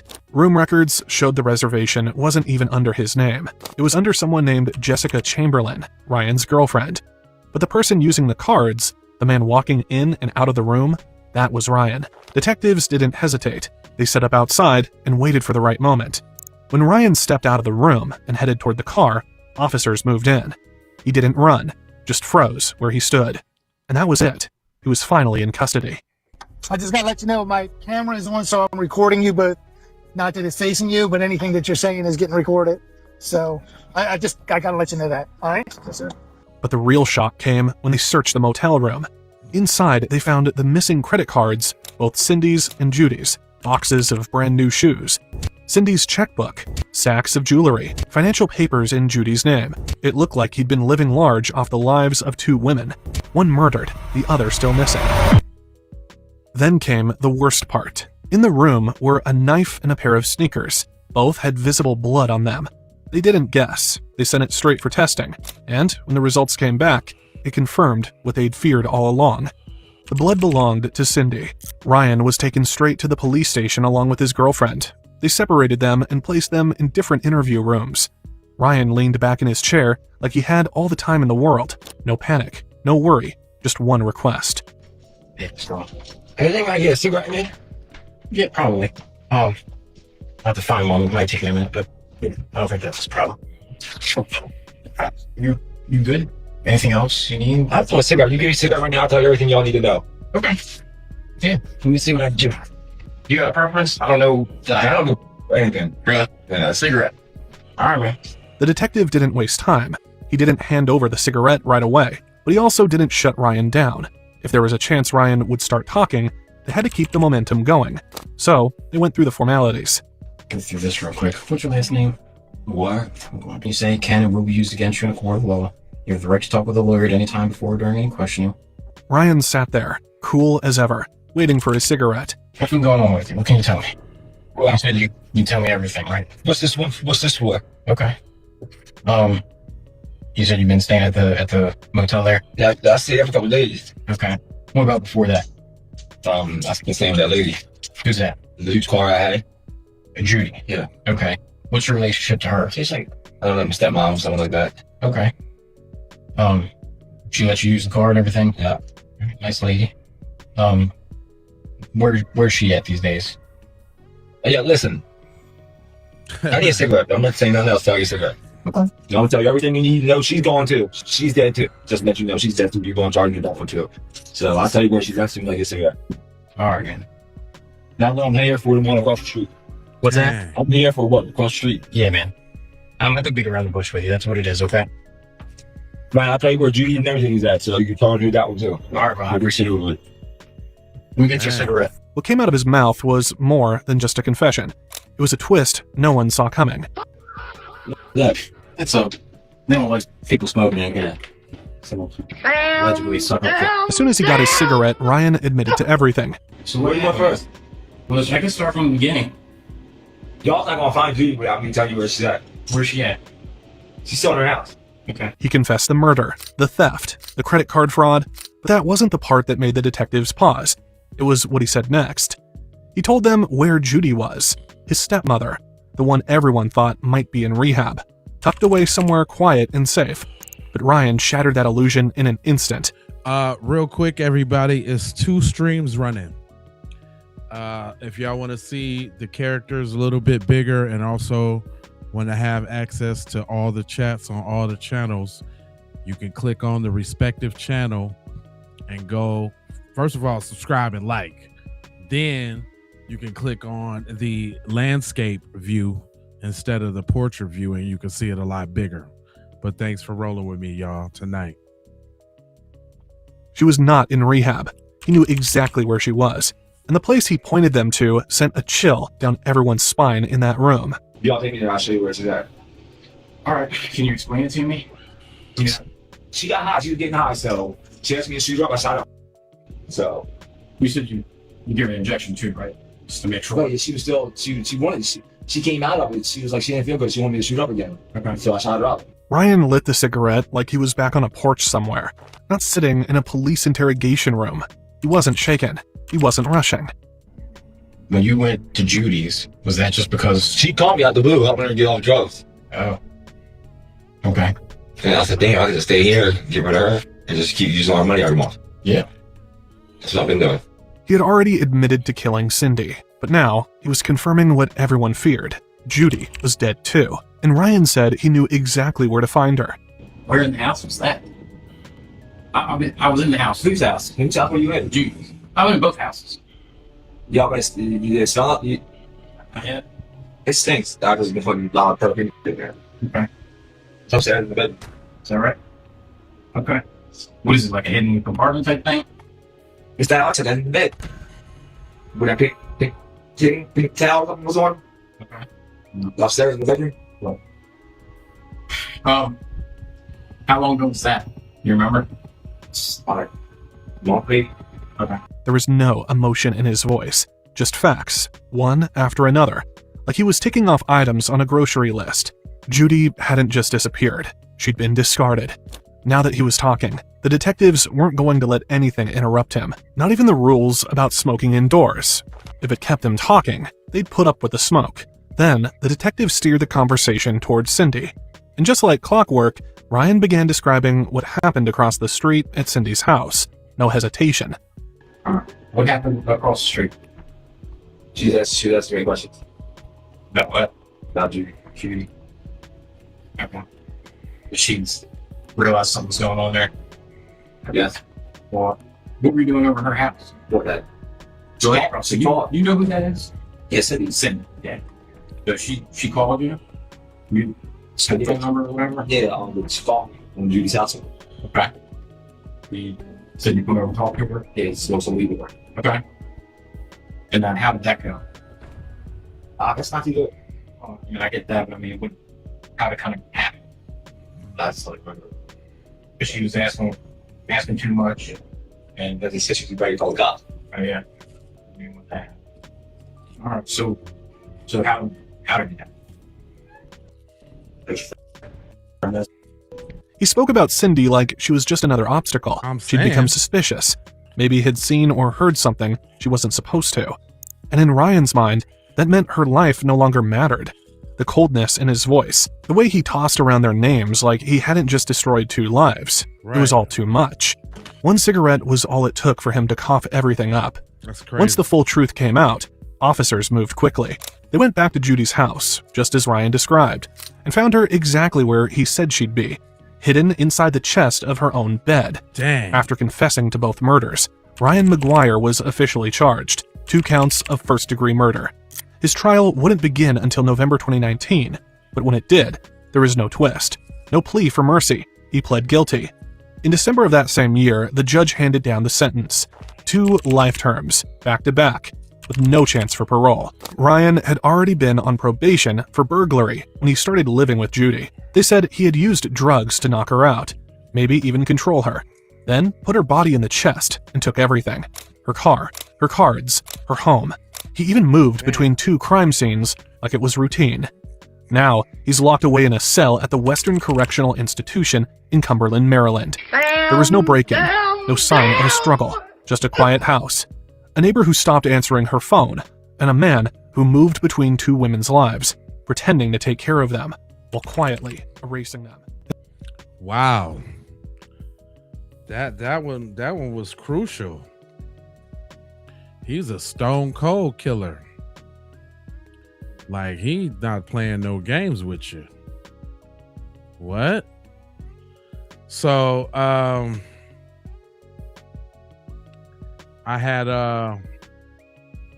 hold on, I got another little gruesome twosome for you. This one is 5-year-old exposes mommy's horrifying secret. Welfare check. Officers were sent to the 29,000 block of Congress Street to check on an elderly woman. Police department! The officers were looking for 69-year-old Patricia Ann Bennett, but it was her 50-year-old daughter, Carol Ray, who answered the door. Hi. Come on. Hi, how's it going? Everything good? Are you Patricia? No, I'm her daughter, Carol. Oh, you are? Is Patricia here? No, she's not here right now. She's with her sister. Who's her sister? Carol. Her mother was staying with her sister, who was also named Carol, who lived on Christmas Street. And she stays on Christmas Street in Warren? She doesn't stay Or there. she's She been comes there back right and now? forth. She's been there since we got pneumonia. I went in the hospital and had diverticulitis. Okay. Came home, her and my boyfriend had to take care of me because I was in there for 8 days, almost going on 9. And the baby got the flu and we got pneumonia, so she went over there because she had COPD and she has lymphocytic white blood cell cancer. Oh, man. But there was one problem. Patricia's car was sitting right outside the house. So she's not here at all? Does she not drive? She just leaves her car here? Yeah, she doesn't drive very much because she has dizzy spells. Okay. That's why I've been living with her for the past year, taking care of her. I'm just asking because someone was worried they didn't know where she was at. My son John.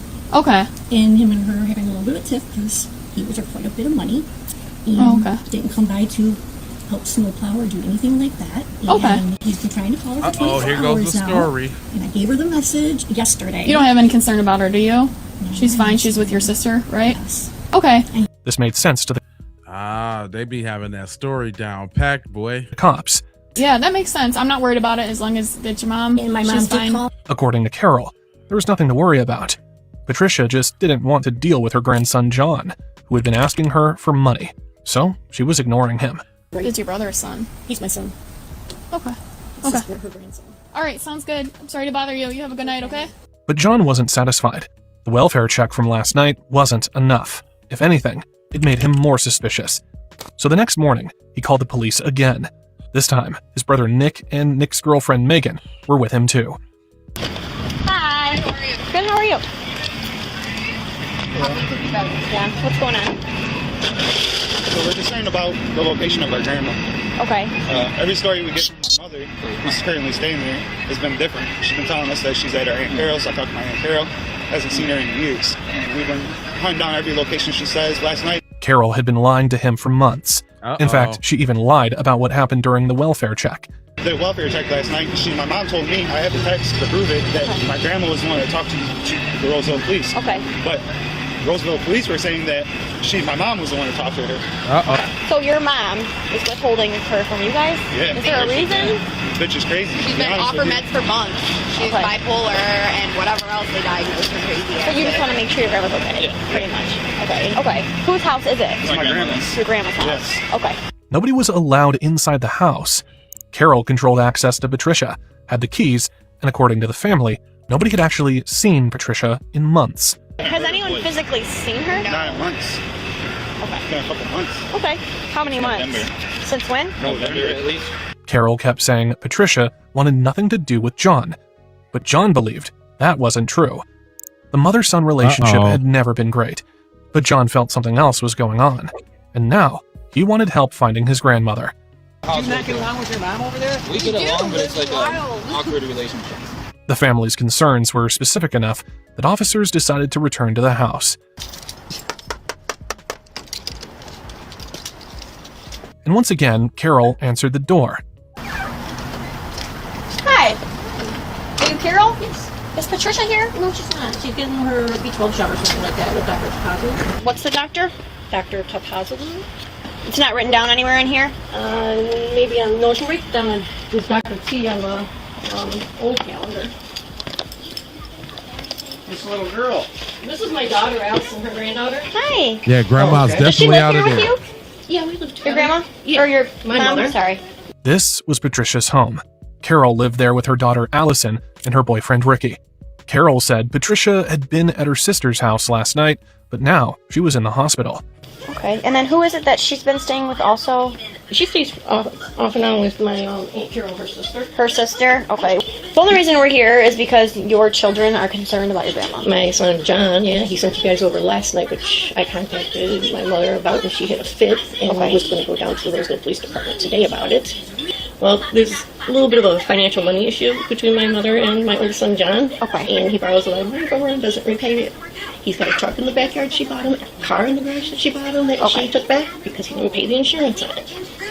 So my mom is a very finicky woman, and I told her about it. How old's your mom? I said she's 69 this year in August. Okay. So she drives and everything? She drives. She doesn't drive at night too frequently, and she doesn't drive a lot because she's got orthostatic hypotension. It started with a welfare check. Officers were sent to the 29,000 block of Congress Street to check on an elderly woman. I gotta get to it. Hold on. As Carol spoke, she seemed deeply involved in Patricia's care.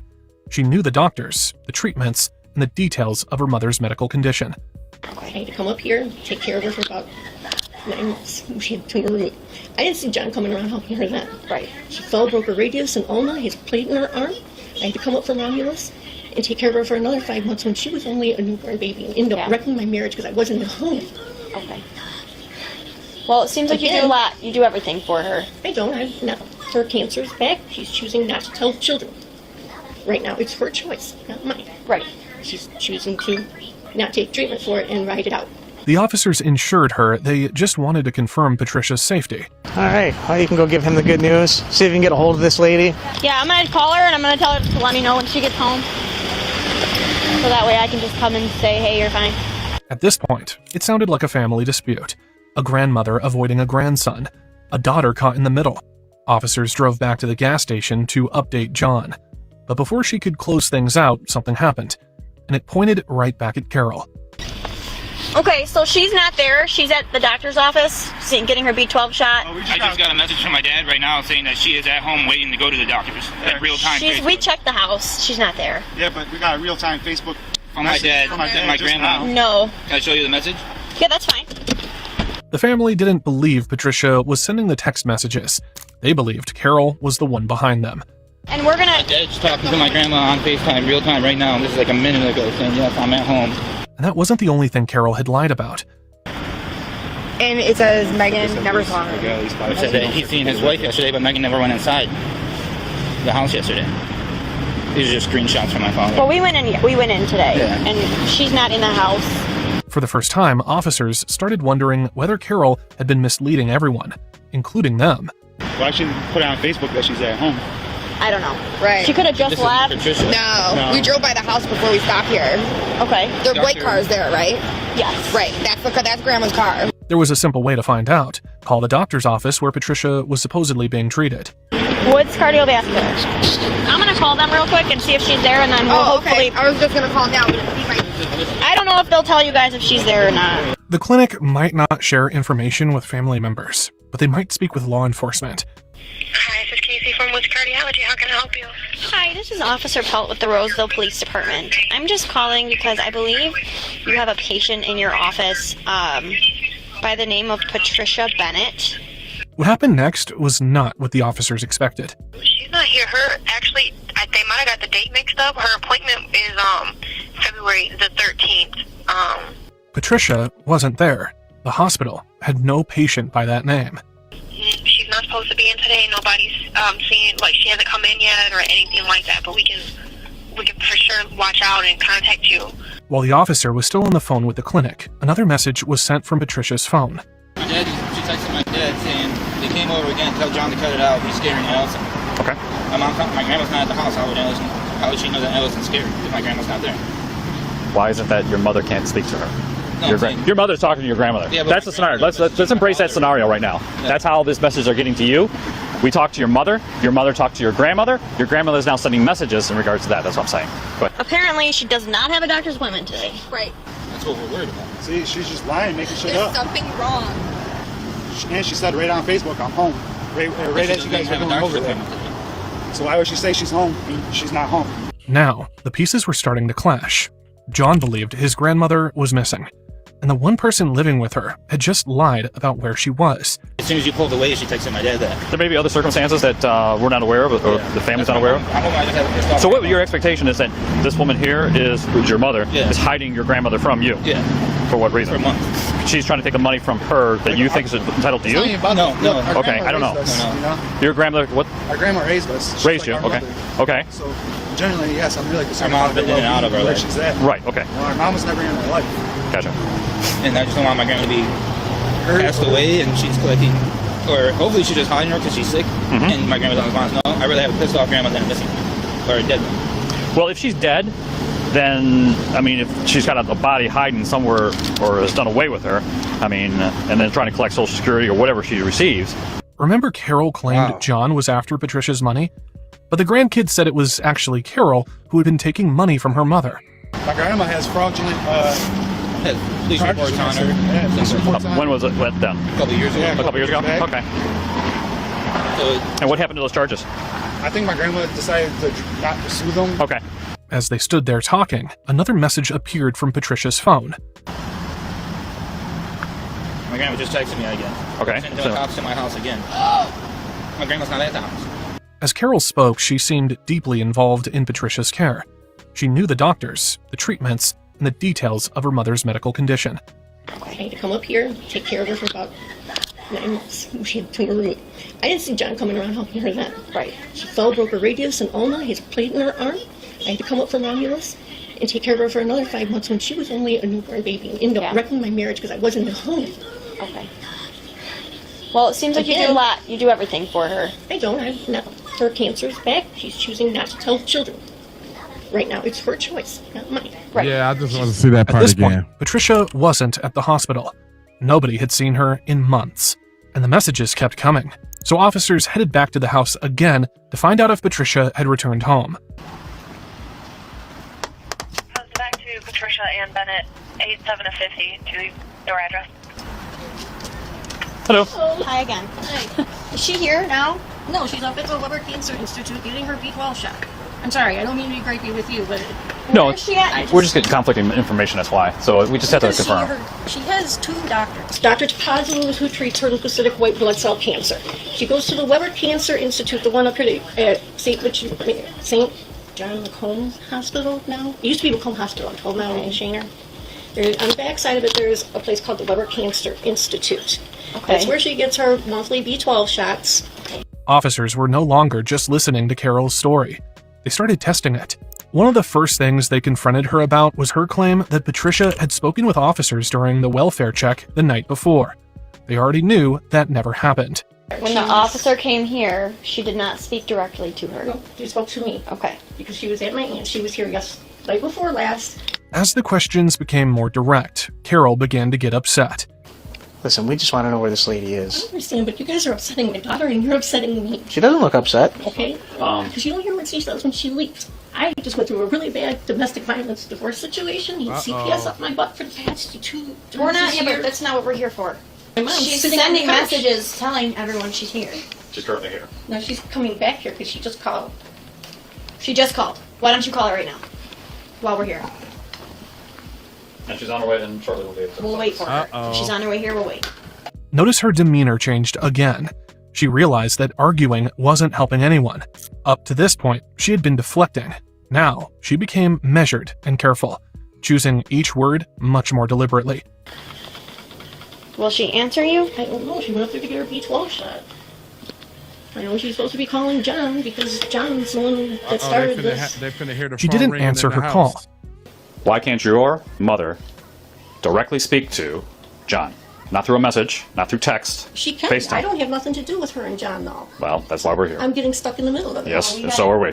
So are we, and we have to figure it. We have trying to to see get her. Do you want to just try to call her again? Carol maintained that Patricia had gone to the hospital with her sister Carol. So, officers decided to verify it for themselves. What's the missing's name? Patricia? Yeah. The clinic Carol named wasn't even operating anymore. It had been closed for over a year. Maybe she had the wrong facility. Maybe Patricia had gone somewhere else. So officers reached out to Patricia's sister next. She hasn't seen her since 2015. This is Carol. Her sister. Where's she supposed to be? So she hasn't been to your house in years? Yeah. Okay. At this point, there was no reason to dance around it. The officers confronted Carol directly. She needs to come clean. Who says she hasn't seen your mom since 2015? That can't be true. Why would she lie to us? Why is she lying to me? Yeah, why would that be a benefit for her to make a lie as a police officer that she knows nothing of and make that statement? I don't know. Your statement is I don't that. know why. Hold on. And no one can get a hold of her. I've called her. I went to She wasn't at the doctor that you said she was at, and now she's at a different doctor all of a sudden. With Patricia still nowhere to be found and multiple lies now confirmed, the situation changed fast. This was no longer a simple welfare check. It was becoming a missing person investigation, and detectives were called in. Officers had already looked through parts of the home earlier, but several areas still hadn't been fully searched. She's at her breaking. Okay. To continue, they needed Carol's consent. So we're gonna, I mean, if you don't mind, we'll get consent from you to search the house to see if there's anything that would lead us to think of who she may have went with to help you out and figure out where she went. So this is a consent since you live here, just to search the house to see if there's anything that would point us in the right direction where she may be. Give a second, I'm gonna show you what it is so you know what you're signing. But when the consent form came in front of her, she refused to sign. I'll open up her bedroom door so you can see her stuff or whatever. I'll unlock the car for you so you can look at it and whatever, or whatever you want to do. I don't want to sign anything and get in trouble. You really shouldn't be in a hard position. You should be wanting to help us find your mother, Like I right? said, If your I'll mother, open up the door, I'll unlock the car. You guys can look and do whatever you want. I don't want to sign something that's going to get me thrown out of here if my mom gets pissed at me. Okay. This has nothing to do with your mom though, this is just for us. I know, but Saying we're if not I sign violating it your and rights. my mom gets pissed off because I let you guys go through all of her stuff and everything like that, she can kick me out of here. We're not going through, so we're looking for a physical body, or maybe a cell phone. Maybe she left her cell phone here. Or a note, exactly. Those are the things we're looking for. At this point, Patricia wasn't at the hospital. The detectives weren't leaving. They want answers, one way or another. The delays weren't going to stop the investigation. Carol, I want you to be clear. I want you to understand this clearly, okay? We're not going to leave here now until we find out what's going on. We are going to get to the bottom of this probably pretty quickly. Anything you know, now's the time to start. Okay, I don't know anything, like I said. Fairly certain something's going on. We need to start fresh, and we need to tell you. We need you to tell us exactly what happened. Your story's not adding up. You're extremely nervous. Well, yeah, I had the police here last night and today. Again. Carol, let's start fresh. And tell us what you know. Obviously, something probably happened to your mother, right? Where is she at, Carol? I don't know, because she honestly said is what she told me when she left here. Small book thing. Who knows her best? You, correct? You live with her. Absolutely. And you have no idea. She walked out of that door yesterday between 5 and 5:30 yesterday evening, right? Yes. And nobody's seen or heard of her since. Her car's here. We have no idea who she's with. That's not normal behavior for anybody. Her car is here because she doesn't drive it on a regular basis. For your permission to search the entire house. Everything. It's not my house. Okay. Are you in control of the house right now, Carol? Do you have the physical capacity to give us permission to search it? Yes, you do. Your mother is not here. The sole reason we're here is to find your mother. Your behavior is very odd. You're very nervous, and it's clear that you're not telling us the truth. It's not worried, it's nervous. There's a No, difference. it's not. I've been doing this for almost 19 years. Yes, there is a difference, Carol. There's a difference. It's not. Carol still refused to sign any Carol's on paperwork. You understand the police can't just go into people's homes without people's permission. But I'm giving you verbal consent. You're here. I walked you into every room. I gave you permission to look at Okay. her clothes. And Are you okay with, are you giving us verbal consent to search the entire property, the garage, the cars, the attics, everything? there is no attic, but I'll open up the garage door and I'll... That's not what I asked you. Are you giving us verbal permission to search the entire grounds of this property? That's my question to you. It's a yes or no question. No, you're going to get that from my mom. Legally, I don't want to be responsible for that because if she gets pissed off at me, she will throw me out. She will. At the same time, investigators had another theory. They weren't worried that Carol was blocking a search because they might find a body. They believed she was trying to hide Patricia's phone. She's Facebook messaging people from it. It's got to be in the house. That's exactly what I thought she was on the account through her phone. And it's possible she is on the account through the phone too, but I think that's what really shut her down, was more than the garage or anything else. So maybe the mom's not here. I don't think she's here. If she is, she's in that garage. Yeah, maybe she's not. She's not in the house. She's let me go through the rooms. I mean, I can check under the beds and shit for a 70-year-old lady, but... And just like clockwork, the detective called them in immediately. Carol, when we asked you about your mom's cell phone, you said she took it with you? Then why is it right here when I'm calling it?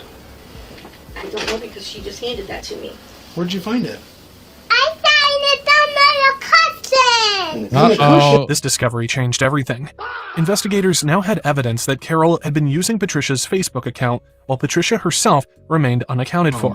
That gave detectives probable cause to move forward and seek a search warrant. So they stayed at the house, waiting for a judge's approval. Is there anything you want to say? We're going to start looking through everything, and we have access for the whole house now. The judge, he signed the warrant and everything. I know, but is there anything you want to just kind of let us know before we discover something, possibly, if there's anything to discover? Nothing to discover. I don't... Nothing. Once the warrant was signed, the full search finally began. The inside of the house had already been examined, so investigators turned their attention outside. The detectives weren't leaving. They want answers, one way or another. The delays weren't going to stop the investigation. They searched the detached garage. They checked containers. They searched vehicles parked behind the house. Nothing. Then they moved deeper into the garage itself. Boyfriend's here. As detectives worked through the property, someone suddenly arrived on scene. Carol's boyfriend, Ricky. The grandsons had already told investigators about him. I found out that he, my best friend, was still coming around, and so What's his name? His name is Ricky Schilling, Ricky Lee Schilling. Where's Where's the PT Cruiser and where's Ricky? What do you mean? Is he supposed to be here? Yeah, he's always usually here. He's always here. So that's the thing. A lot of the times he's here. Ricky was the other adult living in the home, which meant detectives had plenty of questions for him too. Is he in a PT Cruiser by any chance? Yeah. You know, sign his consent for his car, or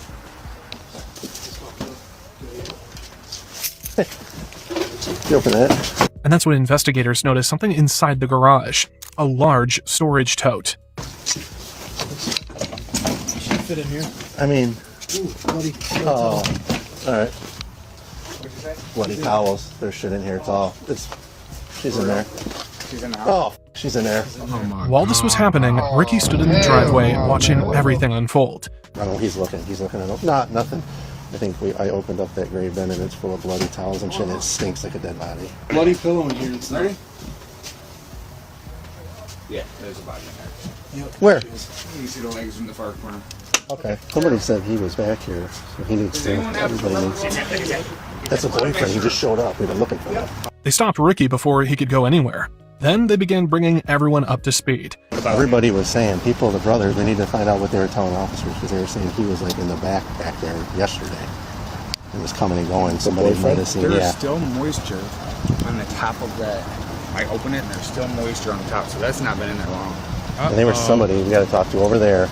According to Patricia's grandsons, Ricky had been moving in and out of the garage the day before, shortly after the first welfare check. Supposedly he's here every single day, all day. And the family said, hey, he was seen leaving here yesterday. It's just blood in her ear. She's got mold on her face, so she's been there for a couple days. Investigators were actually trying to reach him earlier. They couldn't find him. Then, almost at the exact moment they found Patricia, Ricky showed up. Detective Garibus. How you doing, buddy? Good, how are you? All right. When was the last time you saw Patricia? Like, physically saw her in person? Physically saw her. It's probably been about a month and a half. Would you mind coming to the station with us? So we can just sit there and talk? What's this about? Well, we want to find Patricia, but we're getting... She's not at her sister's house? No.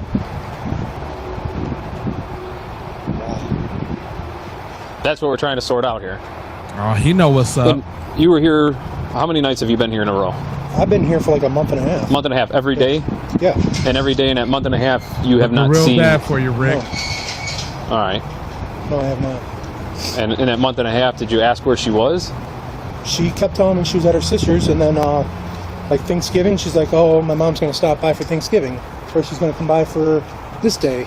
And then she wouldn't show up, and I'd ask about her, and I talked to her on December 3rd, so I wasn't thinking anything of it.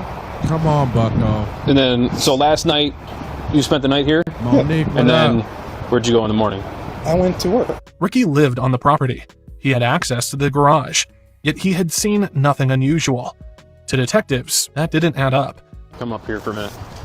Yeah, he should be in cuffs already. Which hands are they? You got any weapons on you? No. I might have my knife on me over there. Ricky was taken into custody and transported to the police station for questioning. Once detectives were finished with him, it was Carol's turn. Go ahead and stand up for me. Throw on your hands behind your back, okay? You just gotta set it up.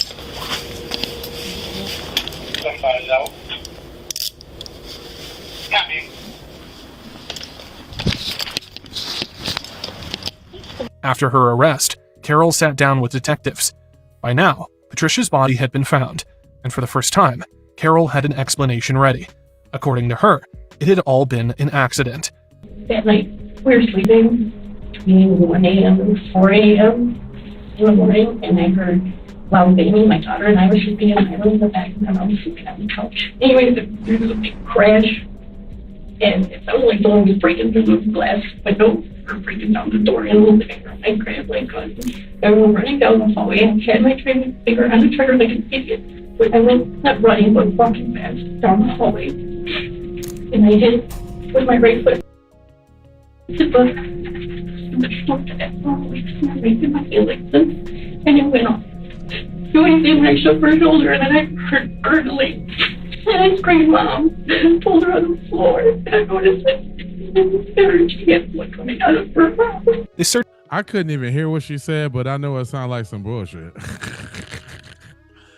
If the next one's like that, we just gonna go on to the next case, man. Make sure y'all hit that like button, subscribe, drop me some jewels, a couple super chats. We on a late night crime spree. I'm Jay Live. I scour the internet so you don't have to, so all you gotta do is sit back. Yiggity. If Patricia's death was truly accidental, how did her body end up inside a storage tote in the garage? So after that happened, obviously we found your mom in a container in the garage. Now, obviously my concern is kind of understand how she got there, but you gotta explain to me, because to me it seems like you're back everything that you can do this by yourself. So can you walk me through? I understand. Investigators also had another concern. They weren't convinced Carol could have done everything alone. Let me ask you this, was Ricky there that night? That naturally brought their attention back to Ricky. He was bigger, stronger, and lived in the house. Detectives wanted to know whether he had played any role in what happened. Of course he did. You don't have to give them if you want to. Carol claimed he wasn't even home. According to her, Allison was asleep when the gun went off. Now that's a good Detectives then asked the obvious question. What happened next? Did you leave your mom on the couch? Did you move her somewhere else? From a human standpoint, I mean, from a girlfriend standpoint, she's a great girlfriend. If she, you know, he must got some straight up whip appeal on her. She take the murder charge, but that is her mom. But it would suck if he actually did her mom and she was covering for him. That's some deep hatred for her mom. Either way, it's messed up. You understand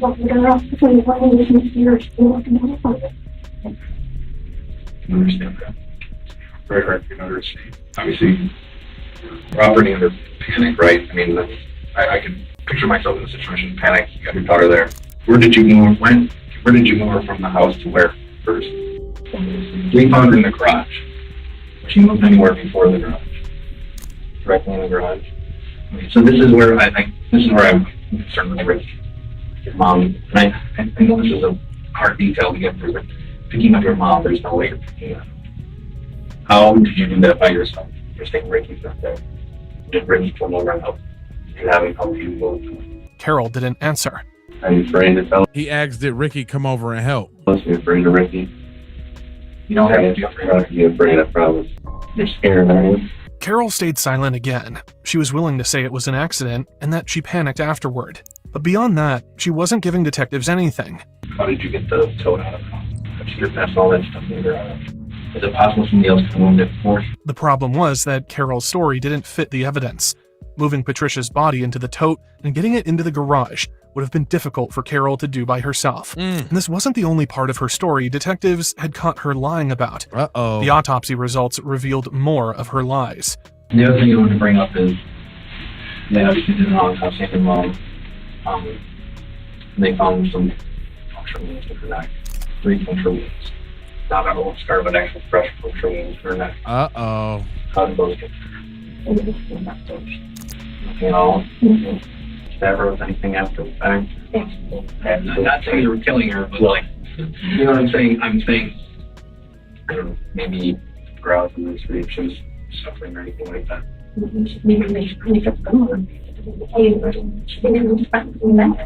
Because here's what I don't want to get caught up.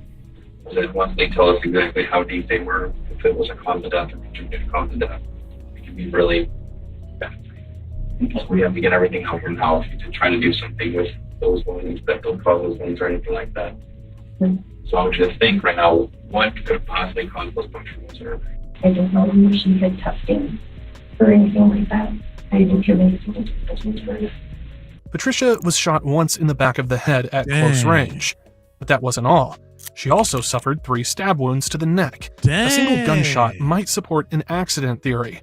3 stab wounds did not. I told y'all it was some deep-seated hatred for the mom. I told y'all. Did you actually not have a mistake? Did you actually need to kill your mom? Well, I'm not saying that. That's what I'm saying. I'm saying, do you understand where, when these things can't be answered, that's kind of odd. Can I ask you this? What's going on with puncture wounds? Did you freak out after you shot her and she was still breathing and you wanted to make sure that at this point, no good for her to be like this? Absolutely not. I wouldn't know. Absolutely not. Even with the evidence mounting against her, Carol refused to change her story. She also continued insisting that Ricky had nothing to do with it, so detectives turned their attention back to him. Carol been acting strange or suspicious to you or different? She's bipolar, so I always said that she was the world's greatest actress because I can't tell when she's being sincere or not. That's different than bipolar. Unlike Carol, Ricky was cooperative. He answered questions. He provided information, and he appeared to be genuinely trying to help investigators understand what happened. It's also worth remembering that officers stopped him before he even knew Patricia had been found dead. Do you have any idea what's going on? No, I don't. You have nothing? Somebody at the house said something about Patty is not at her sister's house where Carol was telling me that she was at. Then, detectives focused on one area in particular, the garage. Let me ask you about the garage. You ever go in the garage? Yeah. Ever? Never. When's the last time you think you were in the garage or at Frienders? I think we went to go look for a screwdriver. Jeez. I think it was early December. It's been a couple weeks. Did she have you go and look for it, or did you go? No, she came with me. We got a real big problem. I think you know what it is, and I think you need to be honest and upfront with us. Yeah. So we're going to give you the opportunity now. Tell us what really happened. Patty, she's been at her sister's house as far as I know. We know Patty's deceased. Patty's got a gunshot wound to her, and she was found in a tote in that garage. So you have to tell us everything you know so you don't implicate yourself anymore. Because here's the thing, Ricky. There's investigative tools we have. We're going to find out exactly when she died, where you were when she died. Which I'm betting you were in that house, and you know exactly what happened. No, I don't. I never had a problem with Patty. I'm not saying you had a problem with her. I'm not saying that at all. I'm saying you know something. I don't know anything. I swear. You don't know this woman. This woman, Carol. In the end, detectives found no evidence that Ricky helped commit the crime. The evidence pointed to only one person, Carol. In the beginning, this looked like a family disagreement. Nothing more than a welfare check. But every time someone asked a simple question, Carol's story became harder to explain. Where was Patricia? Why couldn't anyone see her? The answers weren't uncovered by a confession.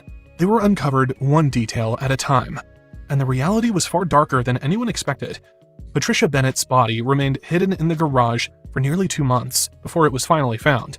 During that time, Carol continued using Patricia's bank accounts and credit cards while convincing family members that she was still alive. Carol never fully confessed to killing her mother, but by the time the investigation was over, the evidence spoke for itself. She was charged with first-degree murder, larceny, and felony firearm violations. Facing the possibility of spending the rest of her life in prison, she eventually accepted a plea deal and was sentenced to 20 years. 20 years for killing your mama. Or her aunt. Was that her aunt? That was her mom, right? Yeah, because she kept saying that my sister's house or something. Man, that's wickedly wild. Hey, y'all, man, I had a super chat goal, man, so I could do a whole nother hour of streaming. I was only planning on going 4. Do y'all want some more? Can you sprinkle me? Cause I got another one. I got a couple more in case I was going. Can I get a little sprinkle? Y'all want to sprinkle me up a little bit, man? I'm over here working, man. I got these little streams going on. Trying to do some late night. This is my 3rd stream for the day. I did 2 earlier. And I said I was gonna do some late night stream with lava. Y'all like that little background music? That's the little background music. Like I'm trying to cover up the music in the things I'll be playing, so I can try to get some ad revenue. You know.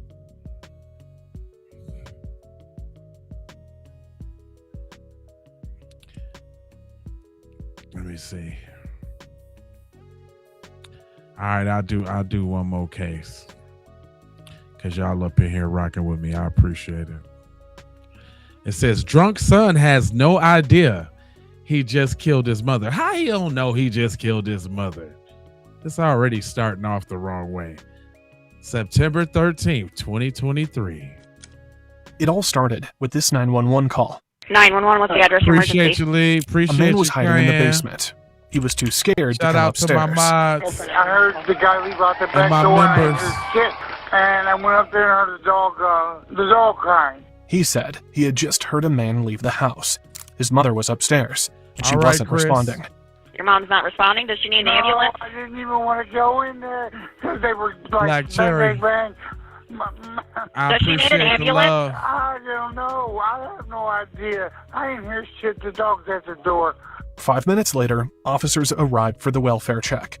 Waiting in the driveway was 44-year-old Neil Howard, heavily intoxicated. What's up? I hear the dog whining from the basement. Mom tells me she's Got back through, Amber. that she's got a date on the way. Okay. And she works like 3 jobs. This is the way I was raised. So I spruce up the kitchen to take all the laundry off the kitchen table, throw it in the laundry room. I don't want to see nothing. I guess it's that date on the computer, or on the tenders or whatever. I don't know. I'm afraid to go in that room. I hear the dog whining in that room. So you live here, sir? I live in the basement, man. I had open heart surgery a year and a half ago. Okay. So what is your... I'm about to move out this weekend. Okay. Everything went silent. I hear the guy go out the back door. Okay. Is your mom okay? I'm scared to open the door. Huh. Okay. Where's your... I hear the dog whining behind the door. Everything just went shut up, and she goes... She turns the country music on real loud so I can't hear. Oh, she did that? My mom does it every day. It's already not starting out good. Blasted. Some old sorrow country music. Okay. She misses her husband or whatever, but she's bringing guys into the house. Yeah. So unfortunately, she can't do that. Yeah, she had a 5-year thing to where she wasn't allowed to do it. When that 5 years was up, she started doing it. Well, she's allowed to have... What I'm trying to convey to you is she's allowed to have people in the house because it's her house. Right. We can certainly check on her, though, and make sure she's okay if you live there.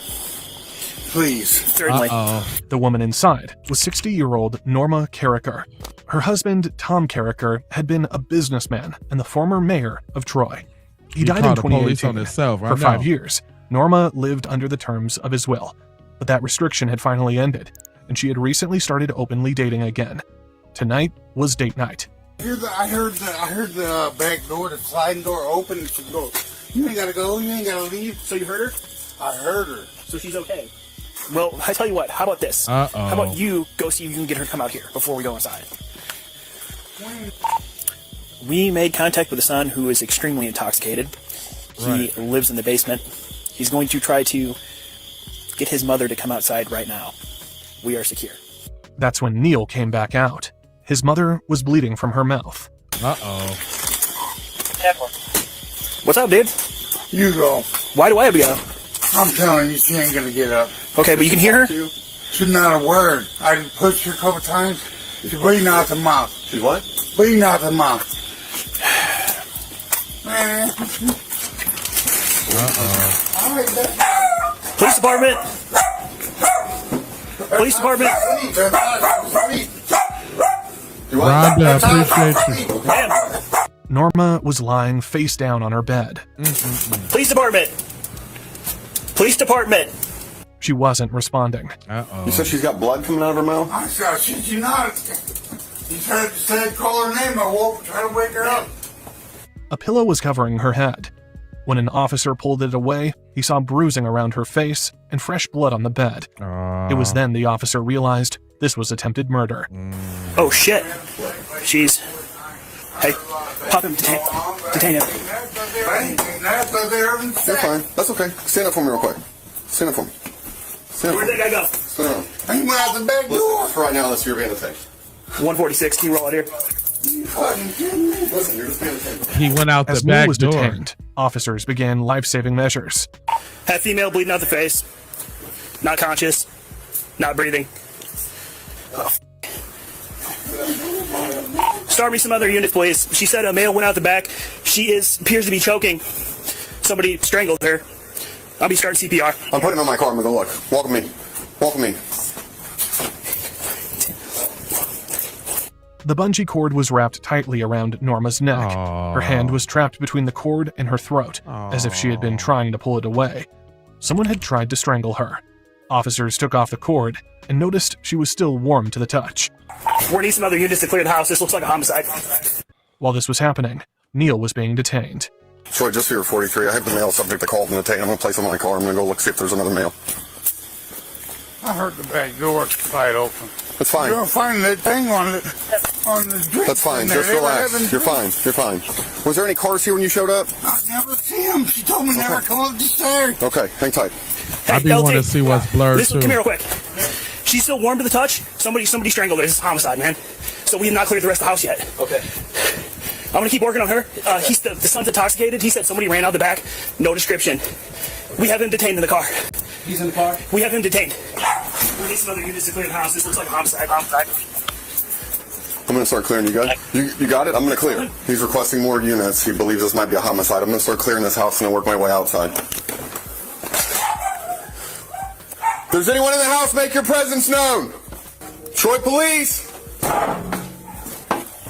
Troy Police, if you're in here, make your presence known.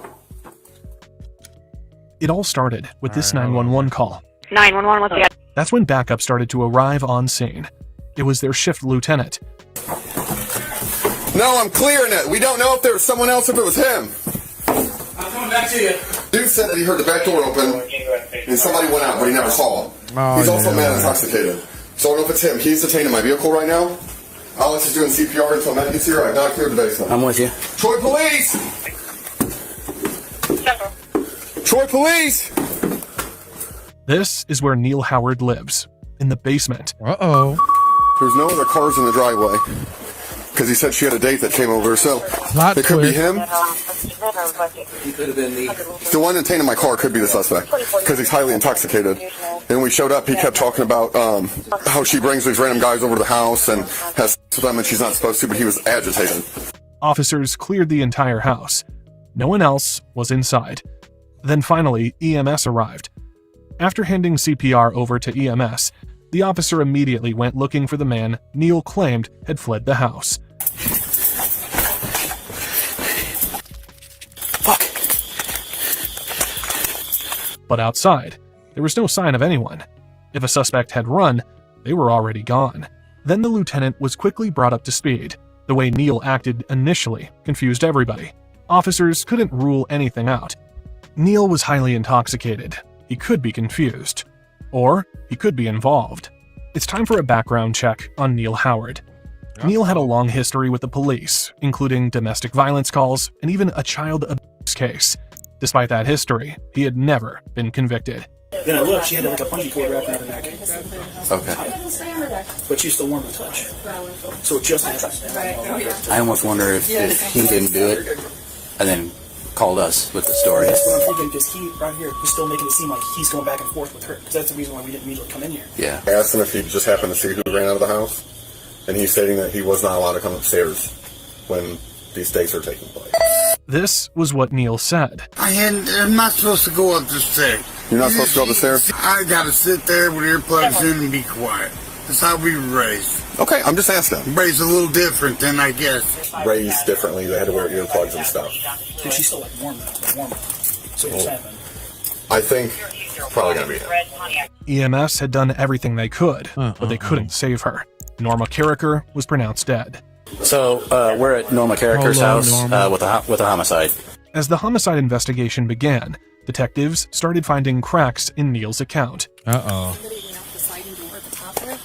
At the... yes. So did you see that there's puddles of water there? I have not. When you first step out? I have not. And there's no... Footprints? Okay. If you're going to strangle her in that room, why would you run all the way through the house and then come to the sliding door to come out? Yes, I think he did it. You see what I'm saying? Yeah. I don't see anything wet. But I feel like you would not miss that if you came out that door. And that's exactly what he did. There's little puddles outside the sliding glass door that most people wouldn't see coming out of, and there's no wet footprints. Where at? Up by the very... When you come out the sliding door? This door, not this door. Right. This door. Sliding glass door. But here's my thing. And if you're going to commit a crime like the door. murder there, why run all the way through the house, go to the sliding glass door, and come back out instead of coming just straight out this door? Right. Then investigators spotted a CCTV camera mounted on a neighbor's house. Perfect. Hopefully that works. Unfortunately, no footage was recovered. Wow. They still brought in a canine team to track the killer. The dog found nothing. Neil Howard just became their prime suspect. He was then transported to the station. Howard. Yeah. You know what? These guys are all wrong. That's what we're here to find out, okay? Look at my fingers. Come on, we'll get you inside, I'll get them off you. Come on. Sure, give me this. This is bullshit, man. He was taken to an interview room. Detectives noticed fresh injuries on his... All right, y'all. Give me a 1 in the chat if y'all think he guilty. Give me a 2 in the chat if you think he not guilty. Come on, let's see. I'm trying to see some. fingers. The marks looked consistent with the hook of the bungee cord found around Norma's neck. They also noticed a bloody lip. Before Neil could be interviewed, detectives returned to the neighborhood. They began canvassing nearby homes. One of Norma's closest neighbors was also a mother living with her son. You heard anything tonight? No, not until these guys all started barking. So it's nice, been quiet, anything like that? Yeah. Do you know who lives there? Norma Carragher and her son and different relatives are always moving in. Everybody say he goes. She had always found Neil unusual. He's kind of different. Do you know her son's name? No. Have you noticed anything like unusual or anything like that over the last couple He's days? unusual. He rides the lawnmower down to get the mail. He comes out in what looks like her nightgown. I mean, he's different. So he comes down and comes out in her nightgown? Uh-huh. Are there a lot of guys coming down from over there? Always. So a lot of dates and stuff? Oh, it just all the time. There's a black pickup truck with a black, and I know that's a friend of his. She hadn't seen any visitors that night, but she did mention a black truck that had been showing up at the house regularly. Yeah, black Silverado, single cab short bed with a black camper shell. There's a twist, and y'all. that is I'm not going to say an older gentleman, but he's in like his 50s. Or so that It's a drives friend that. it's a friend of the son's. Plot twist. She has a very good friend. His name is Terry, but that's a friend of Norma's that comes and goes. And it was really kind of funny because 2 weeks ago, all of a sudden, Terry came in, and he's not over there a whole lot. And Back at the station, Neil sat alone for more than an hour. Detectives wanted some of the alcohol to wear off before questioning him. Hey, Neil. You waking up to talk to me? You alright? I'm a little bamboozled. Understood. Thanks, How much sir. have you had to drink? Are you? No, my mom drinks it. Okay. I don't drink it to the bottom. I know better. Okay. This is crazy. Yes, it is. So are you? So you sober enough? Are you on anything? You're enough to understand me? Understand what's going on and stuff? My thing is listen to people. Okay. They're not healed up yet. I used to talk like this. Neil is right. This wasn't the first time he had been investigated in the death of a family member. Back in 2005, he was charged with killing his biological father, George Howard. The case went to trial, and he was found not guilty. Detectives tried. Why is it every time we watching one of these joints, the killer has done everything under the sun first? This dude didn't kill his dad? To read him his rights, but he was still too emotional and too intoxicated to conduct a proper interview. Wow. So they left him alone and headed back to the scene.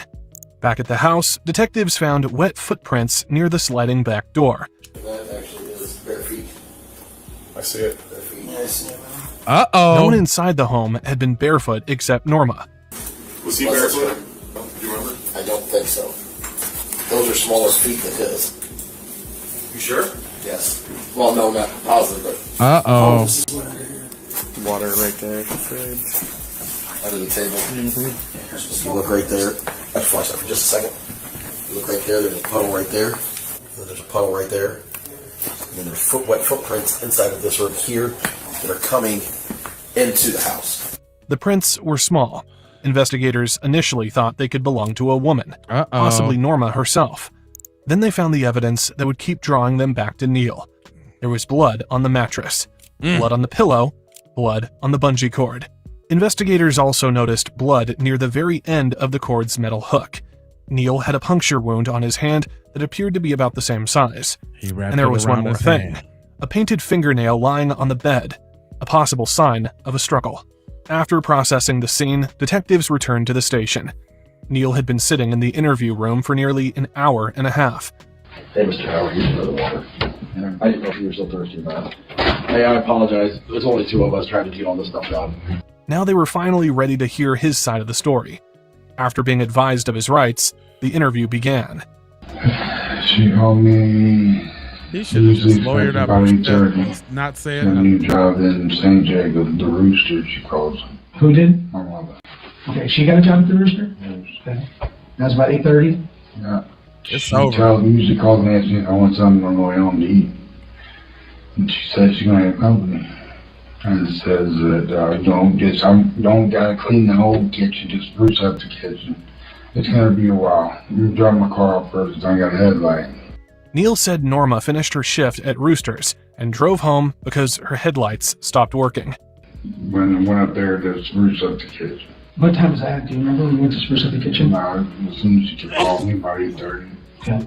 And what time did you hear the car? About 9:30. About 9:30? About 8:40 when she called me. This is later than usual. So was she at the Rooster? Did she already start the job, or? Yeah.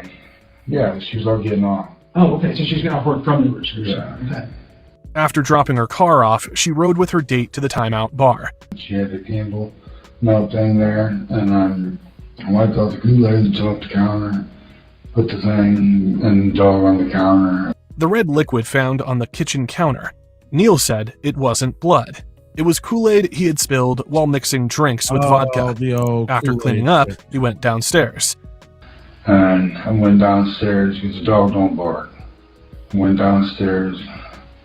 I could hear the car out front. I guess she jumped in his car and left hers. I didn't get to see anything. I wanted to go up there just to, make my presence known, but I was scared of Mama. Neil insisted he never met the man Norma was seeing. He didn't even see him. Neil stayed out of his mother's way because he was afraid she would kick him out. He said Norma left for her date, returned hours later, and he put in his earplugs.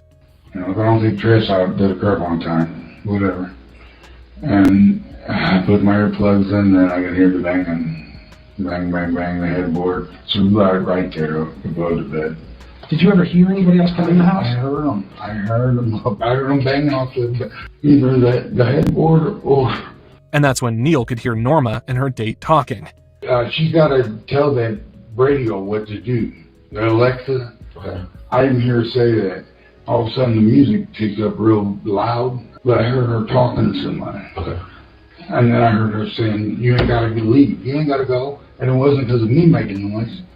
Because I was like, I don't even try to move. Then he heard the sliding door open. The dog started whining. Neil believed something had happened upstairs. That's when he called 911. I'm being trapped, man. I don't have to be. I'm sorry to feel that way, Neil. I'll tell you what my sister's number is. You can call her. His sister Jenny received the news, and she headed straight to the house. So we're gonna let the coroner come out and talk to you too. Okay. Okay, kind of explain a little bit about. Is my mom deceased? Yes, ma'am. Okay. Yes, ma'am. Is my brother in jail? He's being talked to right now about because he lives here too. Yeah.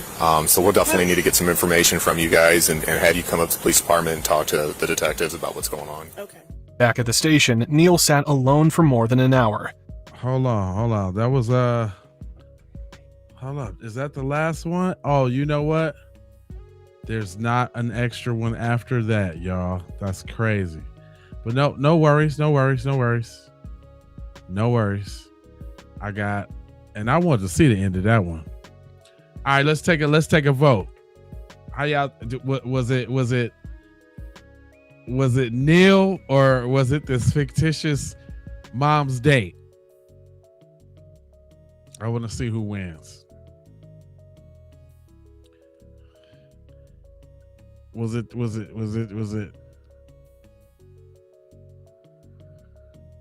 Neil or the fictitious date? If y'all had to guess, let me see where y'all at. I got another joint though. Teen killer is about to get a reality check.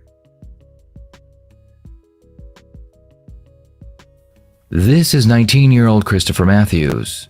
Back in August of 2020, Christopher was arrested in connection with the murder of 20-year-old drug dealer Tanner Banderit. According to the arrest report, Christopher picked up Tanner from his home so he could purchase some cocaine. While they were driving, Christopher shot and killed Tanner. He then dumped the body on the side of the road, took his victim's cocaine, and drove away. There's always two sides. Yeah. And you know exactly why you're here. So tell us your side, man. Why do you think you're here? Why do I think I'm here? Yeah. Because my car was in a crime scene. And what kind of crime scene was that? What do you think? Rochelle, welcome. It's stated on your paper. Uh-huh. So. Okay. I guess you guys are investigating a murder of Tanner? Yeah, how do you know Tanner anyways? Friends of friends. And Chris, I'm going to let you know now, just so you understand this. We know Tanner was involved with drugs. We know you and are involved in drugs as well a little bit. We do not care about any of that. Whatever you tell us about the drugs, I can tell you now, I'm not a drug cop and I don't care about those things. And neither does my partner, okay? So during this interview, we just would like you to be as honest as you can about everything. Because I know that in the back of your mind you're thinking, I say the same thing, Cheyenne. Give me some on the drugs, you know what I mean? It's not the case. We do not care about drugs at all. Okay? Does that make sense to you? Okay. So tell us about your relationship with Tanner. So, real quick, y'all. to start, I know that little scene has to be really small on the portrait view. So if you want to check out the landscape view, you know, especially if you watch it on a TV, you want it to fill up the screen. And plus, if you want to interact with the full chat, you can see it really big on the landscape view. How do you get to the landscape view? Whatever channel you is, press on the channel and then go to the channel. And usually the landscape one has drastically less views than the landscape one has drastically less views than the portrait one, but it's usually like the second one down, I think. So it'd be like the portrait one first and then the landscape one. That's if y'all just want to see it real big and enjoy yourself, you know what I'm saying? Or read like the text or anything like that. But I'm gonna keep it rocking. I ran away from my dad's house. This is my side of the story. Yeah, tell me. And then I started doing a lot of cocaine, and I met him through all of the people that I was hanging out with. Wow. And he was the dude up in Frederick. That's all I knew him as. Okay. And then I'd take him to go pick up stuff here and there, but that's all I really knew him as. And when you would take him to go pick up stuff, would he give you a little bit on the side for kind of chauffeuring him around sort of thing? I mean, he'd pay me money or product. Okay. What was it usually? Mainly product. Mainly product. Because I was addicted then. Yeah. So. Okay. Still addicted. Yeah. Keep talking to us about it. And so what since then? Since you Keep were talking to us about it. I don't know. I lost connection with him. I finished all of my legal troubles when I turned 18, and then I just remember seeing him at Starbucks one time with Alicia, and then after that I didn't really hear from him, see from him. And then one of my friends, Jojo, Jojo reintroduced me to him. Quick, let me answer that real quick. And then, so there's 3 channels. There's shout out to the J Lava channel. Shout out to the Keep It P podcast. Shout out to the Keep It P podcast Raw. It's 3 channels. You can be on either one of them. Doesn't really matter. I just appreciate y'all tapping in. I mean, it would be advantageous to subscribe to them all because eventually there's going to be different content on each channel. But right now, since we just growing, then we showing on all 3. So very good question. I appreciate that. Right now, this is my second installment on the late night crime tip with Jay Lava. Here, let me show my face, man. You know, just so y'all know I'm still here. I'm sitting here tapping in with y'all. You know what I'm saying? Yeah, I put the big chat up. I mean, you can see it on the portrait one too. It's probably just small. I don't know if you got bad eyes. You know, my eyes getting bad. I'm getting old. I'm an old man. My eyes getting bad. So I need to see the text real big. Straight up. But yeah, man, I appreciate y'all rocking with me. I do, you know, social commentary in the daytime. Like right now, we real heavy on the Nolan Wells case and other things, which is stuff people that ask me about in the chat, but I ain't talking about that right now. We talking about this crime. It's a whole different thing. So You know, of course, if you want to send a super chat, I'm going to answer your question. But beyond that, you know, this ain't political or nothing. You know, this is just us chopping up these crimes. I mean, I might have to get on some folks, but as y'all notice, we done watch, you know, a little black crime. We done watch a little white crime, a little Mexican crime, little all type of crime. Crime is crime. So that's what we doing at nighttime. I appreciate y'all rolling with me. Let's get back to it. Now make sure y'all switch over if y'all want to see it big. And I just hung out with JoJo and Tanner, like not a lot, but we'd go run them to the plug's house or whatever. To what? To the distributors. Oh, okay, gotcha. Yeah, I was just kind of the driver. They liked my car. It's a nice car. It is nice. He sells you some drugs, you drive around, Yeah, and that was kind of thing. So yeah, that was about it. So you didn't hang. There's 3 on YouTube. It's J Lava, JAYLAVA. Then it's Keep It P Podcast. And then it's Keep It P Podcast Raw. We on Keep It P Podcast Facebook. We on FBAJ Lava on TikTok. We on Keep It P Podcast on Twitch. He's like, yes, sir. I got the big stream. Cayenne. That's why I put it out there, because I know, you know, you get to see it really big. It's gonna be super big. You can see the chat effortlessly. That's how my mans watch it. Actually, when I looked at the analytics, I see that most of y'all actually watch this program on a super big TV. If it ain't your phone, it's just between the phone and the TV, a few tablets, but mostly the phone and the TV. But yeah, if you want to see us real big, I just tapped in so y'all know I'm sitting here watching it with you. I'm really at work, y'all. I'm really doing this.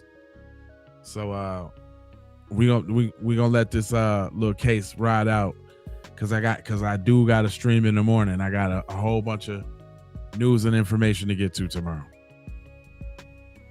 Hang out, you guys weren't like boys hanging out. No, we weren't like kicking it. We weren't drinking. We weren't kicking back beers. I wasn't partying. I don't like to party anymore. Like if I party with a small group of people. I don't like to go out and like. Hey, even if you on the phone, you can still watch the landscape and turn your phone to the side and see it real big. You know what I'm saying? If you ain't got no big super duper big screen type phone, you know what I'm saying? Yay, what that chat on the phone, watching on TV. That's how you do it. That's the real way. I got a big 75-inch right here on the wall, so I'll be kind of like looking at myself while I'm streaming just to make sure everything right. And like if I need to, so sometimes y'all see me look to the left, and that's why. But hold on, I want to get to little Poindexter here, because this boy sound like he white Mike or something. Like he been selling everything in the hood to everybody. We know Tanner was involved with drugs. We know you and are involved in drugs as well a little bit. We do not care about any of that. Whatever you tell us about the drugs, I can tell you now, I'm not a drug cop, and I don't care about those things. Yeah. And neither does my partner, okay? So during this interview, we just would like you to be as honest as you can about everything, because I know that in the back of your mind you're thinking, oh man, they're going to try to give me some on the drugs, you know what I mean? It's not the case. We do not care about drugs at all. Okay, does that make sense to you? Okay, so tell us about your relationship with Tanner. So, to start, I ran away from my dad's house. This is my side of the story. Yeah, tell me. And then I started doing a lot of cocaine, and I met him through all of the people that I was hanging out with. All right. And he was the dude up in Frederick. That's all I knew him as. Okay. And then I'd take him to go pick up stuff here and there, but that's all I really knew him as. And when you would take him to go pick up stuff, would he give you a little bit on the side for kind of chauffeur him around sort of thing? I mean, he'd pay me money or product. Okay. What was it usually? Mainly product. Mainly product. Because I was addicted then. Yeah. So. Okay. still addicted. Yeah, keep talking to us about it. And so what since then? Since you were I don't know. I lost connection with him. I finished all of my legal troubles when I turned 18, and then I just remember seeing him at Starbucks one time with Alicia, and then after that I didn't really hear from him, see from him, and then one of my friends, JoJo. JoJo reintroduced me to him. Okay. I'm throwing JoJo. And then what happened from there? And then I just hung out with JoJo and Tanner, like not a lot, but we'd go run them to the Plug's house. Black Cherry, that's right. To the distributors. Oh, okay, gotcha. Yeah, I was just kind of the driver. They liked my car. That's a nice car. It is nice. He sells you some drugs, you drive him around. Yeah. And that was kind of thing. So Southern California. So you didn't hang out. You guys weren't like boys hanging out. No, we weren't like, dropping hey, names. like kicking it. We weren't drinking. We weren't kicking back beers. I wasn't partying. I don't like to party anymore. Like if I party with a small group of people. I don't like to go out and because most people go out and they drink and they drive. Sure. I'm completely against drinking and driving. So when you're partying, you like to be where you're at and not move, kind of thing. Yeah. That makes sense. How long have you been addicted to cocaine? How long have you been off and on? Cocaine. 2 years. 2 years. After they establish that Christopher knew Tanner, it's time to move on to the reason why he is there. Christopher knows he has been caught, so he comes up with one of the worst lies you will ever see. Christopher and Tanner. Tanner and Christopher. He's like, tell me more about your cocaine. You do cocaine, huh? How much?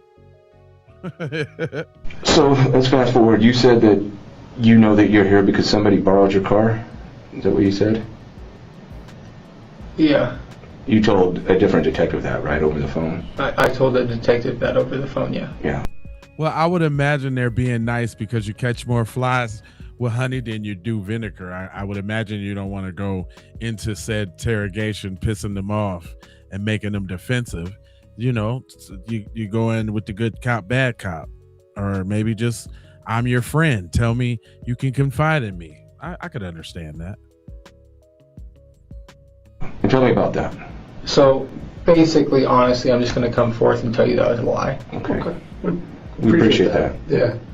And we've done a lot of work, so we kind of already knew that. Yeah. But I think this is your opportunity to be as candid as possible and just tell us what happened. See, get candid. We want to know your side. He was in the car with me. Know your side. Tanner was?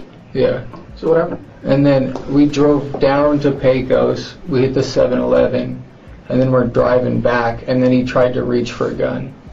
Huh. For what gun? For my gun. He tried to reach for your gun? Yeah. That sounds like in Vegas. My gun was in the center console. Just sitting there? Yeah. Is it the gun that's in the car now? No. That's a different gun. Okay. And what happened? Basically, he reached for it, and then I shot him. Damn. How did that go down? How'd that go down? Because he was shot right here. Yeah. So how did that happen? There's more. There's a whole lot more that happens when you shoot somebody in the head. So give us details. We struggled for a bit.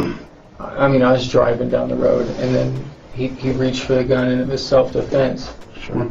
So tell me, did he say anything? No. When he reached for it? He just reached for it. Did he actually get hold of it? Honesty. No. I got a hold of it first. You just saw him reaching toward it? Yeah. And then what happened? And then I shot him. You were in your car, Yeah. still driving? Where was that at? Where exactly, what do you think that? Pecos. Pecos and what, like cross streets? 116th. Like 116th and Pecos? It was still by those apartments? Yeah. Okay, so then what happened? And then he was out I didn't know what to do. I was scared. Sure. You shot somebody in a car. Scary. Yeah. So what'd you do? I should have took him to the ER, thinking about it. Yeah. But what did you do? I took him to a field. Okay. Dang. I didn't know what else to do. I bet you panicked at that point, huh? Yeah. I'm pretty scared too. That's a long ways to drive. Was he dead right away? The cops is making me sick. Really? And they are so. I don't know. I was just freaking out. They they would piss me off. I wouldn't tell them nothing.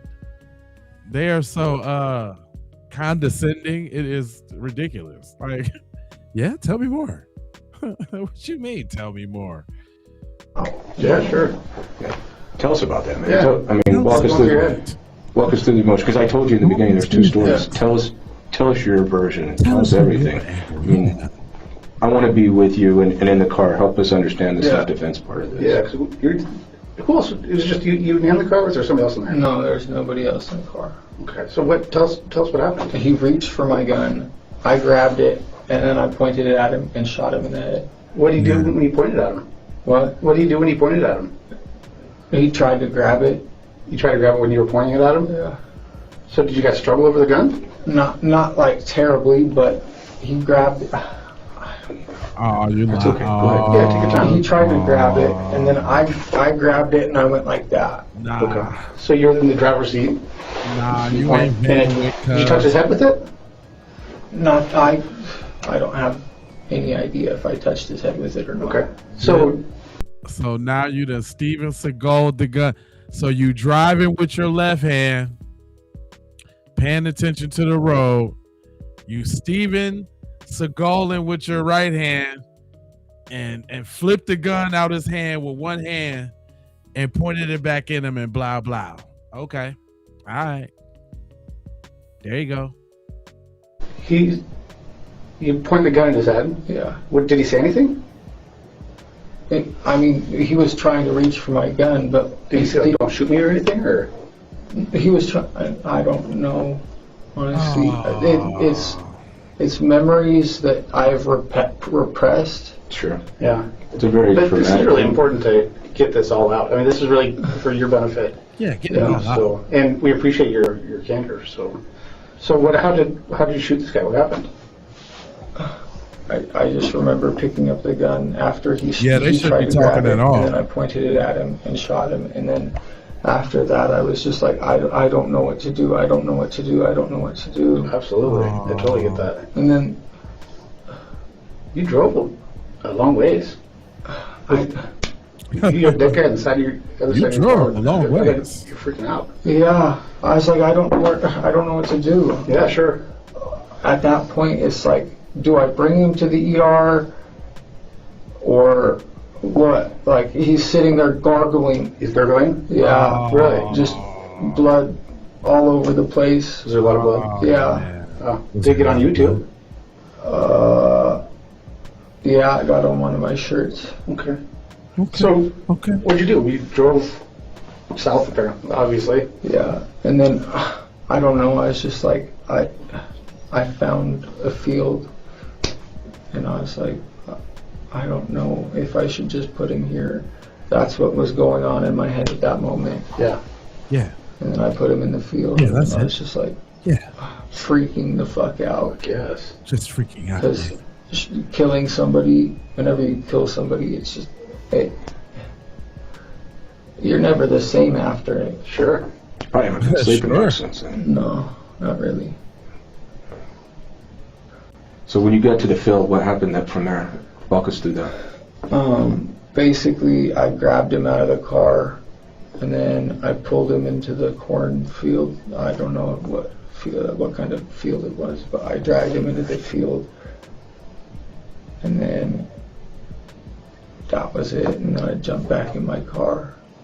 Okay. When you drug him into the field, was he still gurgling, or was he? He was out. He was out by then. No, and then I took off my shirt while I was driving to cover his head. Oh, you did? Yeah. Just because I don't know. I just What'd you see after you shot him? Is trauma. Like I try not to go back into it. Yeah, I understand. Unfortunately, we need to go through it in some detail today. And I know it's traumatic to have to relive it, but these things really happen. Yeah. And well, fortunately, we're gonna have to go through it, buddy. Suck it up, Buttercup. It's time to go. Can't take it back, right? I mean, it's something that went bad, but You have to own your part of it. It is what it is, right? Yeah. Like, there's nothing we can do to make that go away. This is something that happened. Yeah. And so we just put the whole story out of what happened, and then, because we weren't there. Like, we knew that you shot this guy, you know, but we didn't really know the context of how that happened. Like, we didn't know if you were just like cold-blooded execute this guy, or if there was some. I wouldn't do that unless my life was in danger. Yeah. Sure. So you drive up to the cornfield and you stop, obviously. And then walk us through what happened after that. And then I remember just getting out of my car and then grabbing him and dragging his lifeless body into the field. How did you drag him? By his arms. Like under his arms, like a fireman, or by his hands, or what? I think I grabbed him by his wrists. Okay. I think I'm not exactly sure where I grabbed him. Okay. And then what? And then I drove off. Okay. Christopher claims that without any reason, Tanner reached for his gun that he kept in the center console while he was driving. It's very impressive that Christopher was able to react so quickly and grab the weapon before Tanner could. The detectives will eventually question him about the shooting, but for now, they want to know what happened to Tanner's drugs, money, and phone. Where is his money and cocaine and phone? I'm not exactly. Because I know his pockets were pulled out, and I know he had money and cocaine and his phone on when he got in your car. It's none of his. What's that? It's none of his. None of it's his? None of the money or cocaine is his. That's in your car now? No. Okay. So that night though, when you drove him into the field, what did he have on him? He had his ID and money and coke. And did you took that out of his pockets? Of course he did. Okay. I probably should have left it. But that's okay. I mean, we're just trying to walk through this whole process. I know little things might not seem important, but they are. Oh, wow. So when you took that out of his, it was in his pockets? Yeah. And then what'd you do with it from there? From there, just took it with you? Yeah. I took it with me. Got rid of it. How much coke do you have on? Like an ounce? Yeah, How much coke? Look. And how much money? Like how much coke? He How didn't much have money? any cash on him. Money? No. I thought he was carrying around like $5,000. No. Because he's like a flashy guy, right? Doesn't he flash money a lot? I don't. That's just I where guess it his is. house just got raided the day before or the day of. His did? Yeah. Okay. So then you take his phone and his ID. Was it in a wallet or how was it? Well, his phone was still in my car. Oh, it was just in your car. Yeah, and then I took out his ID. I don't know, and then the coke. Okay. And then you left. You said he had money too. The money was mine. Oh, okay. Yeah. Because you were going to buy a coke. I was going to buy the coke from him. Had you already given him money? You just took it back? Is that what happened? Yeah. Okay. How much was that? Like 1,000. That's not a bad price for an ounce. They're usually 12 to 14, right? I don't know, somewhere around there. Yeah. I'm not exactly sure. Did he always say an ounce for about 12, or how much did he? I was working my way up to ounces. Okay. So I finally had the 1,000, and I was just like, okay, I got it. And he was going to hook you up with the 1,000. Or I'm not sure if it was 1,000 or 12. Okay. But I just remember having the money, and the money was straight, and then I handed it to him, and then he reached for the gun. Okay. And but he never touched the gun, right? He never touched that gun, right? He was reaching for it, but. So you just grabbed it out and then shot him? Yeah. So let's fast forward from there. I know that I can imagine that things are just chaotic. But he's a kid, though, man. They taking advantage I'm of in him. complete panic mode at this point. I can seriously see that. I can imagine that. I can see it. Yeah. So from there, what happened? What'd you do? I drove around aimlessly. Was him in there? No. After I dropped him. I didn't know what to do. But you could definitely stick a fork in cuz he's done. I would too. And then I went to Tara's house. Did you go straight to her house, or did you go home for a change? I think I went home first to change. Okay. You're still panicking. I'm still panicking, but like it was like a weird panic, and it was like I'm freaking the fuck out, They love mentally. that freaking out, huh? And then from there, it's just, I You just kind of went into survive mode. Is that a fair way to put it? Yeah, and like, I don't know, sometimes whenever I'm like, I try to turn shit into humor, because if I turn it into humor... Every time the criminals, now usually it's the ladies that say, I was just freaking out, you know, freaking out. I was freaking out. I don't, you know, is that the overlay for the underlay for the setup for the crazy play? I hope that it'll get my head out of that, and like, but... How'd you do it on that one? I don't even remember. Yeah. I think I just started trying to like turn humorous brain on to get rid of trauma. Yeah, that makes sense. But how'd you learn how to do that? I don't know. I just feel like I've always thought that like laughter and like humor is better than, you know, sitting in complete terror and just... Yeah, that makes sense. And that's how you were feeling up until then? Yeah, I was freaking out, and then I showered, and like I started to collect myself a little bit after I showered, but I'm still like trembling. After listening to Christopher's story of how he disposed of the body, the detectives decide it's time to go back to the shooting. They want to know why and how the shooting occurred. Carpet. Okay. But did you try to pull the carpet out, or you just steam cleaned it? I just steam cleaned it. Okay. Was there still a lot of blood? Yeah, and there was like chunks of brain matter. Wow. Where was that at? Where was the brain matter? Just inside the car. Was it in the back, the front? All over. All over. Yeah, where was that? Where was he sitting when you had shot him? The passenger seat. In the front or the back? The front. In the front. Okay. And this is going to be hard, but I kind of want you to walk me through this just so we can follow this, okay?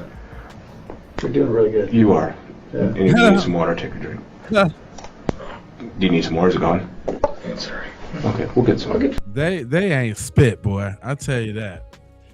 They ain't spit. You're doing a good job. I bet you he is. He done all your work for you. So we'll get some. Excuse my reach. No, you're fine. So when you leaned back, you grabbed the gun, and you demonstrated it. Show me how that was. Was it a reach out when you shot him? Were you here? How? Okay. Show me your body position as you're. He's right here. Okay. Say I'm in the passenger seat right now. He reached for it. No, kid, just shut up. I went like that. You're in the passenger seat? No. Okay, so Tanner's in the passenger seat. I'm Tanner right now. Okay. He goes for the gun, and then I'm driving, and then I grab the gun from the center console because I saw him reaching for it. And leave. And then I shot him. And when you shot him, what was his body position? What was he doing?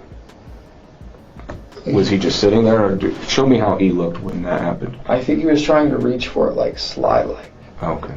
So it was slow? Like you reach real slowly for it? I don't know. Like it's just like you're not trying to grab it quick like, but like you're trying to grab it. I don't know. So he didn't like lunge for it. He just kind of like was moving his hand that way. Yeah. And then you grabbed it and shot him. Yeah, because like you don't reach towards the center console where a gun's at or another man's gun's at. Sure. Okay. Why did you decide to pull the trigger? I was always told with gun safety, if you're going to aim a gun at anybody. What? If you point a gun at somebody in gun safety, your intent is to shoot them. Yeah. So that was your intent? I mean, it wasn't like if you point a gun at somebody. I know he ain't getting choked up on this after everything else he done said. In the position to where your life is in danger enough. Yeah, why was your life in danger? Because he was reaching for my gun. Okay. How far away did his hand get from the gun, you think? It'd be easier to show like in my car. Oh, no, it's over for you. I don't know, maybe like 4 inches from the gun. Okay. His hand was about 4 inches from the gun? Yeah. Going kind of slow towards it? Yeah. It's over for you, bucko. I know. So, and just kind of going back to it. So No he's sitting in the self-defense for you. passenger seat. Yeah. You grab the gun first. Walk us slowly through that. What happens from there? What does he do? Walk slowly. He reached for the gun first. So after he does that. Yeah. But you get the gun first. And then what happens from that? And then I pointed the gun at him. And when you did that, what did he do? I don't know. Did he turn away from you, or? And then what happened? It all happened. I think I hit right here, so he must have been looking away from you. Yeah, it all happened in the blink of an eye, honestly. It was very quick. Yeah, and I just remember gunshot, blood splatter, and then gargle. Was there an argument or anything? Did he say? Yeah. Did you say where's the cocaine at, or Where the cocaine at? I was like, where is it at? And then, and then he reached for my gun. Okay. So was there an argument, or just maybe even like a going back and forth a little bit about the money and the cocaine? Kinda, not really. Basically, he was. I don't know necessarily like where he was at with his life in that moment, and like his entire house just got raided. Oh, they definitely trying to get a definitive I'm not on sure the powder. He was like in a spot where he was like, you know what, like I'm gonna take this dude's shit because I'm in a position to where I'm not okay. So I'm not sure if that's what I don't know, but we didn't really exchange words. He and I never really exchanged words ever. Now What you're about not making Ben, though? sense, bro. Was there? You gave him the money. Am I correct on that? Yeah, I gave him the money and I was like, dude, where's my shit? And then he reached for the gun. Okay. That's where I was getting at. That's what I was wondering. Okay. And then that's when everything else took place. Yeah. Okay. Hey Chris, I gotta tell you, I'm pretty impressed with your candor. I really respect that. I mean, I know things went bad, but you volunteered to come talk to us, and you just did it on your own. So I appreciate that. I respect that. And a lot of people don't have the ability to stand up like that. So, I mean, I'm not gonna sit here and bullshit you. Yeah. I mean, we didn't threaten you or promise you anything. So it's nice that you just took it upon yourself to be honest. I think that's cool. And it feels good, right? I mean, that's just human nature. Yeah. You've been holding this back for so long. It's a very traumatic thing that happened to you. It sucks. It does Good to have it suck. off your chest. It feels good to like actually release the entire story. Yeah, sure. Yes, So, exactly. I'm afraid to go to jail. I'm afraid to go to prison. If you guys call it murder, if you guys call it self-defense, like either way, I'm doing time for it. Why'd you bring a gun in the first place? Why did I bring a gun? Yeah. Because I always had a gun on me. What did you? I mean, do you think he was gonna? No, I just usually had a gun on me when I did my deals. Okay. Were you nervous about Tanner? Was I nervous about him? Yeah. Not really.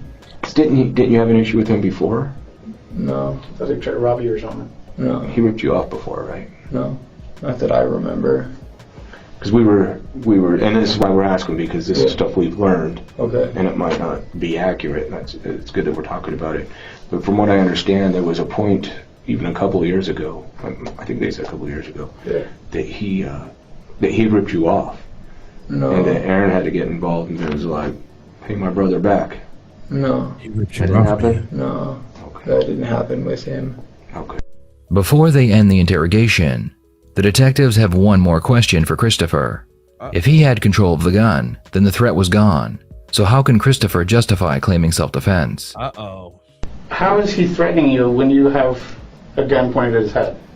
How was he threatening me? Yeah, how were you He was getting threatening injured? me by grabbing my gun. But once you had a gun at his head and he's looking away from you, why'd you pull the trigger? Because he's not a threat to you at that point, right? What do you mean?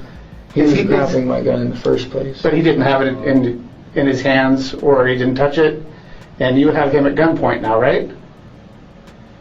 Right, and he's looking away from you. It's over for you, kid. Correct me if I'm wrong.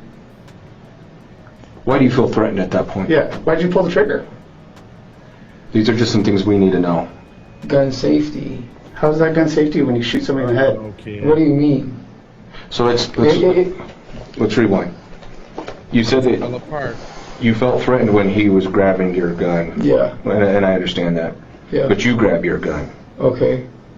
What do you mean? Yeah. Am I right? I grabbed my gun before he could have my gun in his possession. So then from there, you have your gun. Yeah. He doesn't have another gun. No. He doesn't have a knife. Struggle for it, right? Because he didn't touch it. He was reaching for it though. No, but once you have it in your hand, then he's no longer a threat, right? Because he can't get your gun. Uh-oh. Am I wrong? Uh-oh. Walk us through that. What do you mean? Tell us how you felt. How did you feel? Whenever somebody reaches for your gun, and usually, I don't know what was going through my head, but whenever somebody reaches for your gun, it's right there. Sure. So then you grab it though, and let's just go slow through this process. We realize it happens like this. We do. Yeah. We've been cops for a long time, so we understand the quickness of things happening. Yeah. But now's the time to slow it down, and let's break it down to that moment. Yeah. So now you grab it. Yeah. He doesn't have it. You explain. Tell me if I'm wrong. He kind of turns. I'm Tanner. He turns like, oh shit. I made a mistake.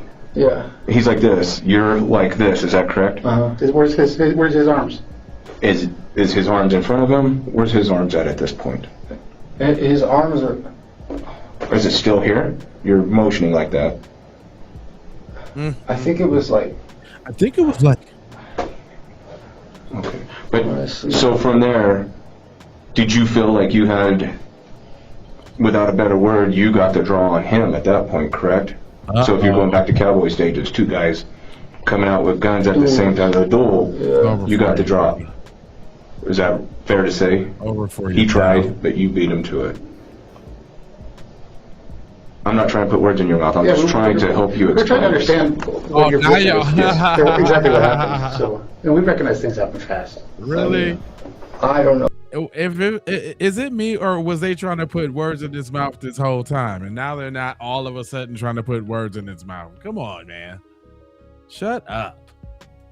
What happened in my head was that he was endangering my life. And at that point, when somebody reaches for your gun, and in that moment, the gun's right there. Okay. Sure. The gun's right at his head. Yeah. I was quicker to the Why'd you pull the trigger? Whenever gun safety. What's that gun safety? What do you mean? What? Don't point a gun at somebody unless you're ready to kill it. Or anything unless you're ready to fire. So if you point, so if you're feeling scared and you point your gun at somebody, that means you get to kill them? Right. No, it doesn't mean you get to kill them. Let me ask you something.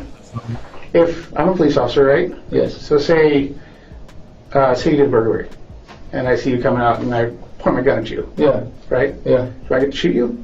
No, you don't get to. Then why did you don't have to. Why did you get to shoot him? You're right. You don't have to. Right at that point. And that's what would be the position that I would have to shoot somebody.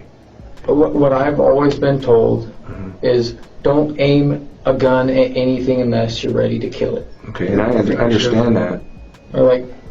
So you're ready to kill him when you point your gun at him. For the fact that he was reaching for my gun. So this is we're just going to be straight, and this is our hang up with this a little bit, and help us understand this. Okay.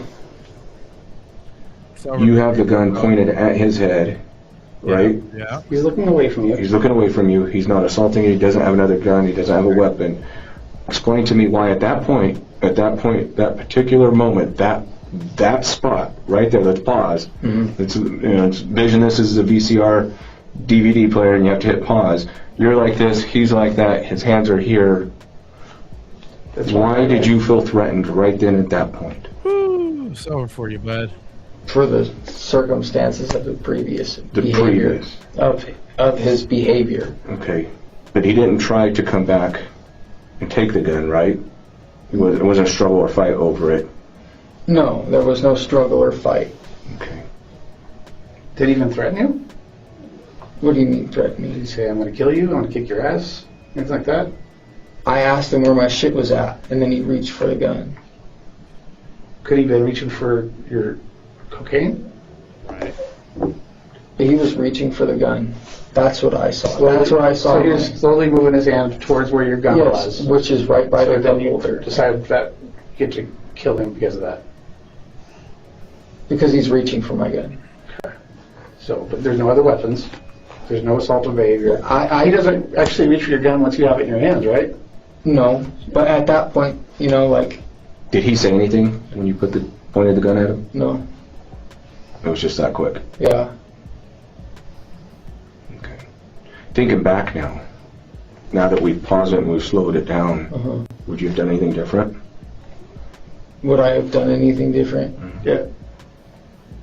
I would have probably never had a gun on me in the first place. Sure. But you did.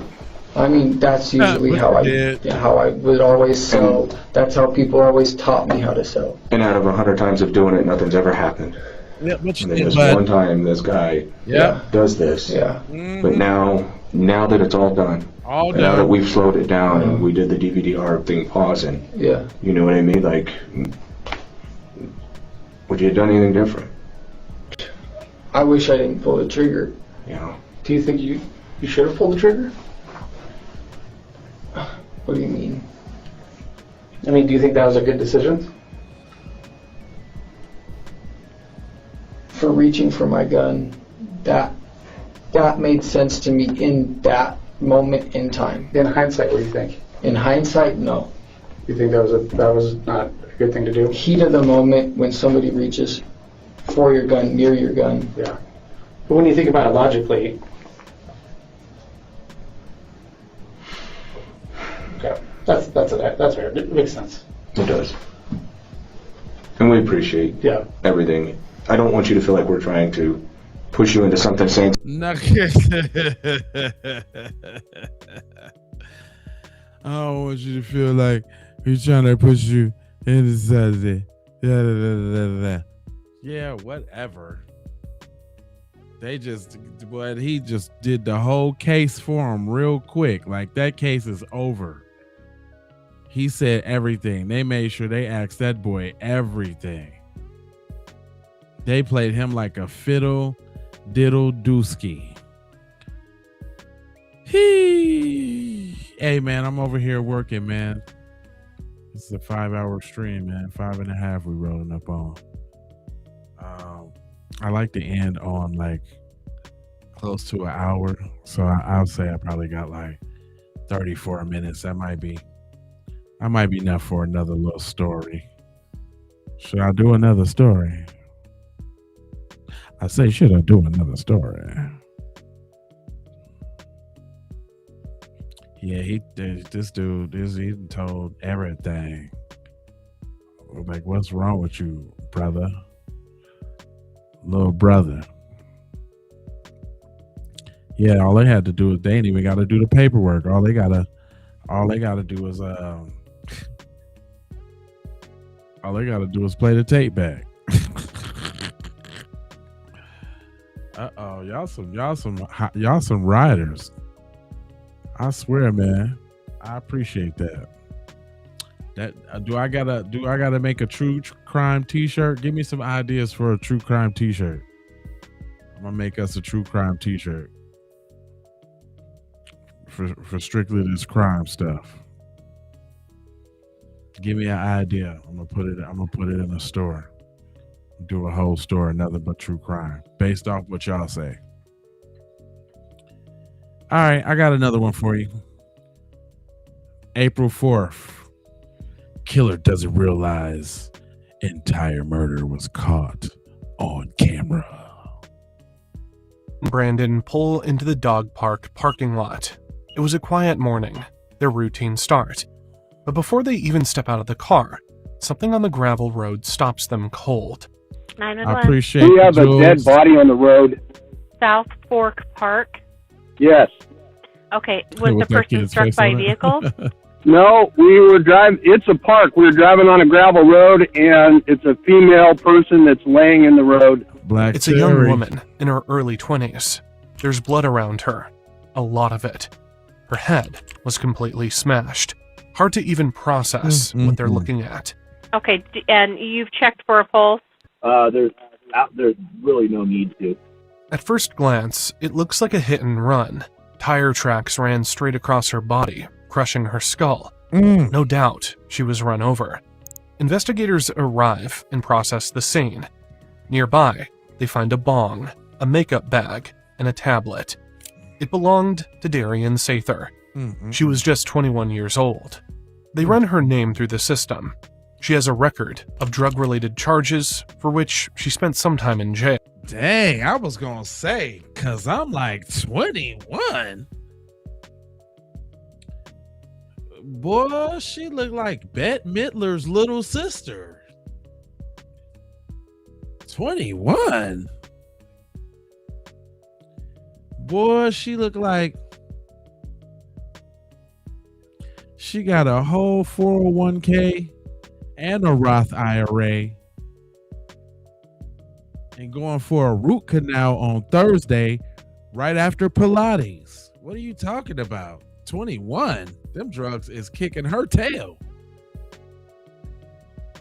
Them drugs is beating her down to the floor. I'm sorry that happened to her. I ain't trying to disrespect the dead or nothing like that, but I'm just saying, girl, you was out there for real, for real. She looked like Dolly Parton's older sister. She ain't 21. She ain't never been 21. She went from 20 to 47 instantly. I'm not even playing with you. She was doing crocodile. She wasn't doing meth. That's crocodile. Y'all ever heard of crocodile? That was something. That's something else. And not, no disrespect to the dead or nothing like that, but I'm just saying, geez, Louise. But not it.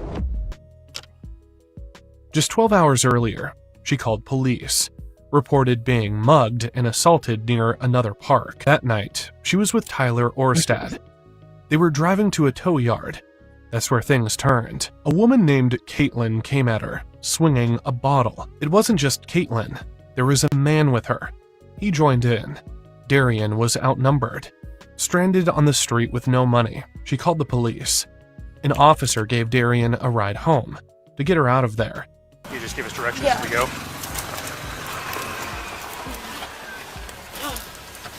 During the ride, the officer listens, watches.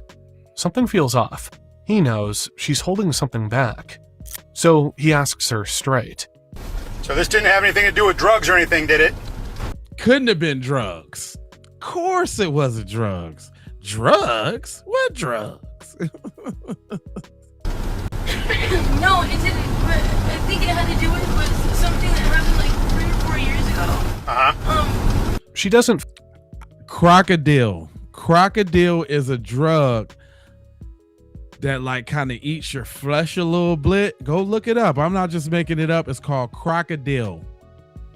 It's like, it's crazy. I watch a lot of documentaries. So yeah, you got to go look that up. Crocodile. Look it up. Fully say it, but it's clear enough. She and Tyler were there to score drugs. I don't think he's going to be able to get into the tow yard because everything's closed. I don't think he was ever going to the tow yard. I know, that's what I'm saying, though. Darian says she scared Kate. A root canal is a dental procedure. I was saying those things, to constitute how old she looks. Like she's doing old people stuff. Like when you get older, you get root canals, and Pilates is a stretching class. Like when you're stiff and you're tense. I mean, I thought everybody knew what Pilates was, but 401k, Roth, those are savings, for older people. It said bath salts. No, I don't think. Nah, man. Bath salts. No, it ain't the same as bath salts. Bath salts is something totally different. Crocodile is I forgot what they said it was. See, now you finna have to. See, I don't like when I say something and then. Hold on real quick. Let me look it up for you real quick. That's the kind of stuff I do because it's gonna bother me if I do not. All right, so here we go, class. Crocodile, spelled Krocodil, is a street name for illicit homemade injectable opioid mixture whose primary active ingredient is dosomorphine. Originated in Russia in the early 2000s, it serves as a cheap, high toxic substance for heroin. It is notoriously dubbed flesh-eating drug or zombie drug due to its horrifying skin and tissue damage it caused. So you know, I don't be just saying stuff. I really be kind of knowing what I'm talking about sometimes. Kinda. Let me bring that down a little bit. There you go. That's it for you right there. If you can't see the whole definition, that means you on the wrong screen. You got to be on the landscape. You probably on the portrait. But yeah, so that's crocodile for you. Just a little bit, little class for you. You know. So and you know, I just did that just so y'all know when I be saying stuff, I really be knowing what I'm talking about. Okay. All right. Caitlin might come after her again. Thinks she's been labeled an informant. Now she wants a protection order. Okay, so if you want to do that, you need to go to the court and apply for that. You got to go over to district court in Mount Vernon. No correction there, Black Cherry. Bath salts is a street drug, an illicit street drug. It was used as an alternative to quote unquote booger sugar. It was really popular in head shops probably 2005 to maybe like 2010, but it had some strange effects. It was the bath salts that people was snorting, and they quote unquote, there was one case where somebody ate off somebody's face doing some bath salts. So bath salts is a total different beast than what did I say? What was we talking about? Dang, I just forgot about that real quick. Crocodile. Bath salts is a whole different beast than crocodile. But just as deadly though. Just as messed up. I guess if I looked up crocodile, I can look up bath salts for you really quick. And so bath salts are a dangerous man-made stimulant drug, synthetic cathinoids, and a designer drug that mimics a substance like cocaine or methamphetamine. They are solid as white or brown powders and are often not for human consumption to hide the true use. What do? They speed up the brain and the body. They cause high energy feeling and false happiness. They lead to extreme panic, anger, and violent actions. Trigger severe seeing or hearing things that are not there. Hallucination. Main risk: fast heartbeat, high blood pressure, extreme loss of reality and severe paranoia. Risk of death and severe harm. High addictive and dangerous withdrawal effects. It is no joke. No joke. But that's all right though. That's what we're here for, to all learn. You know what I'm saying? To get it in there. Oh, I know a little bit about cayenne in Philly. Well, not in Philly, but in what's the name of it? Dang, where they doing Trank. It's called Trank down there. And that's like horse tranquilizer, but they be mixing it with the Fent and all of that. So now it's like a mix of Fent and Trank. But what is that called? Something Town. Yeah, Philly, but it's Kensington. Is it Kensington? Is that what the name is? It is. I've got so much stuff up here. I think it's Kensington, New Jersey, or something like that, or Kensington, Pennsylvania, or something. It's still Philly. She's like, it's still Philly. Right. You know, I just don't be trying to misrepresent, you know.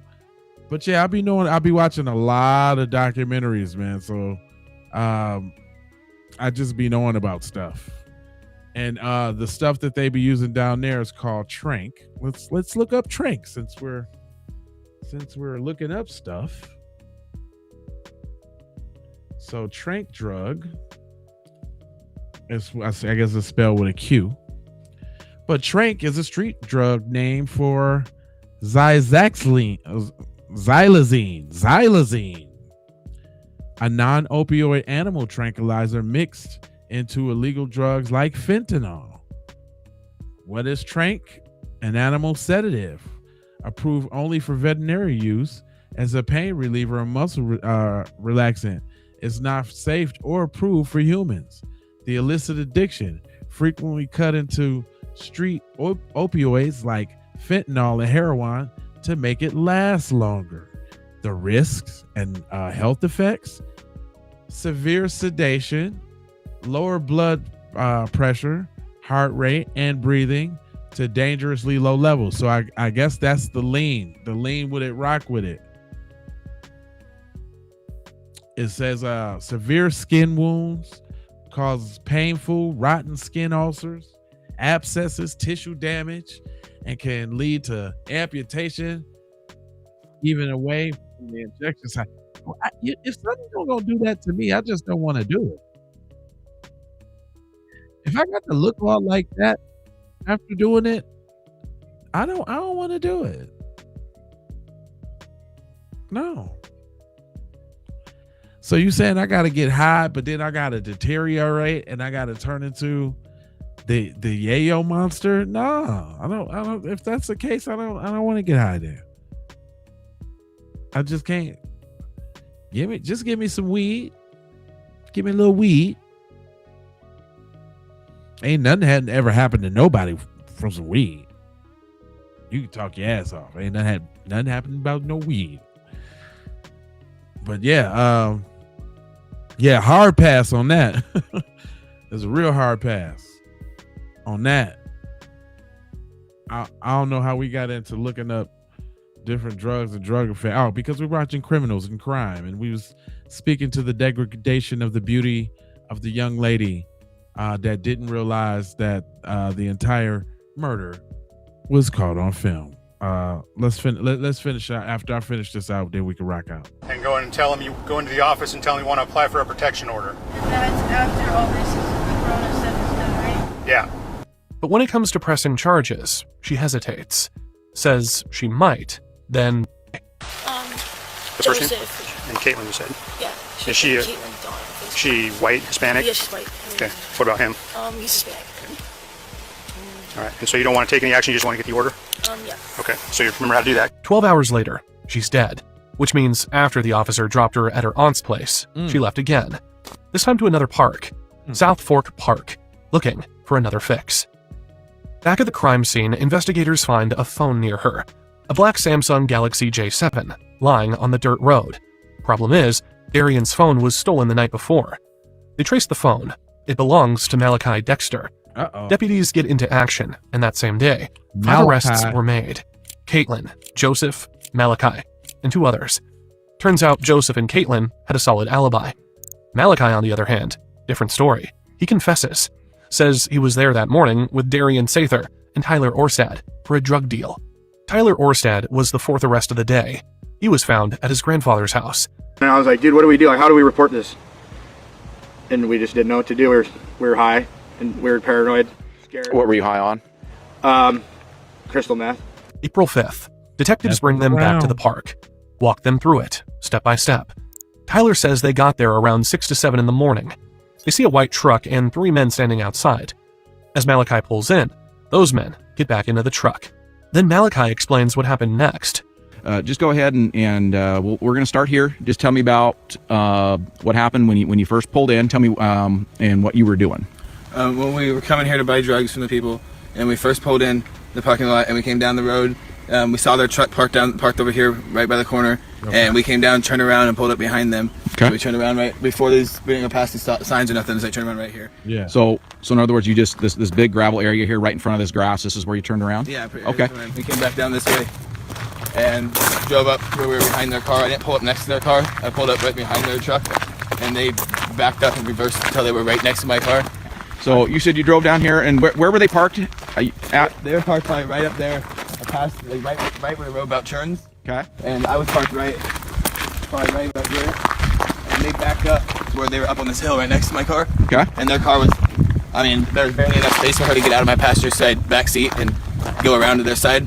Okay. So when she got out of the vehicle on the back passenger seat and went around in front of their car to their passenger side. So she walked around the Oh, I can tell you why it's happening. That's a very good question, Amber. Amber said, sad, just impossibly sad. I'm not sure why crime is so high.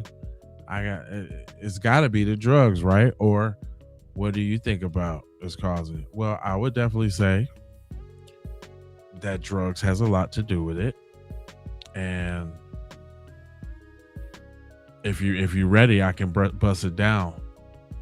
But the opioid epidemic is a detriment to white privilege. Now, hear me out when I say this, right? Because you got to have the privilege for it to be a detriment, and here's why. In the medical industry, it was built off doing the work on black people with no anesthesia or nothing, because they felt like black people didn't feel pain like everybody else, right? So translate that into the medical field, in the medical industry. When the dominant society goes to the doctor and they, have pains, doctors are more sympathetic to their pain, whereas the fundamentals of medicine was that we are stronger and we don't feel the same, so our ailments and our pains are ignored. So what in turn that happens is when y'all go, when dominant society goes to the doctor and they have a toothache, they getting Vicodins, they getting Percocet, they getting the good stuff, while they sending black people off with them Tylenol 3s and just be cool. So what happens is, and it's actually unintentional. It's really sneaky that they did this to their folks, but they know that you're gonna take a couple of them pills and you're gonna start. It's not only is it gonna take away your pain, but you're gonna feel good too. And then what they don't tell you about opioids is once you do them a couple times, you're chemically dependent. And once that prescription run out, then you got to look for it on the street. And then on the street, there's a whole plethora of illicit drugs that so-called somewhat take the pain away from opioids, but they're usually opioids. Like there's various amounts of pills, there's heroin, there's lean, you know what I'm saying? Crocodile. Them tranks, like they like the ones that have you sedated. So like crocodile would be an alternative. So with trank would be an alternative, right? These type of things. So unfortunately, instead of having the drug, no, I wouldn't even say unfortunately.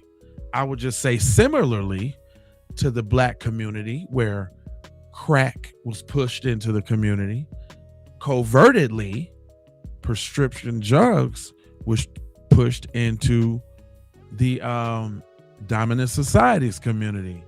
And then the result of that, we have what's called the so-called opioid epidemic, but it wasn't no damn epidemic when it was crack. Everybody had to go to jail.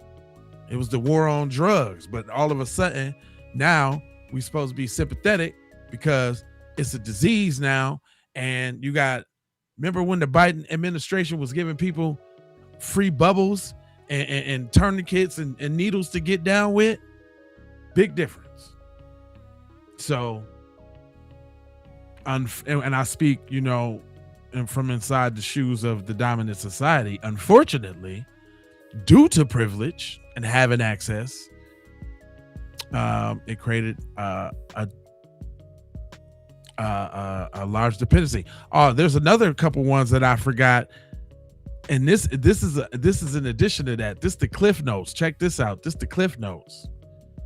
Not only was that the opioid addiction so popularized and had so much and so sympathetic, but there was also worse alternatives that were able to thrive in head shops like Kratom, like 7-0, and all of this stuff. Like you could go to the gas station. You could go to the gas station and get something that'll make you feel like that woompty whoomp for the dirt. And from what I hear, the stuff they was going to the gas station to get was way worse. But I mean, they put in that position because once them perks, once them Vikes, once them oxys, once them whatever's run out, you got that itch and you got that scratch and you on the flow and you sick and you snotting and you throwing up and you diarrhea and you sweating and you got to get that thing. I'm trying to tell you now. And when you got and see that though the opioid is, I mean, let's look at the difference in the quality of users if we're going to talk about opioids and crack, right?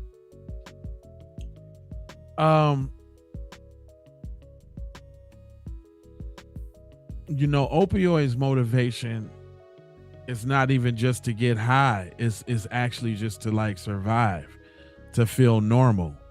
And then the tolerance goes up so much, you know what I'm saying, that most of the time is spent chasing the fix to get you back on normal.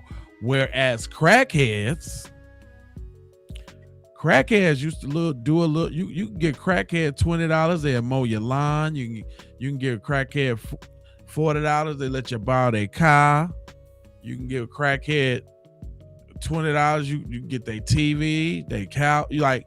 It was a whole little different little thing going on with crackheads. Crackheads was boosters. Get you some school clothes, you know, from the crackheads. You know, I'd even venture to say crackheads was useful. I mean, you know, you could, if you had one in your family, you know, you had to watch your stuff because they was definitely gonna steal it. But, you know, for the most part, you ain't have to really worry about a crackhead hurting nobody or nothing like that. They were just trying to get some crack. And they was going to be there, wash your car. They'll paint your house. You know what I'm saying?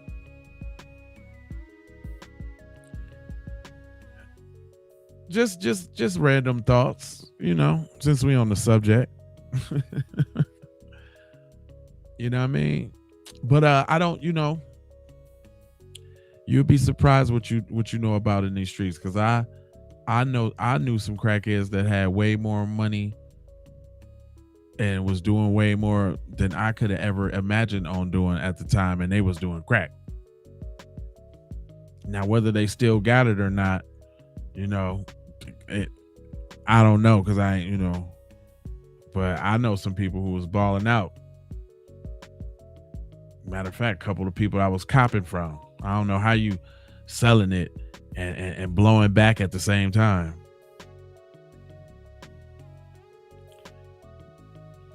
Yeah, it's crazy. a bag of cell phones for $20. Boy, I've had some amazing crackhead stories, boy. Man, hey, when I was in the 7th grade, y'all, story time. Story time. And then I'm gonna get on up out of here because it probably take me out. But anyway, so imagine in Minnesota was popping, by the way. But fortunately, unfortunately, I would say both because I learned a lot. You know what I'm saying? But I grew up in a building that was the spot. You know what I'm saying? So they were selling crack upstairs. You know what I'm saying? And their little brother was my homeboy. Rest in peace, Poobie. He got killed, unfortunately. But he had the Super Nintendo with the Street Fighter that just came out. And I was over there playing the game, this, that, and the third. He always had, the new games, Mortal Kombat and all of that. And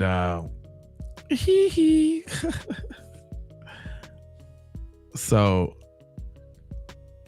my best friend, who I'ma just not name right now, his dad had found some bunk weed on the side of the road. So he bagged up garbage bags of that stuff and put it in the back of his pickup and brought it to the crib. And it was some really gnarly weed. But it wasn't like weed was like super fire green back in the day like that anyway. It was kind of bricky brown anyway. It had seasoning, but this was some bunk weed, basically. But leave it up to me and my homeboy. We was experimenting with the weed to try to make it fire. So we spraying all type of household products on it. We was smoking the bunk weed too, but we was trying to be chemists and shit, right? And so now that I think about this is really wrong, but we ended up on roach spray.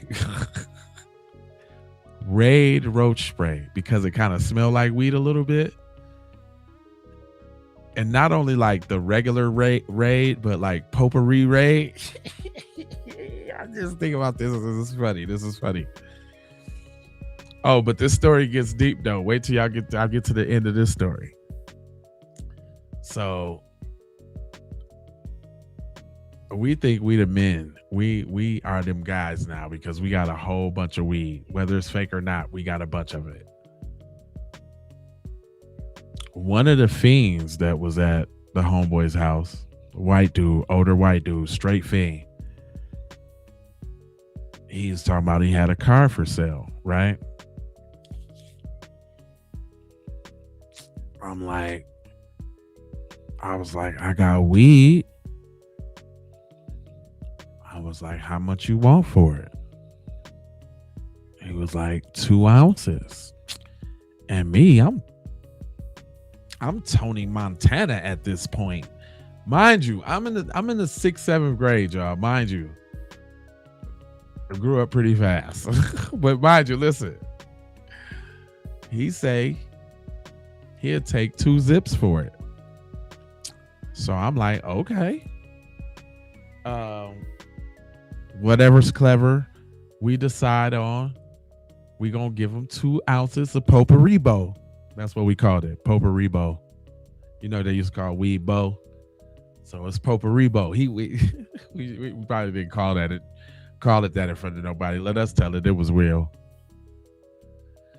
But okay, so I made the deal, and then it had to be a Sunday, I remember. Just the way it had all played down, because next day was school, and I remember I couldn't wait to go to school. But that Sunday, he took me out to his crib. Now I'm in Minneapolis. He took us out to the suburbs, which is Brooklyn Park. So it's a little drive, man. I've never been out there on a bus or nothing like that. Like, it was totally foreign, but I knew where I was going and I knew how to get back home. So here I go, my little young, barely seeing over the steering wheel face ass, out here to go get this car. I go out there to get the car, and it's a 280 Turbo ZX. I'm finna show it to y'all. It was a gold 280. Let me put it in 280 Turbo ZX. So I gotta get y'all a little picture, cause the story ain't even it's got a twist. So I goes out to Cuz's crib. Hold on. Oh, this is exactly what it looked like too. Like this one right here. Like this is exactly what the damn car looked like, y'all. Datsun 280ZX. But it wasn't a 5-speed though. It was an automatic. This the joint right here. This the joint right here, y'all. Let me see if I can blow it up. So yeah, there we go. Okay, so I goes out to his crib, right? Hold on, let me move this. I goes out to his crib. Oh yeah, I could drive it. Yeah, I could drive it because I had just started stealing my drunk uncle's car before that, but that's a different story. Okay, so I goes out to the crib. We do the deal. I get the key. I got the car.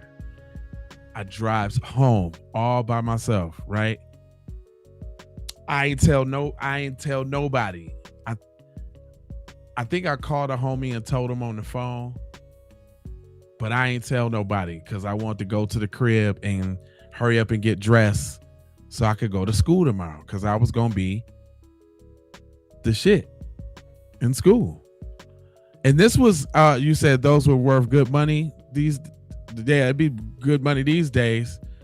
Let me see. So this had to be like, how old is you in the 6th, 7th grade? Like 11, 12? So this is 91, 92. And the car didn't look that good either. It was a little hoopty-ish. It didn't look like that. That's just the color it was and everything, with the T-tops and everything. So I gets to the crib, right? I'm super duper hype. I done picked out my outfit for the next day and everything because I'm about to drive to school. You know, usually I take the school bus or whatever, right? So the next morning I get up early, I get dressed, I leave out just like regular, and I drive to school, right? I am the man. Do you understand what I'm trying to tell you? And because of that, I'm walking around and I'm bragging, right? Oh, I'm telling everybody I got a car. Oh, everybody has to know. Well, I told 4 dudes who turned out to be the wrong dudes ever to floss to. The 4 the most grimiest. Like when I think about lessons, you know how you learn lessons, like stuff happens. But this is a big one. Them dudes was grimy, and I should have known that. Like I should have known that they meant me no well. But I was flossing though. So we between classes, we had dipped outside because I had parked it behind the school. And so we get out, we go get in it. I drive them around the block. It was like 3 niggas. I drove them around the block. I ain't even really know them like that, for real. Just flossing. Came back and got out. Right? Well, why the ignition was the type of ignition where you can just turn it. Like they ain't had a little chip on the key and all of that back in the day. So somebody must have peeped that, right? So I go back to class. I think I'm about to come out and go get me something to eat at lunchtime like a high schooler. off campus. Go outside, y'all. The car is gone. But wait. That ain't it. Wait. Car's gone. Car is gone. I still got the keys in my pocket. Go back in school. Now I'm trying to figure out what I'm finna tell my homeboy about the car I just bought with the weed, and it's gone. Like, I'm crushed, devastated, right? I'm sitting in class, and all of a sudden, I can't remember if it was the intercom. I think it was the intercom over the phone, or over the loudspeaker. Justin Starks, please come to the office. What? Okay. So I go to the office, man. Guess who it is? It's my dad. Dun, dun, dun. Oh my God, bro. Oh, hell no, man. What the? This dude show up. And let me tell y'all, my dad is a big, black, tall, 6'2" dude from Memphis, Tennessee. Vietnam vet. Never really played no games. And I know he, like I was a little safe. Look, I was a little safe because I was at school, so he couldn't really get me. But I don't. And now that I look back at it, I really didn't get in trouble for it. So I don't know if he was amazed or whatever, because I usually get in trouble for doing something out of pocket, but I didn't get in trouble for that. But he came up there and pulled me to the side like, give me the motherfucking keys. I was like, what keys? He was like, they already told me they seen your ass driving this morning. Give me them keys. I'm like, God damn, I can't win for losing. So I had to get him the keys. He didn't ask where the car was or anything like that, which is weird now that I'm playing it back in this way. He didn't ask where the car was or nothing like that. He just said, give me the keys. And he left. So the dudes, they done took the car. Obviously, they done stole the car.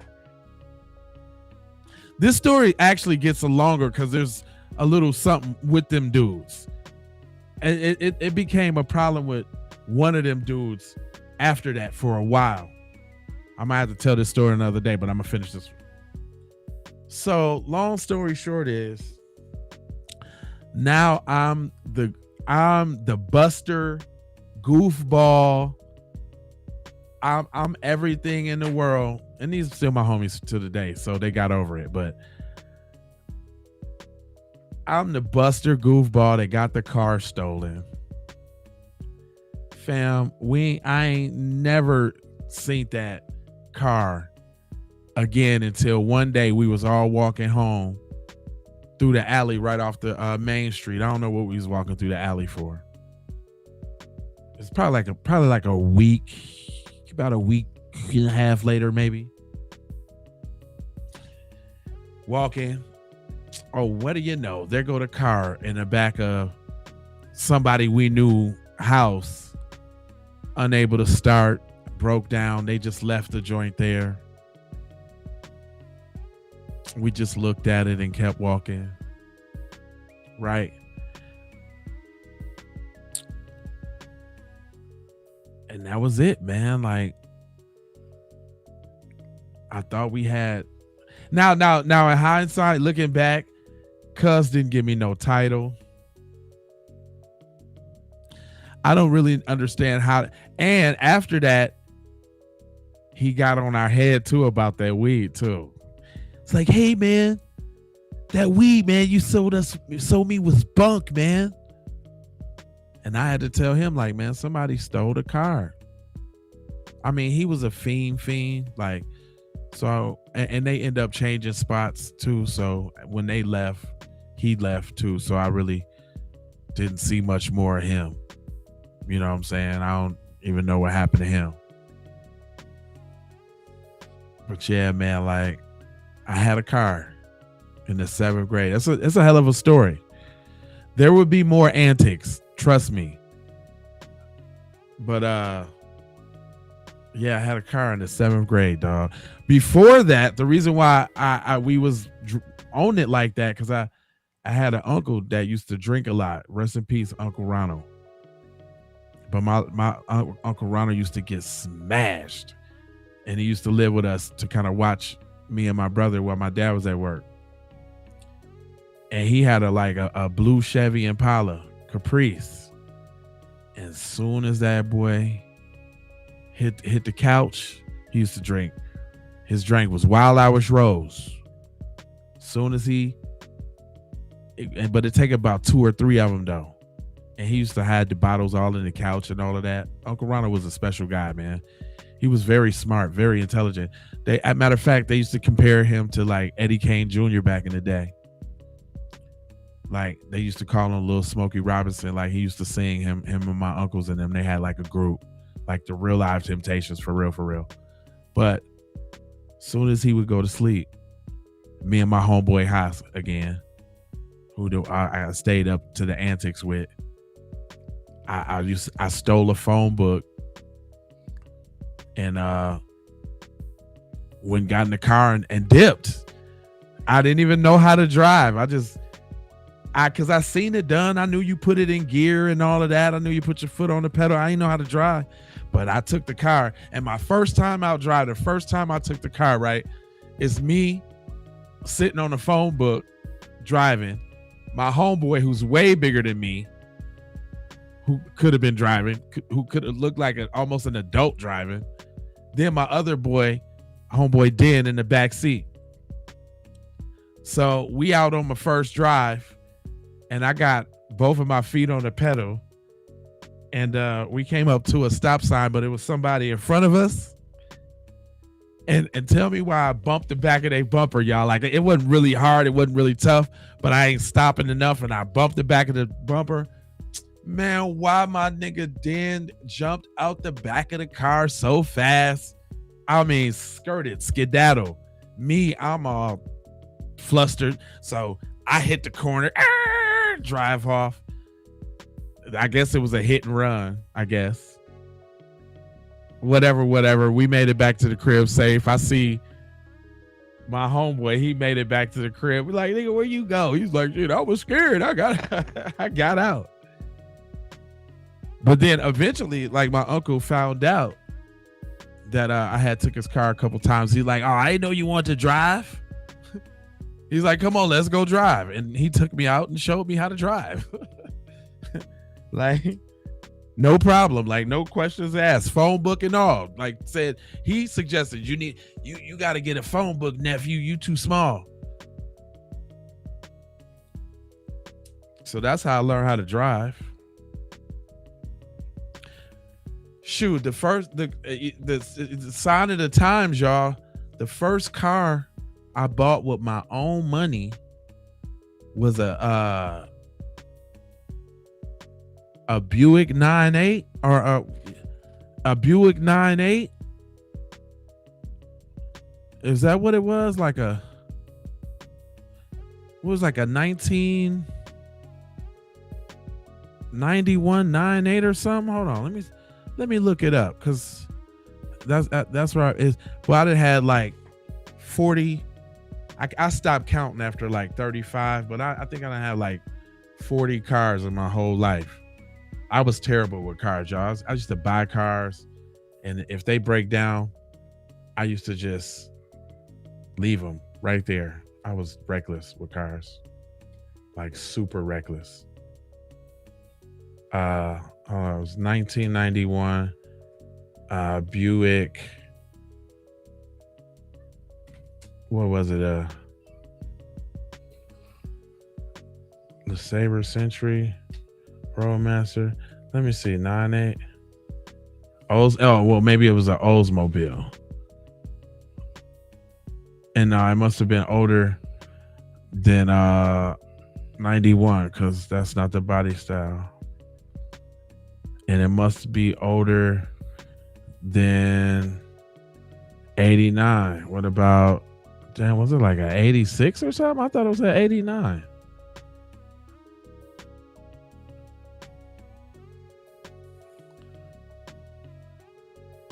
Anyway, it looked kind of like a, damn, I can't even think. It kind of looked like a, but anyway, I bought that car for $100. My first car, I bought it my own money for $100. And my first time going out driving with it, I got a ticket in it. They didn't tow the car though. First time I went out driving, I got a ticket. I was trying to take some girl home, trying to impress her. She was at my crib chilling, and I tried to take her to the crib and got bumped.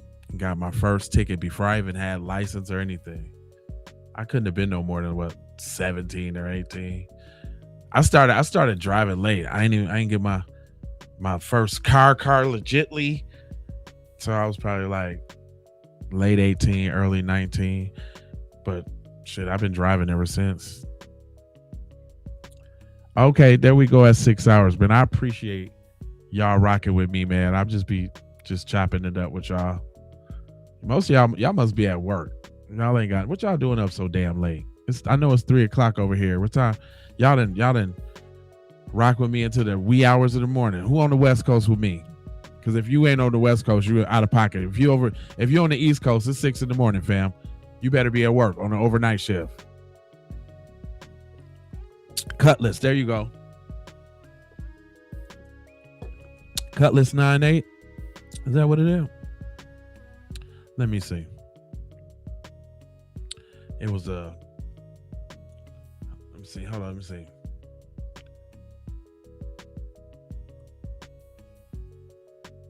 Buick. Let's see. I thought it was a 9.8 though, or something like that.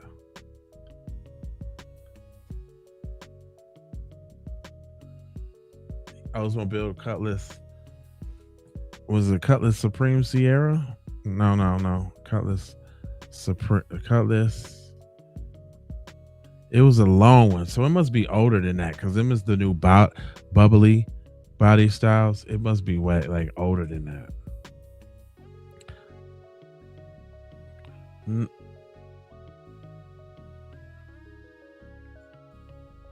Okay, maybe it's just the Oldsmobile. Delta 88. There we go. That's what it was. Delta 88. That's it. Now, what year was it though? Because I remember that Joker was long. I even had my favorite little car. There we go. It looked just like this. It must have been like an 87. Yeah, it looked just like this. Come on, load the picture up. Where the picture at, bro? Where the picture at, broski? What? I ain't gonna give me the picture on that. Yeah, it was a Delta 88. That's what it was. Yeah. Hold on, I found it. Delta 88. There you go. It looked just like this. This is exactly the one right here. One of these Jones. Yeah, this is my first car. Yeah. That joint costs $100, man.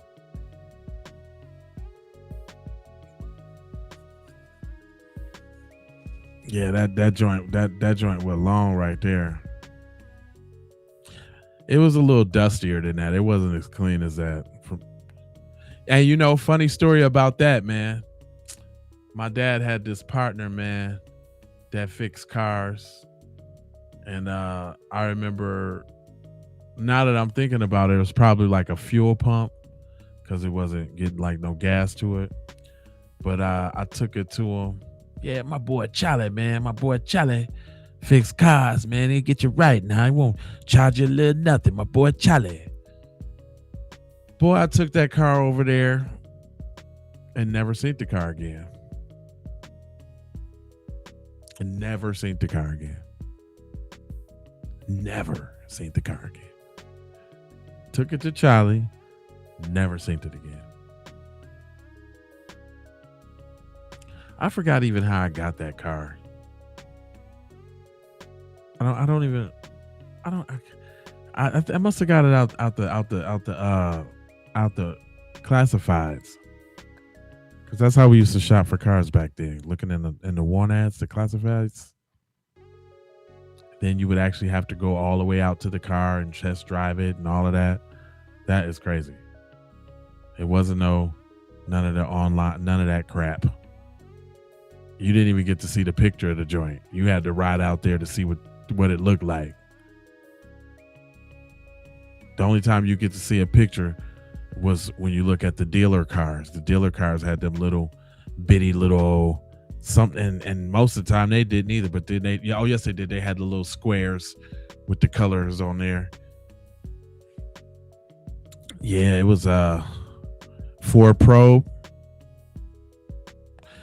Yeah, after that, I had got a Ford Escort Pony, red with the D's on it.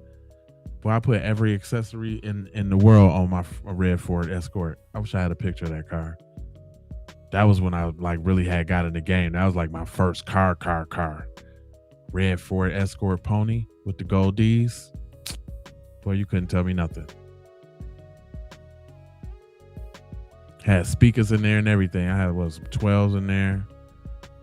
I ended up putting the little VCR TV in the bag in the back seat. This all in the Pony too, boy. It was a stick shift. I used to love that car. 6:30. What you at work, Joe?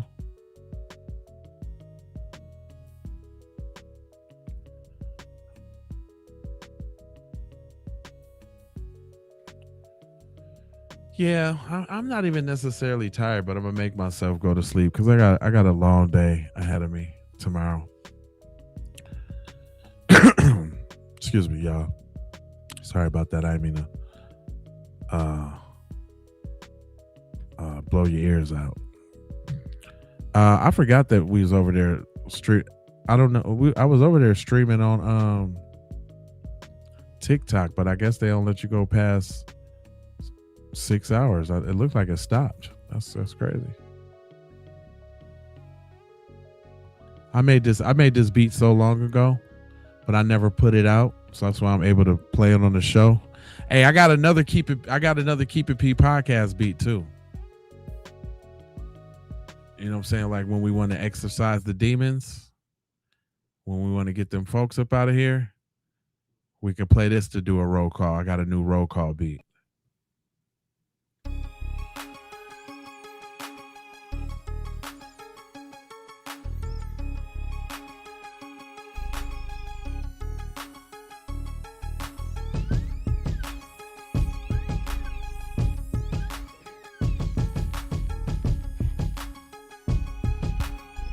We're going to do the roll call to this.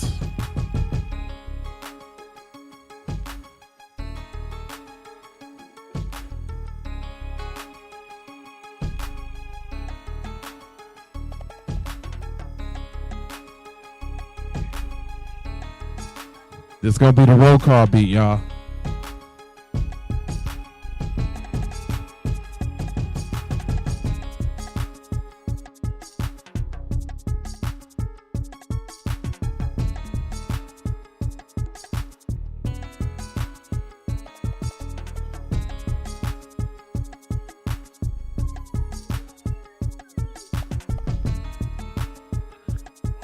Y'all think this cool for the roll call?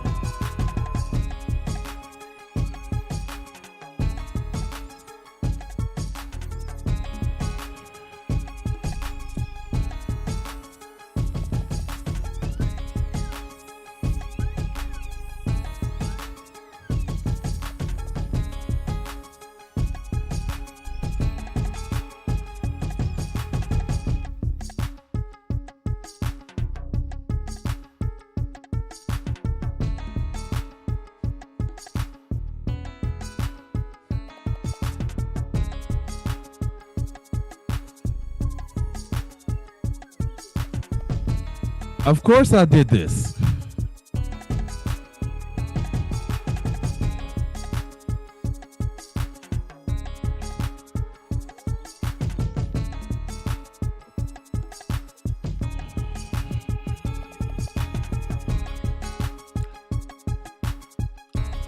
I do a lot of music.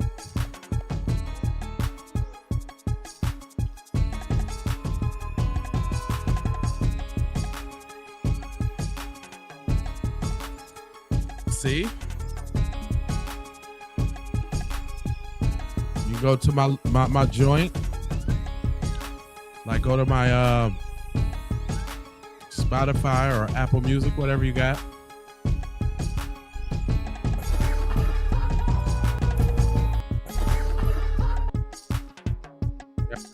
I got some stuff, albums, singles.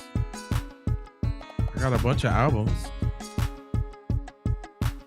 Got a bunch of those.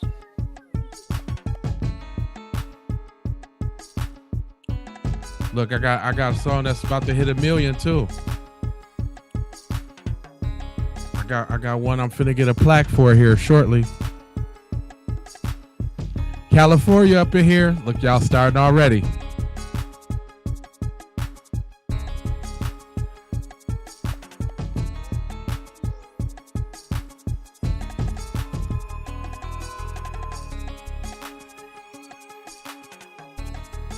Yeah, this is gonna be our new so what I'm talking about, thanks Amber, that's for sure. So look, we do a roll call when we get too many dweebs in the chat, you know, white supremacists talking crap. We usually do a roll call and we play some music, and we put the beat on and play some music. They can't stand, you know, unity and joy, so we just give it to them.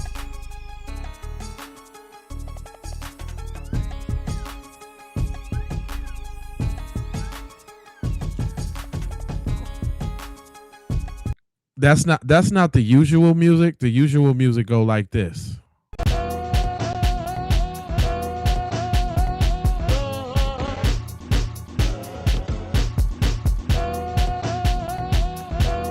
It's the regular music.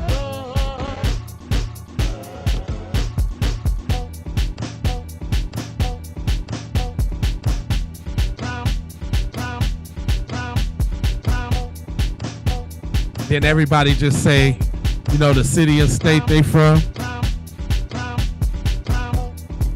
Positive messages.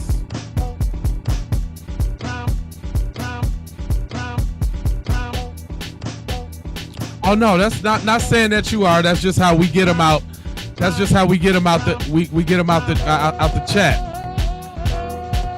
We play this stuff to get them out the chat.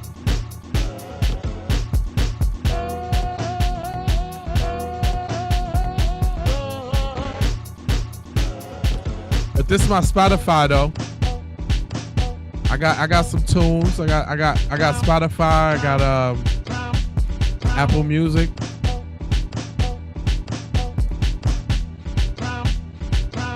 It's my Apple Music. I got a bunch of albums that y'all can go listen to.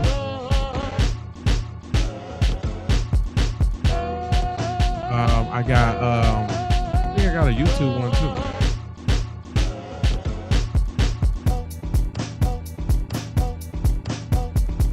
Oh yeah, if you go to the J Lava channel and you go to releases,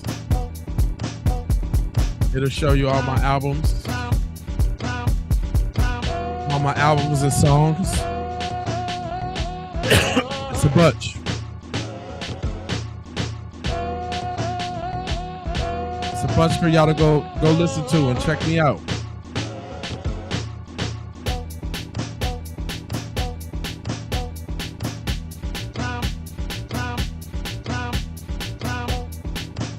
Yep, I'm on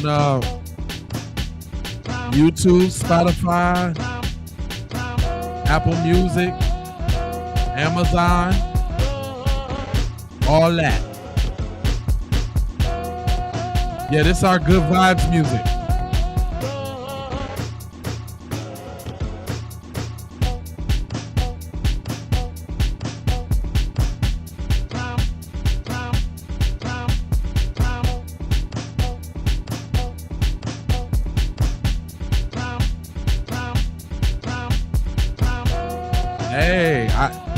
I just gotta let the whole thing play. I don't mind hearing this at all.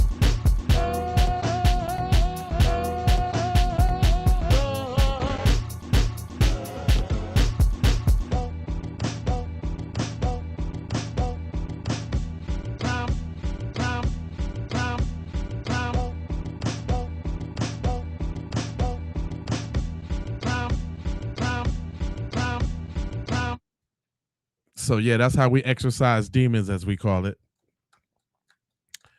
Matter of fact, all of y'all that's still sticking around, I know y'all really like me. So when y'all come back and watch the thing again, if y'all on the portrait where you got the chat below and the stuff up above, then you on the portrait. You got to get on the landscape so you can see it on the side of the game. That's the best way to support the channel.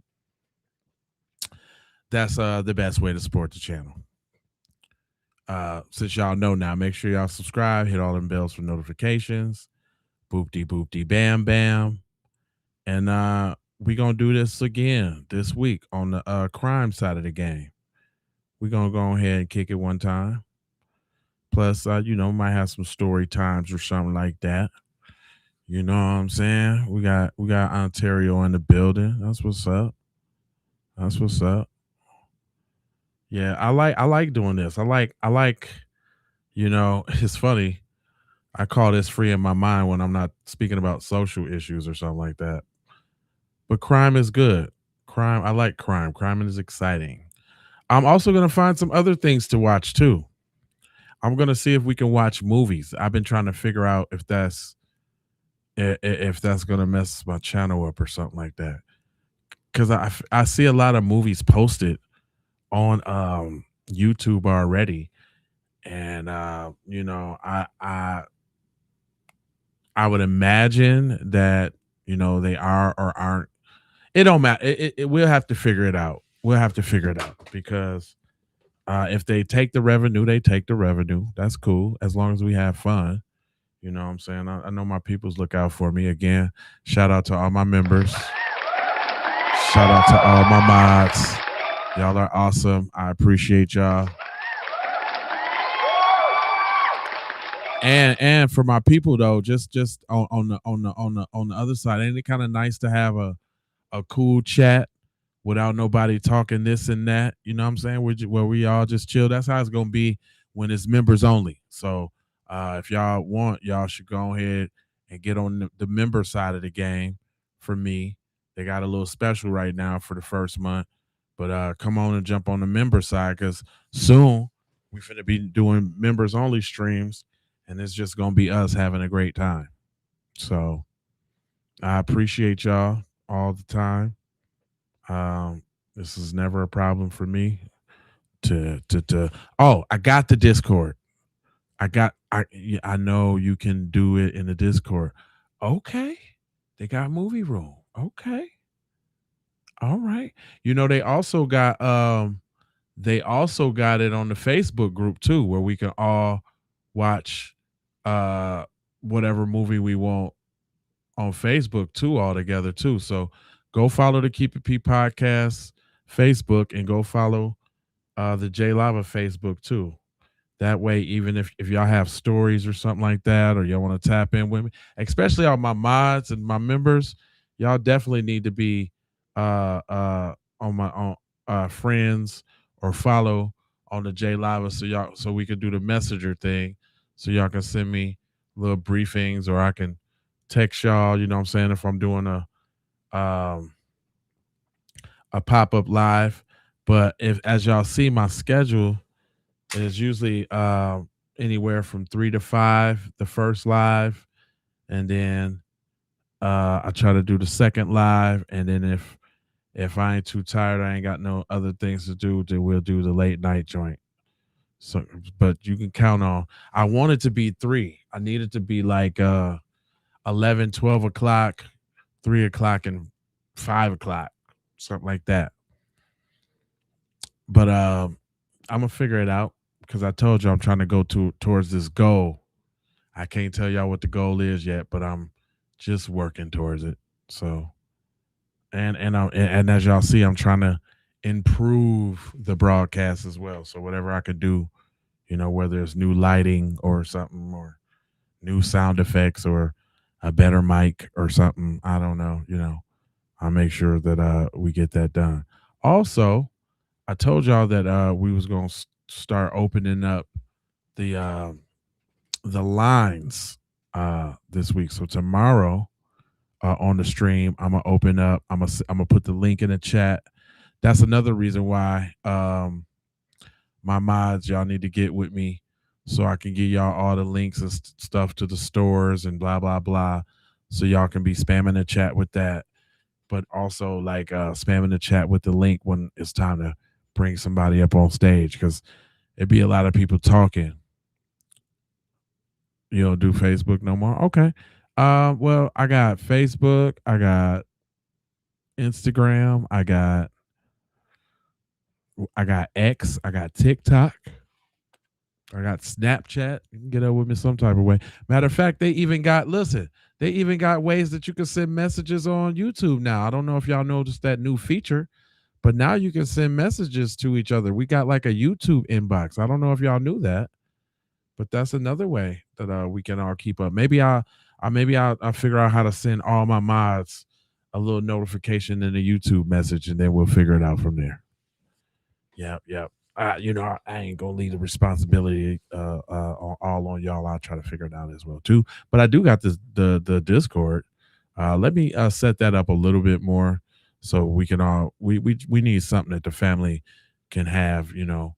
That's the reason why I got so many channels too, because when I first started, they kept blocking my channels and giving me strikes and blah blah blah. So I had to develop new channels, and then I was like, man, why not just stream on all three of them? Because I can. So I do it, and it works. Yeah. I don't want to hold you, but I'm emoji fold you and scold you about being on code, and I got 4 words for you. 4 words for you. These are the 4 words I got for you. I need you to go ahead and subscribe for the vibes, like for the spike in the algorithm. I moved the chat. My bad. Like for the spike in the algorithm. Comment your vomit and share if you care about getting Black empowerment everywhere. Please do that on the platforms that we are on, Jones. And just to bring it all the way home, I would have showed y'all shirts, but I ain't got the shirts for the crime yet. So I'm gonna do some crime shirts. Y'all didn't even give me. I looked in the comments. I didn't see y'all say, yeah, I'm on Twitch too. Yeah, we on Twitch. Yeah, we streaming on that right now. We streaming on Twitch, TikTok, and Facebook, as well as the 3 YouTube channels. So yeah, no. But love, peace, blessings, and aloha. I'm out to Doha for sure. You already know.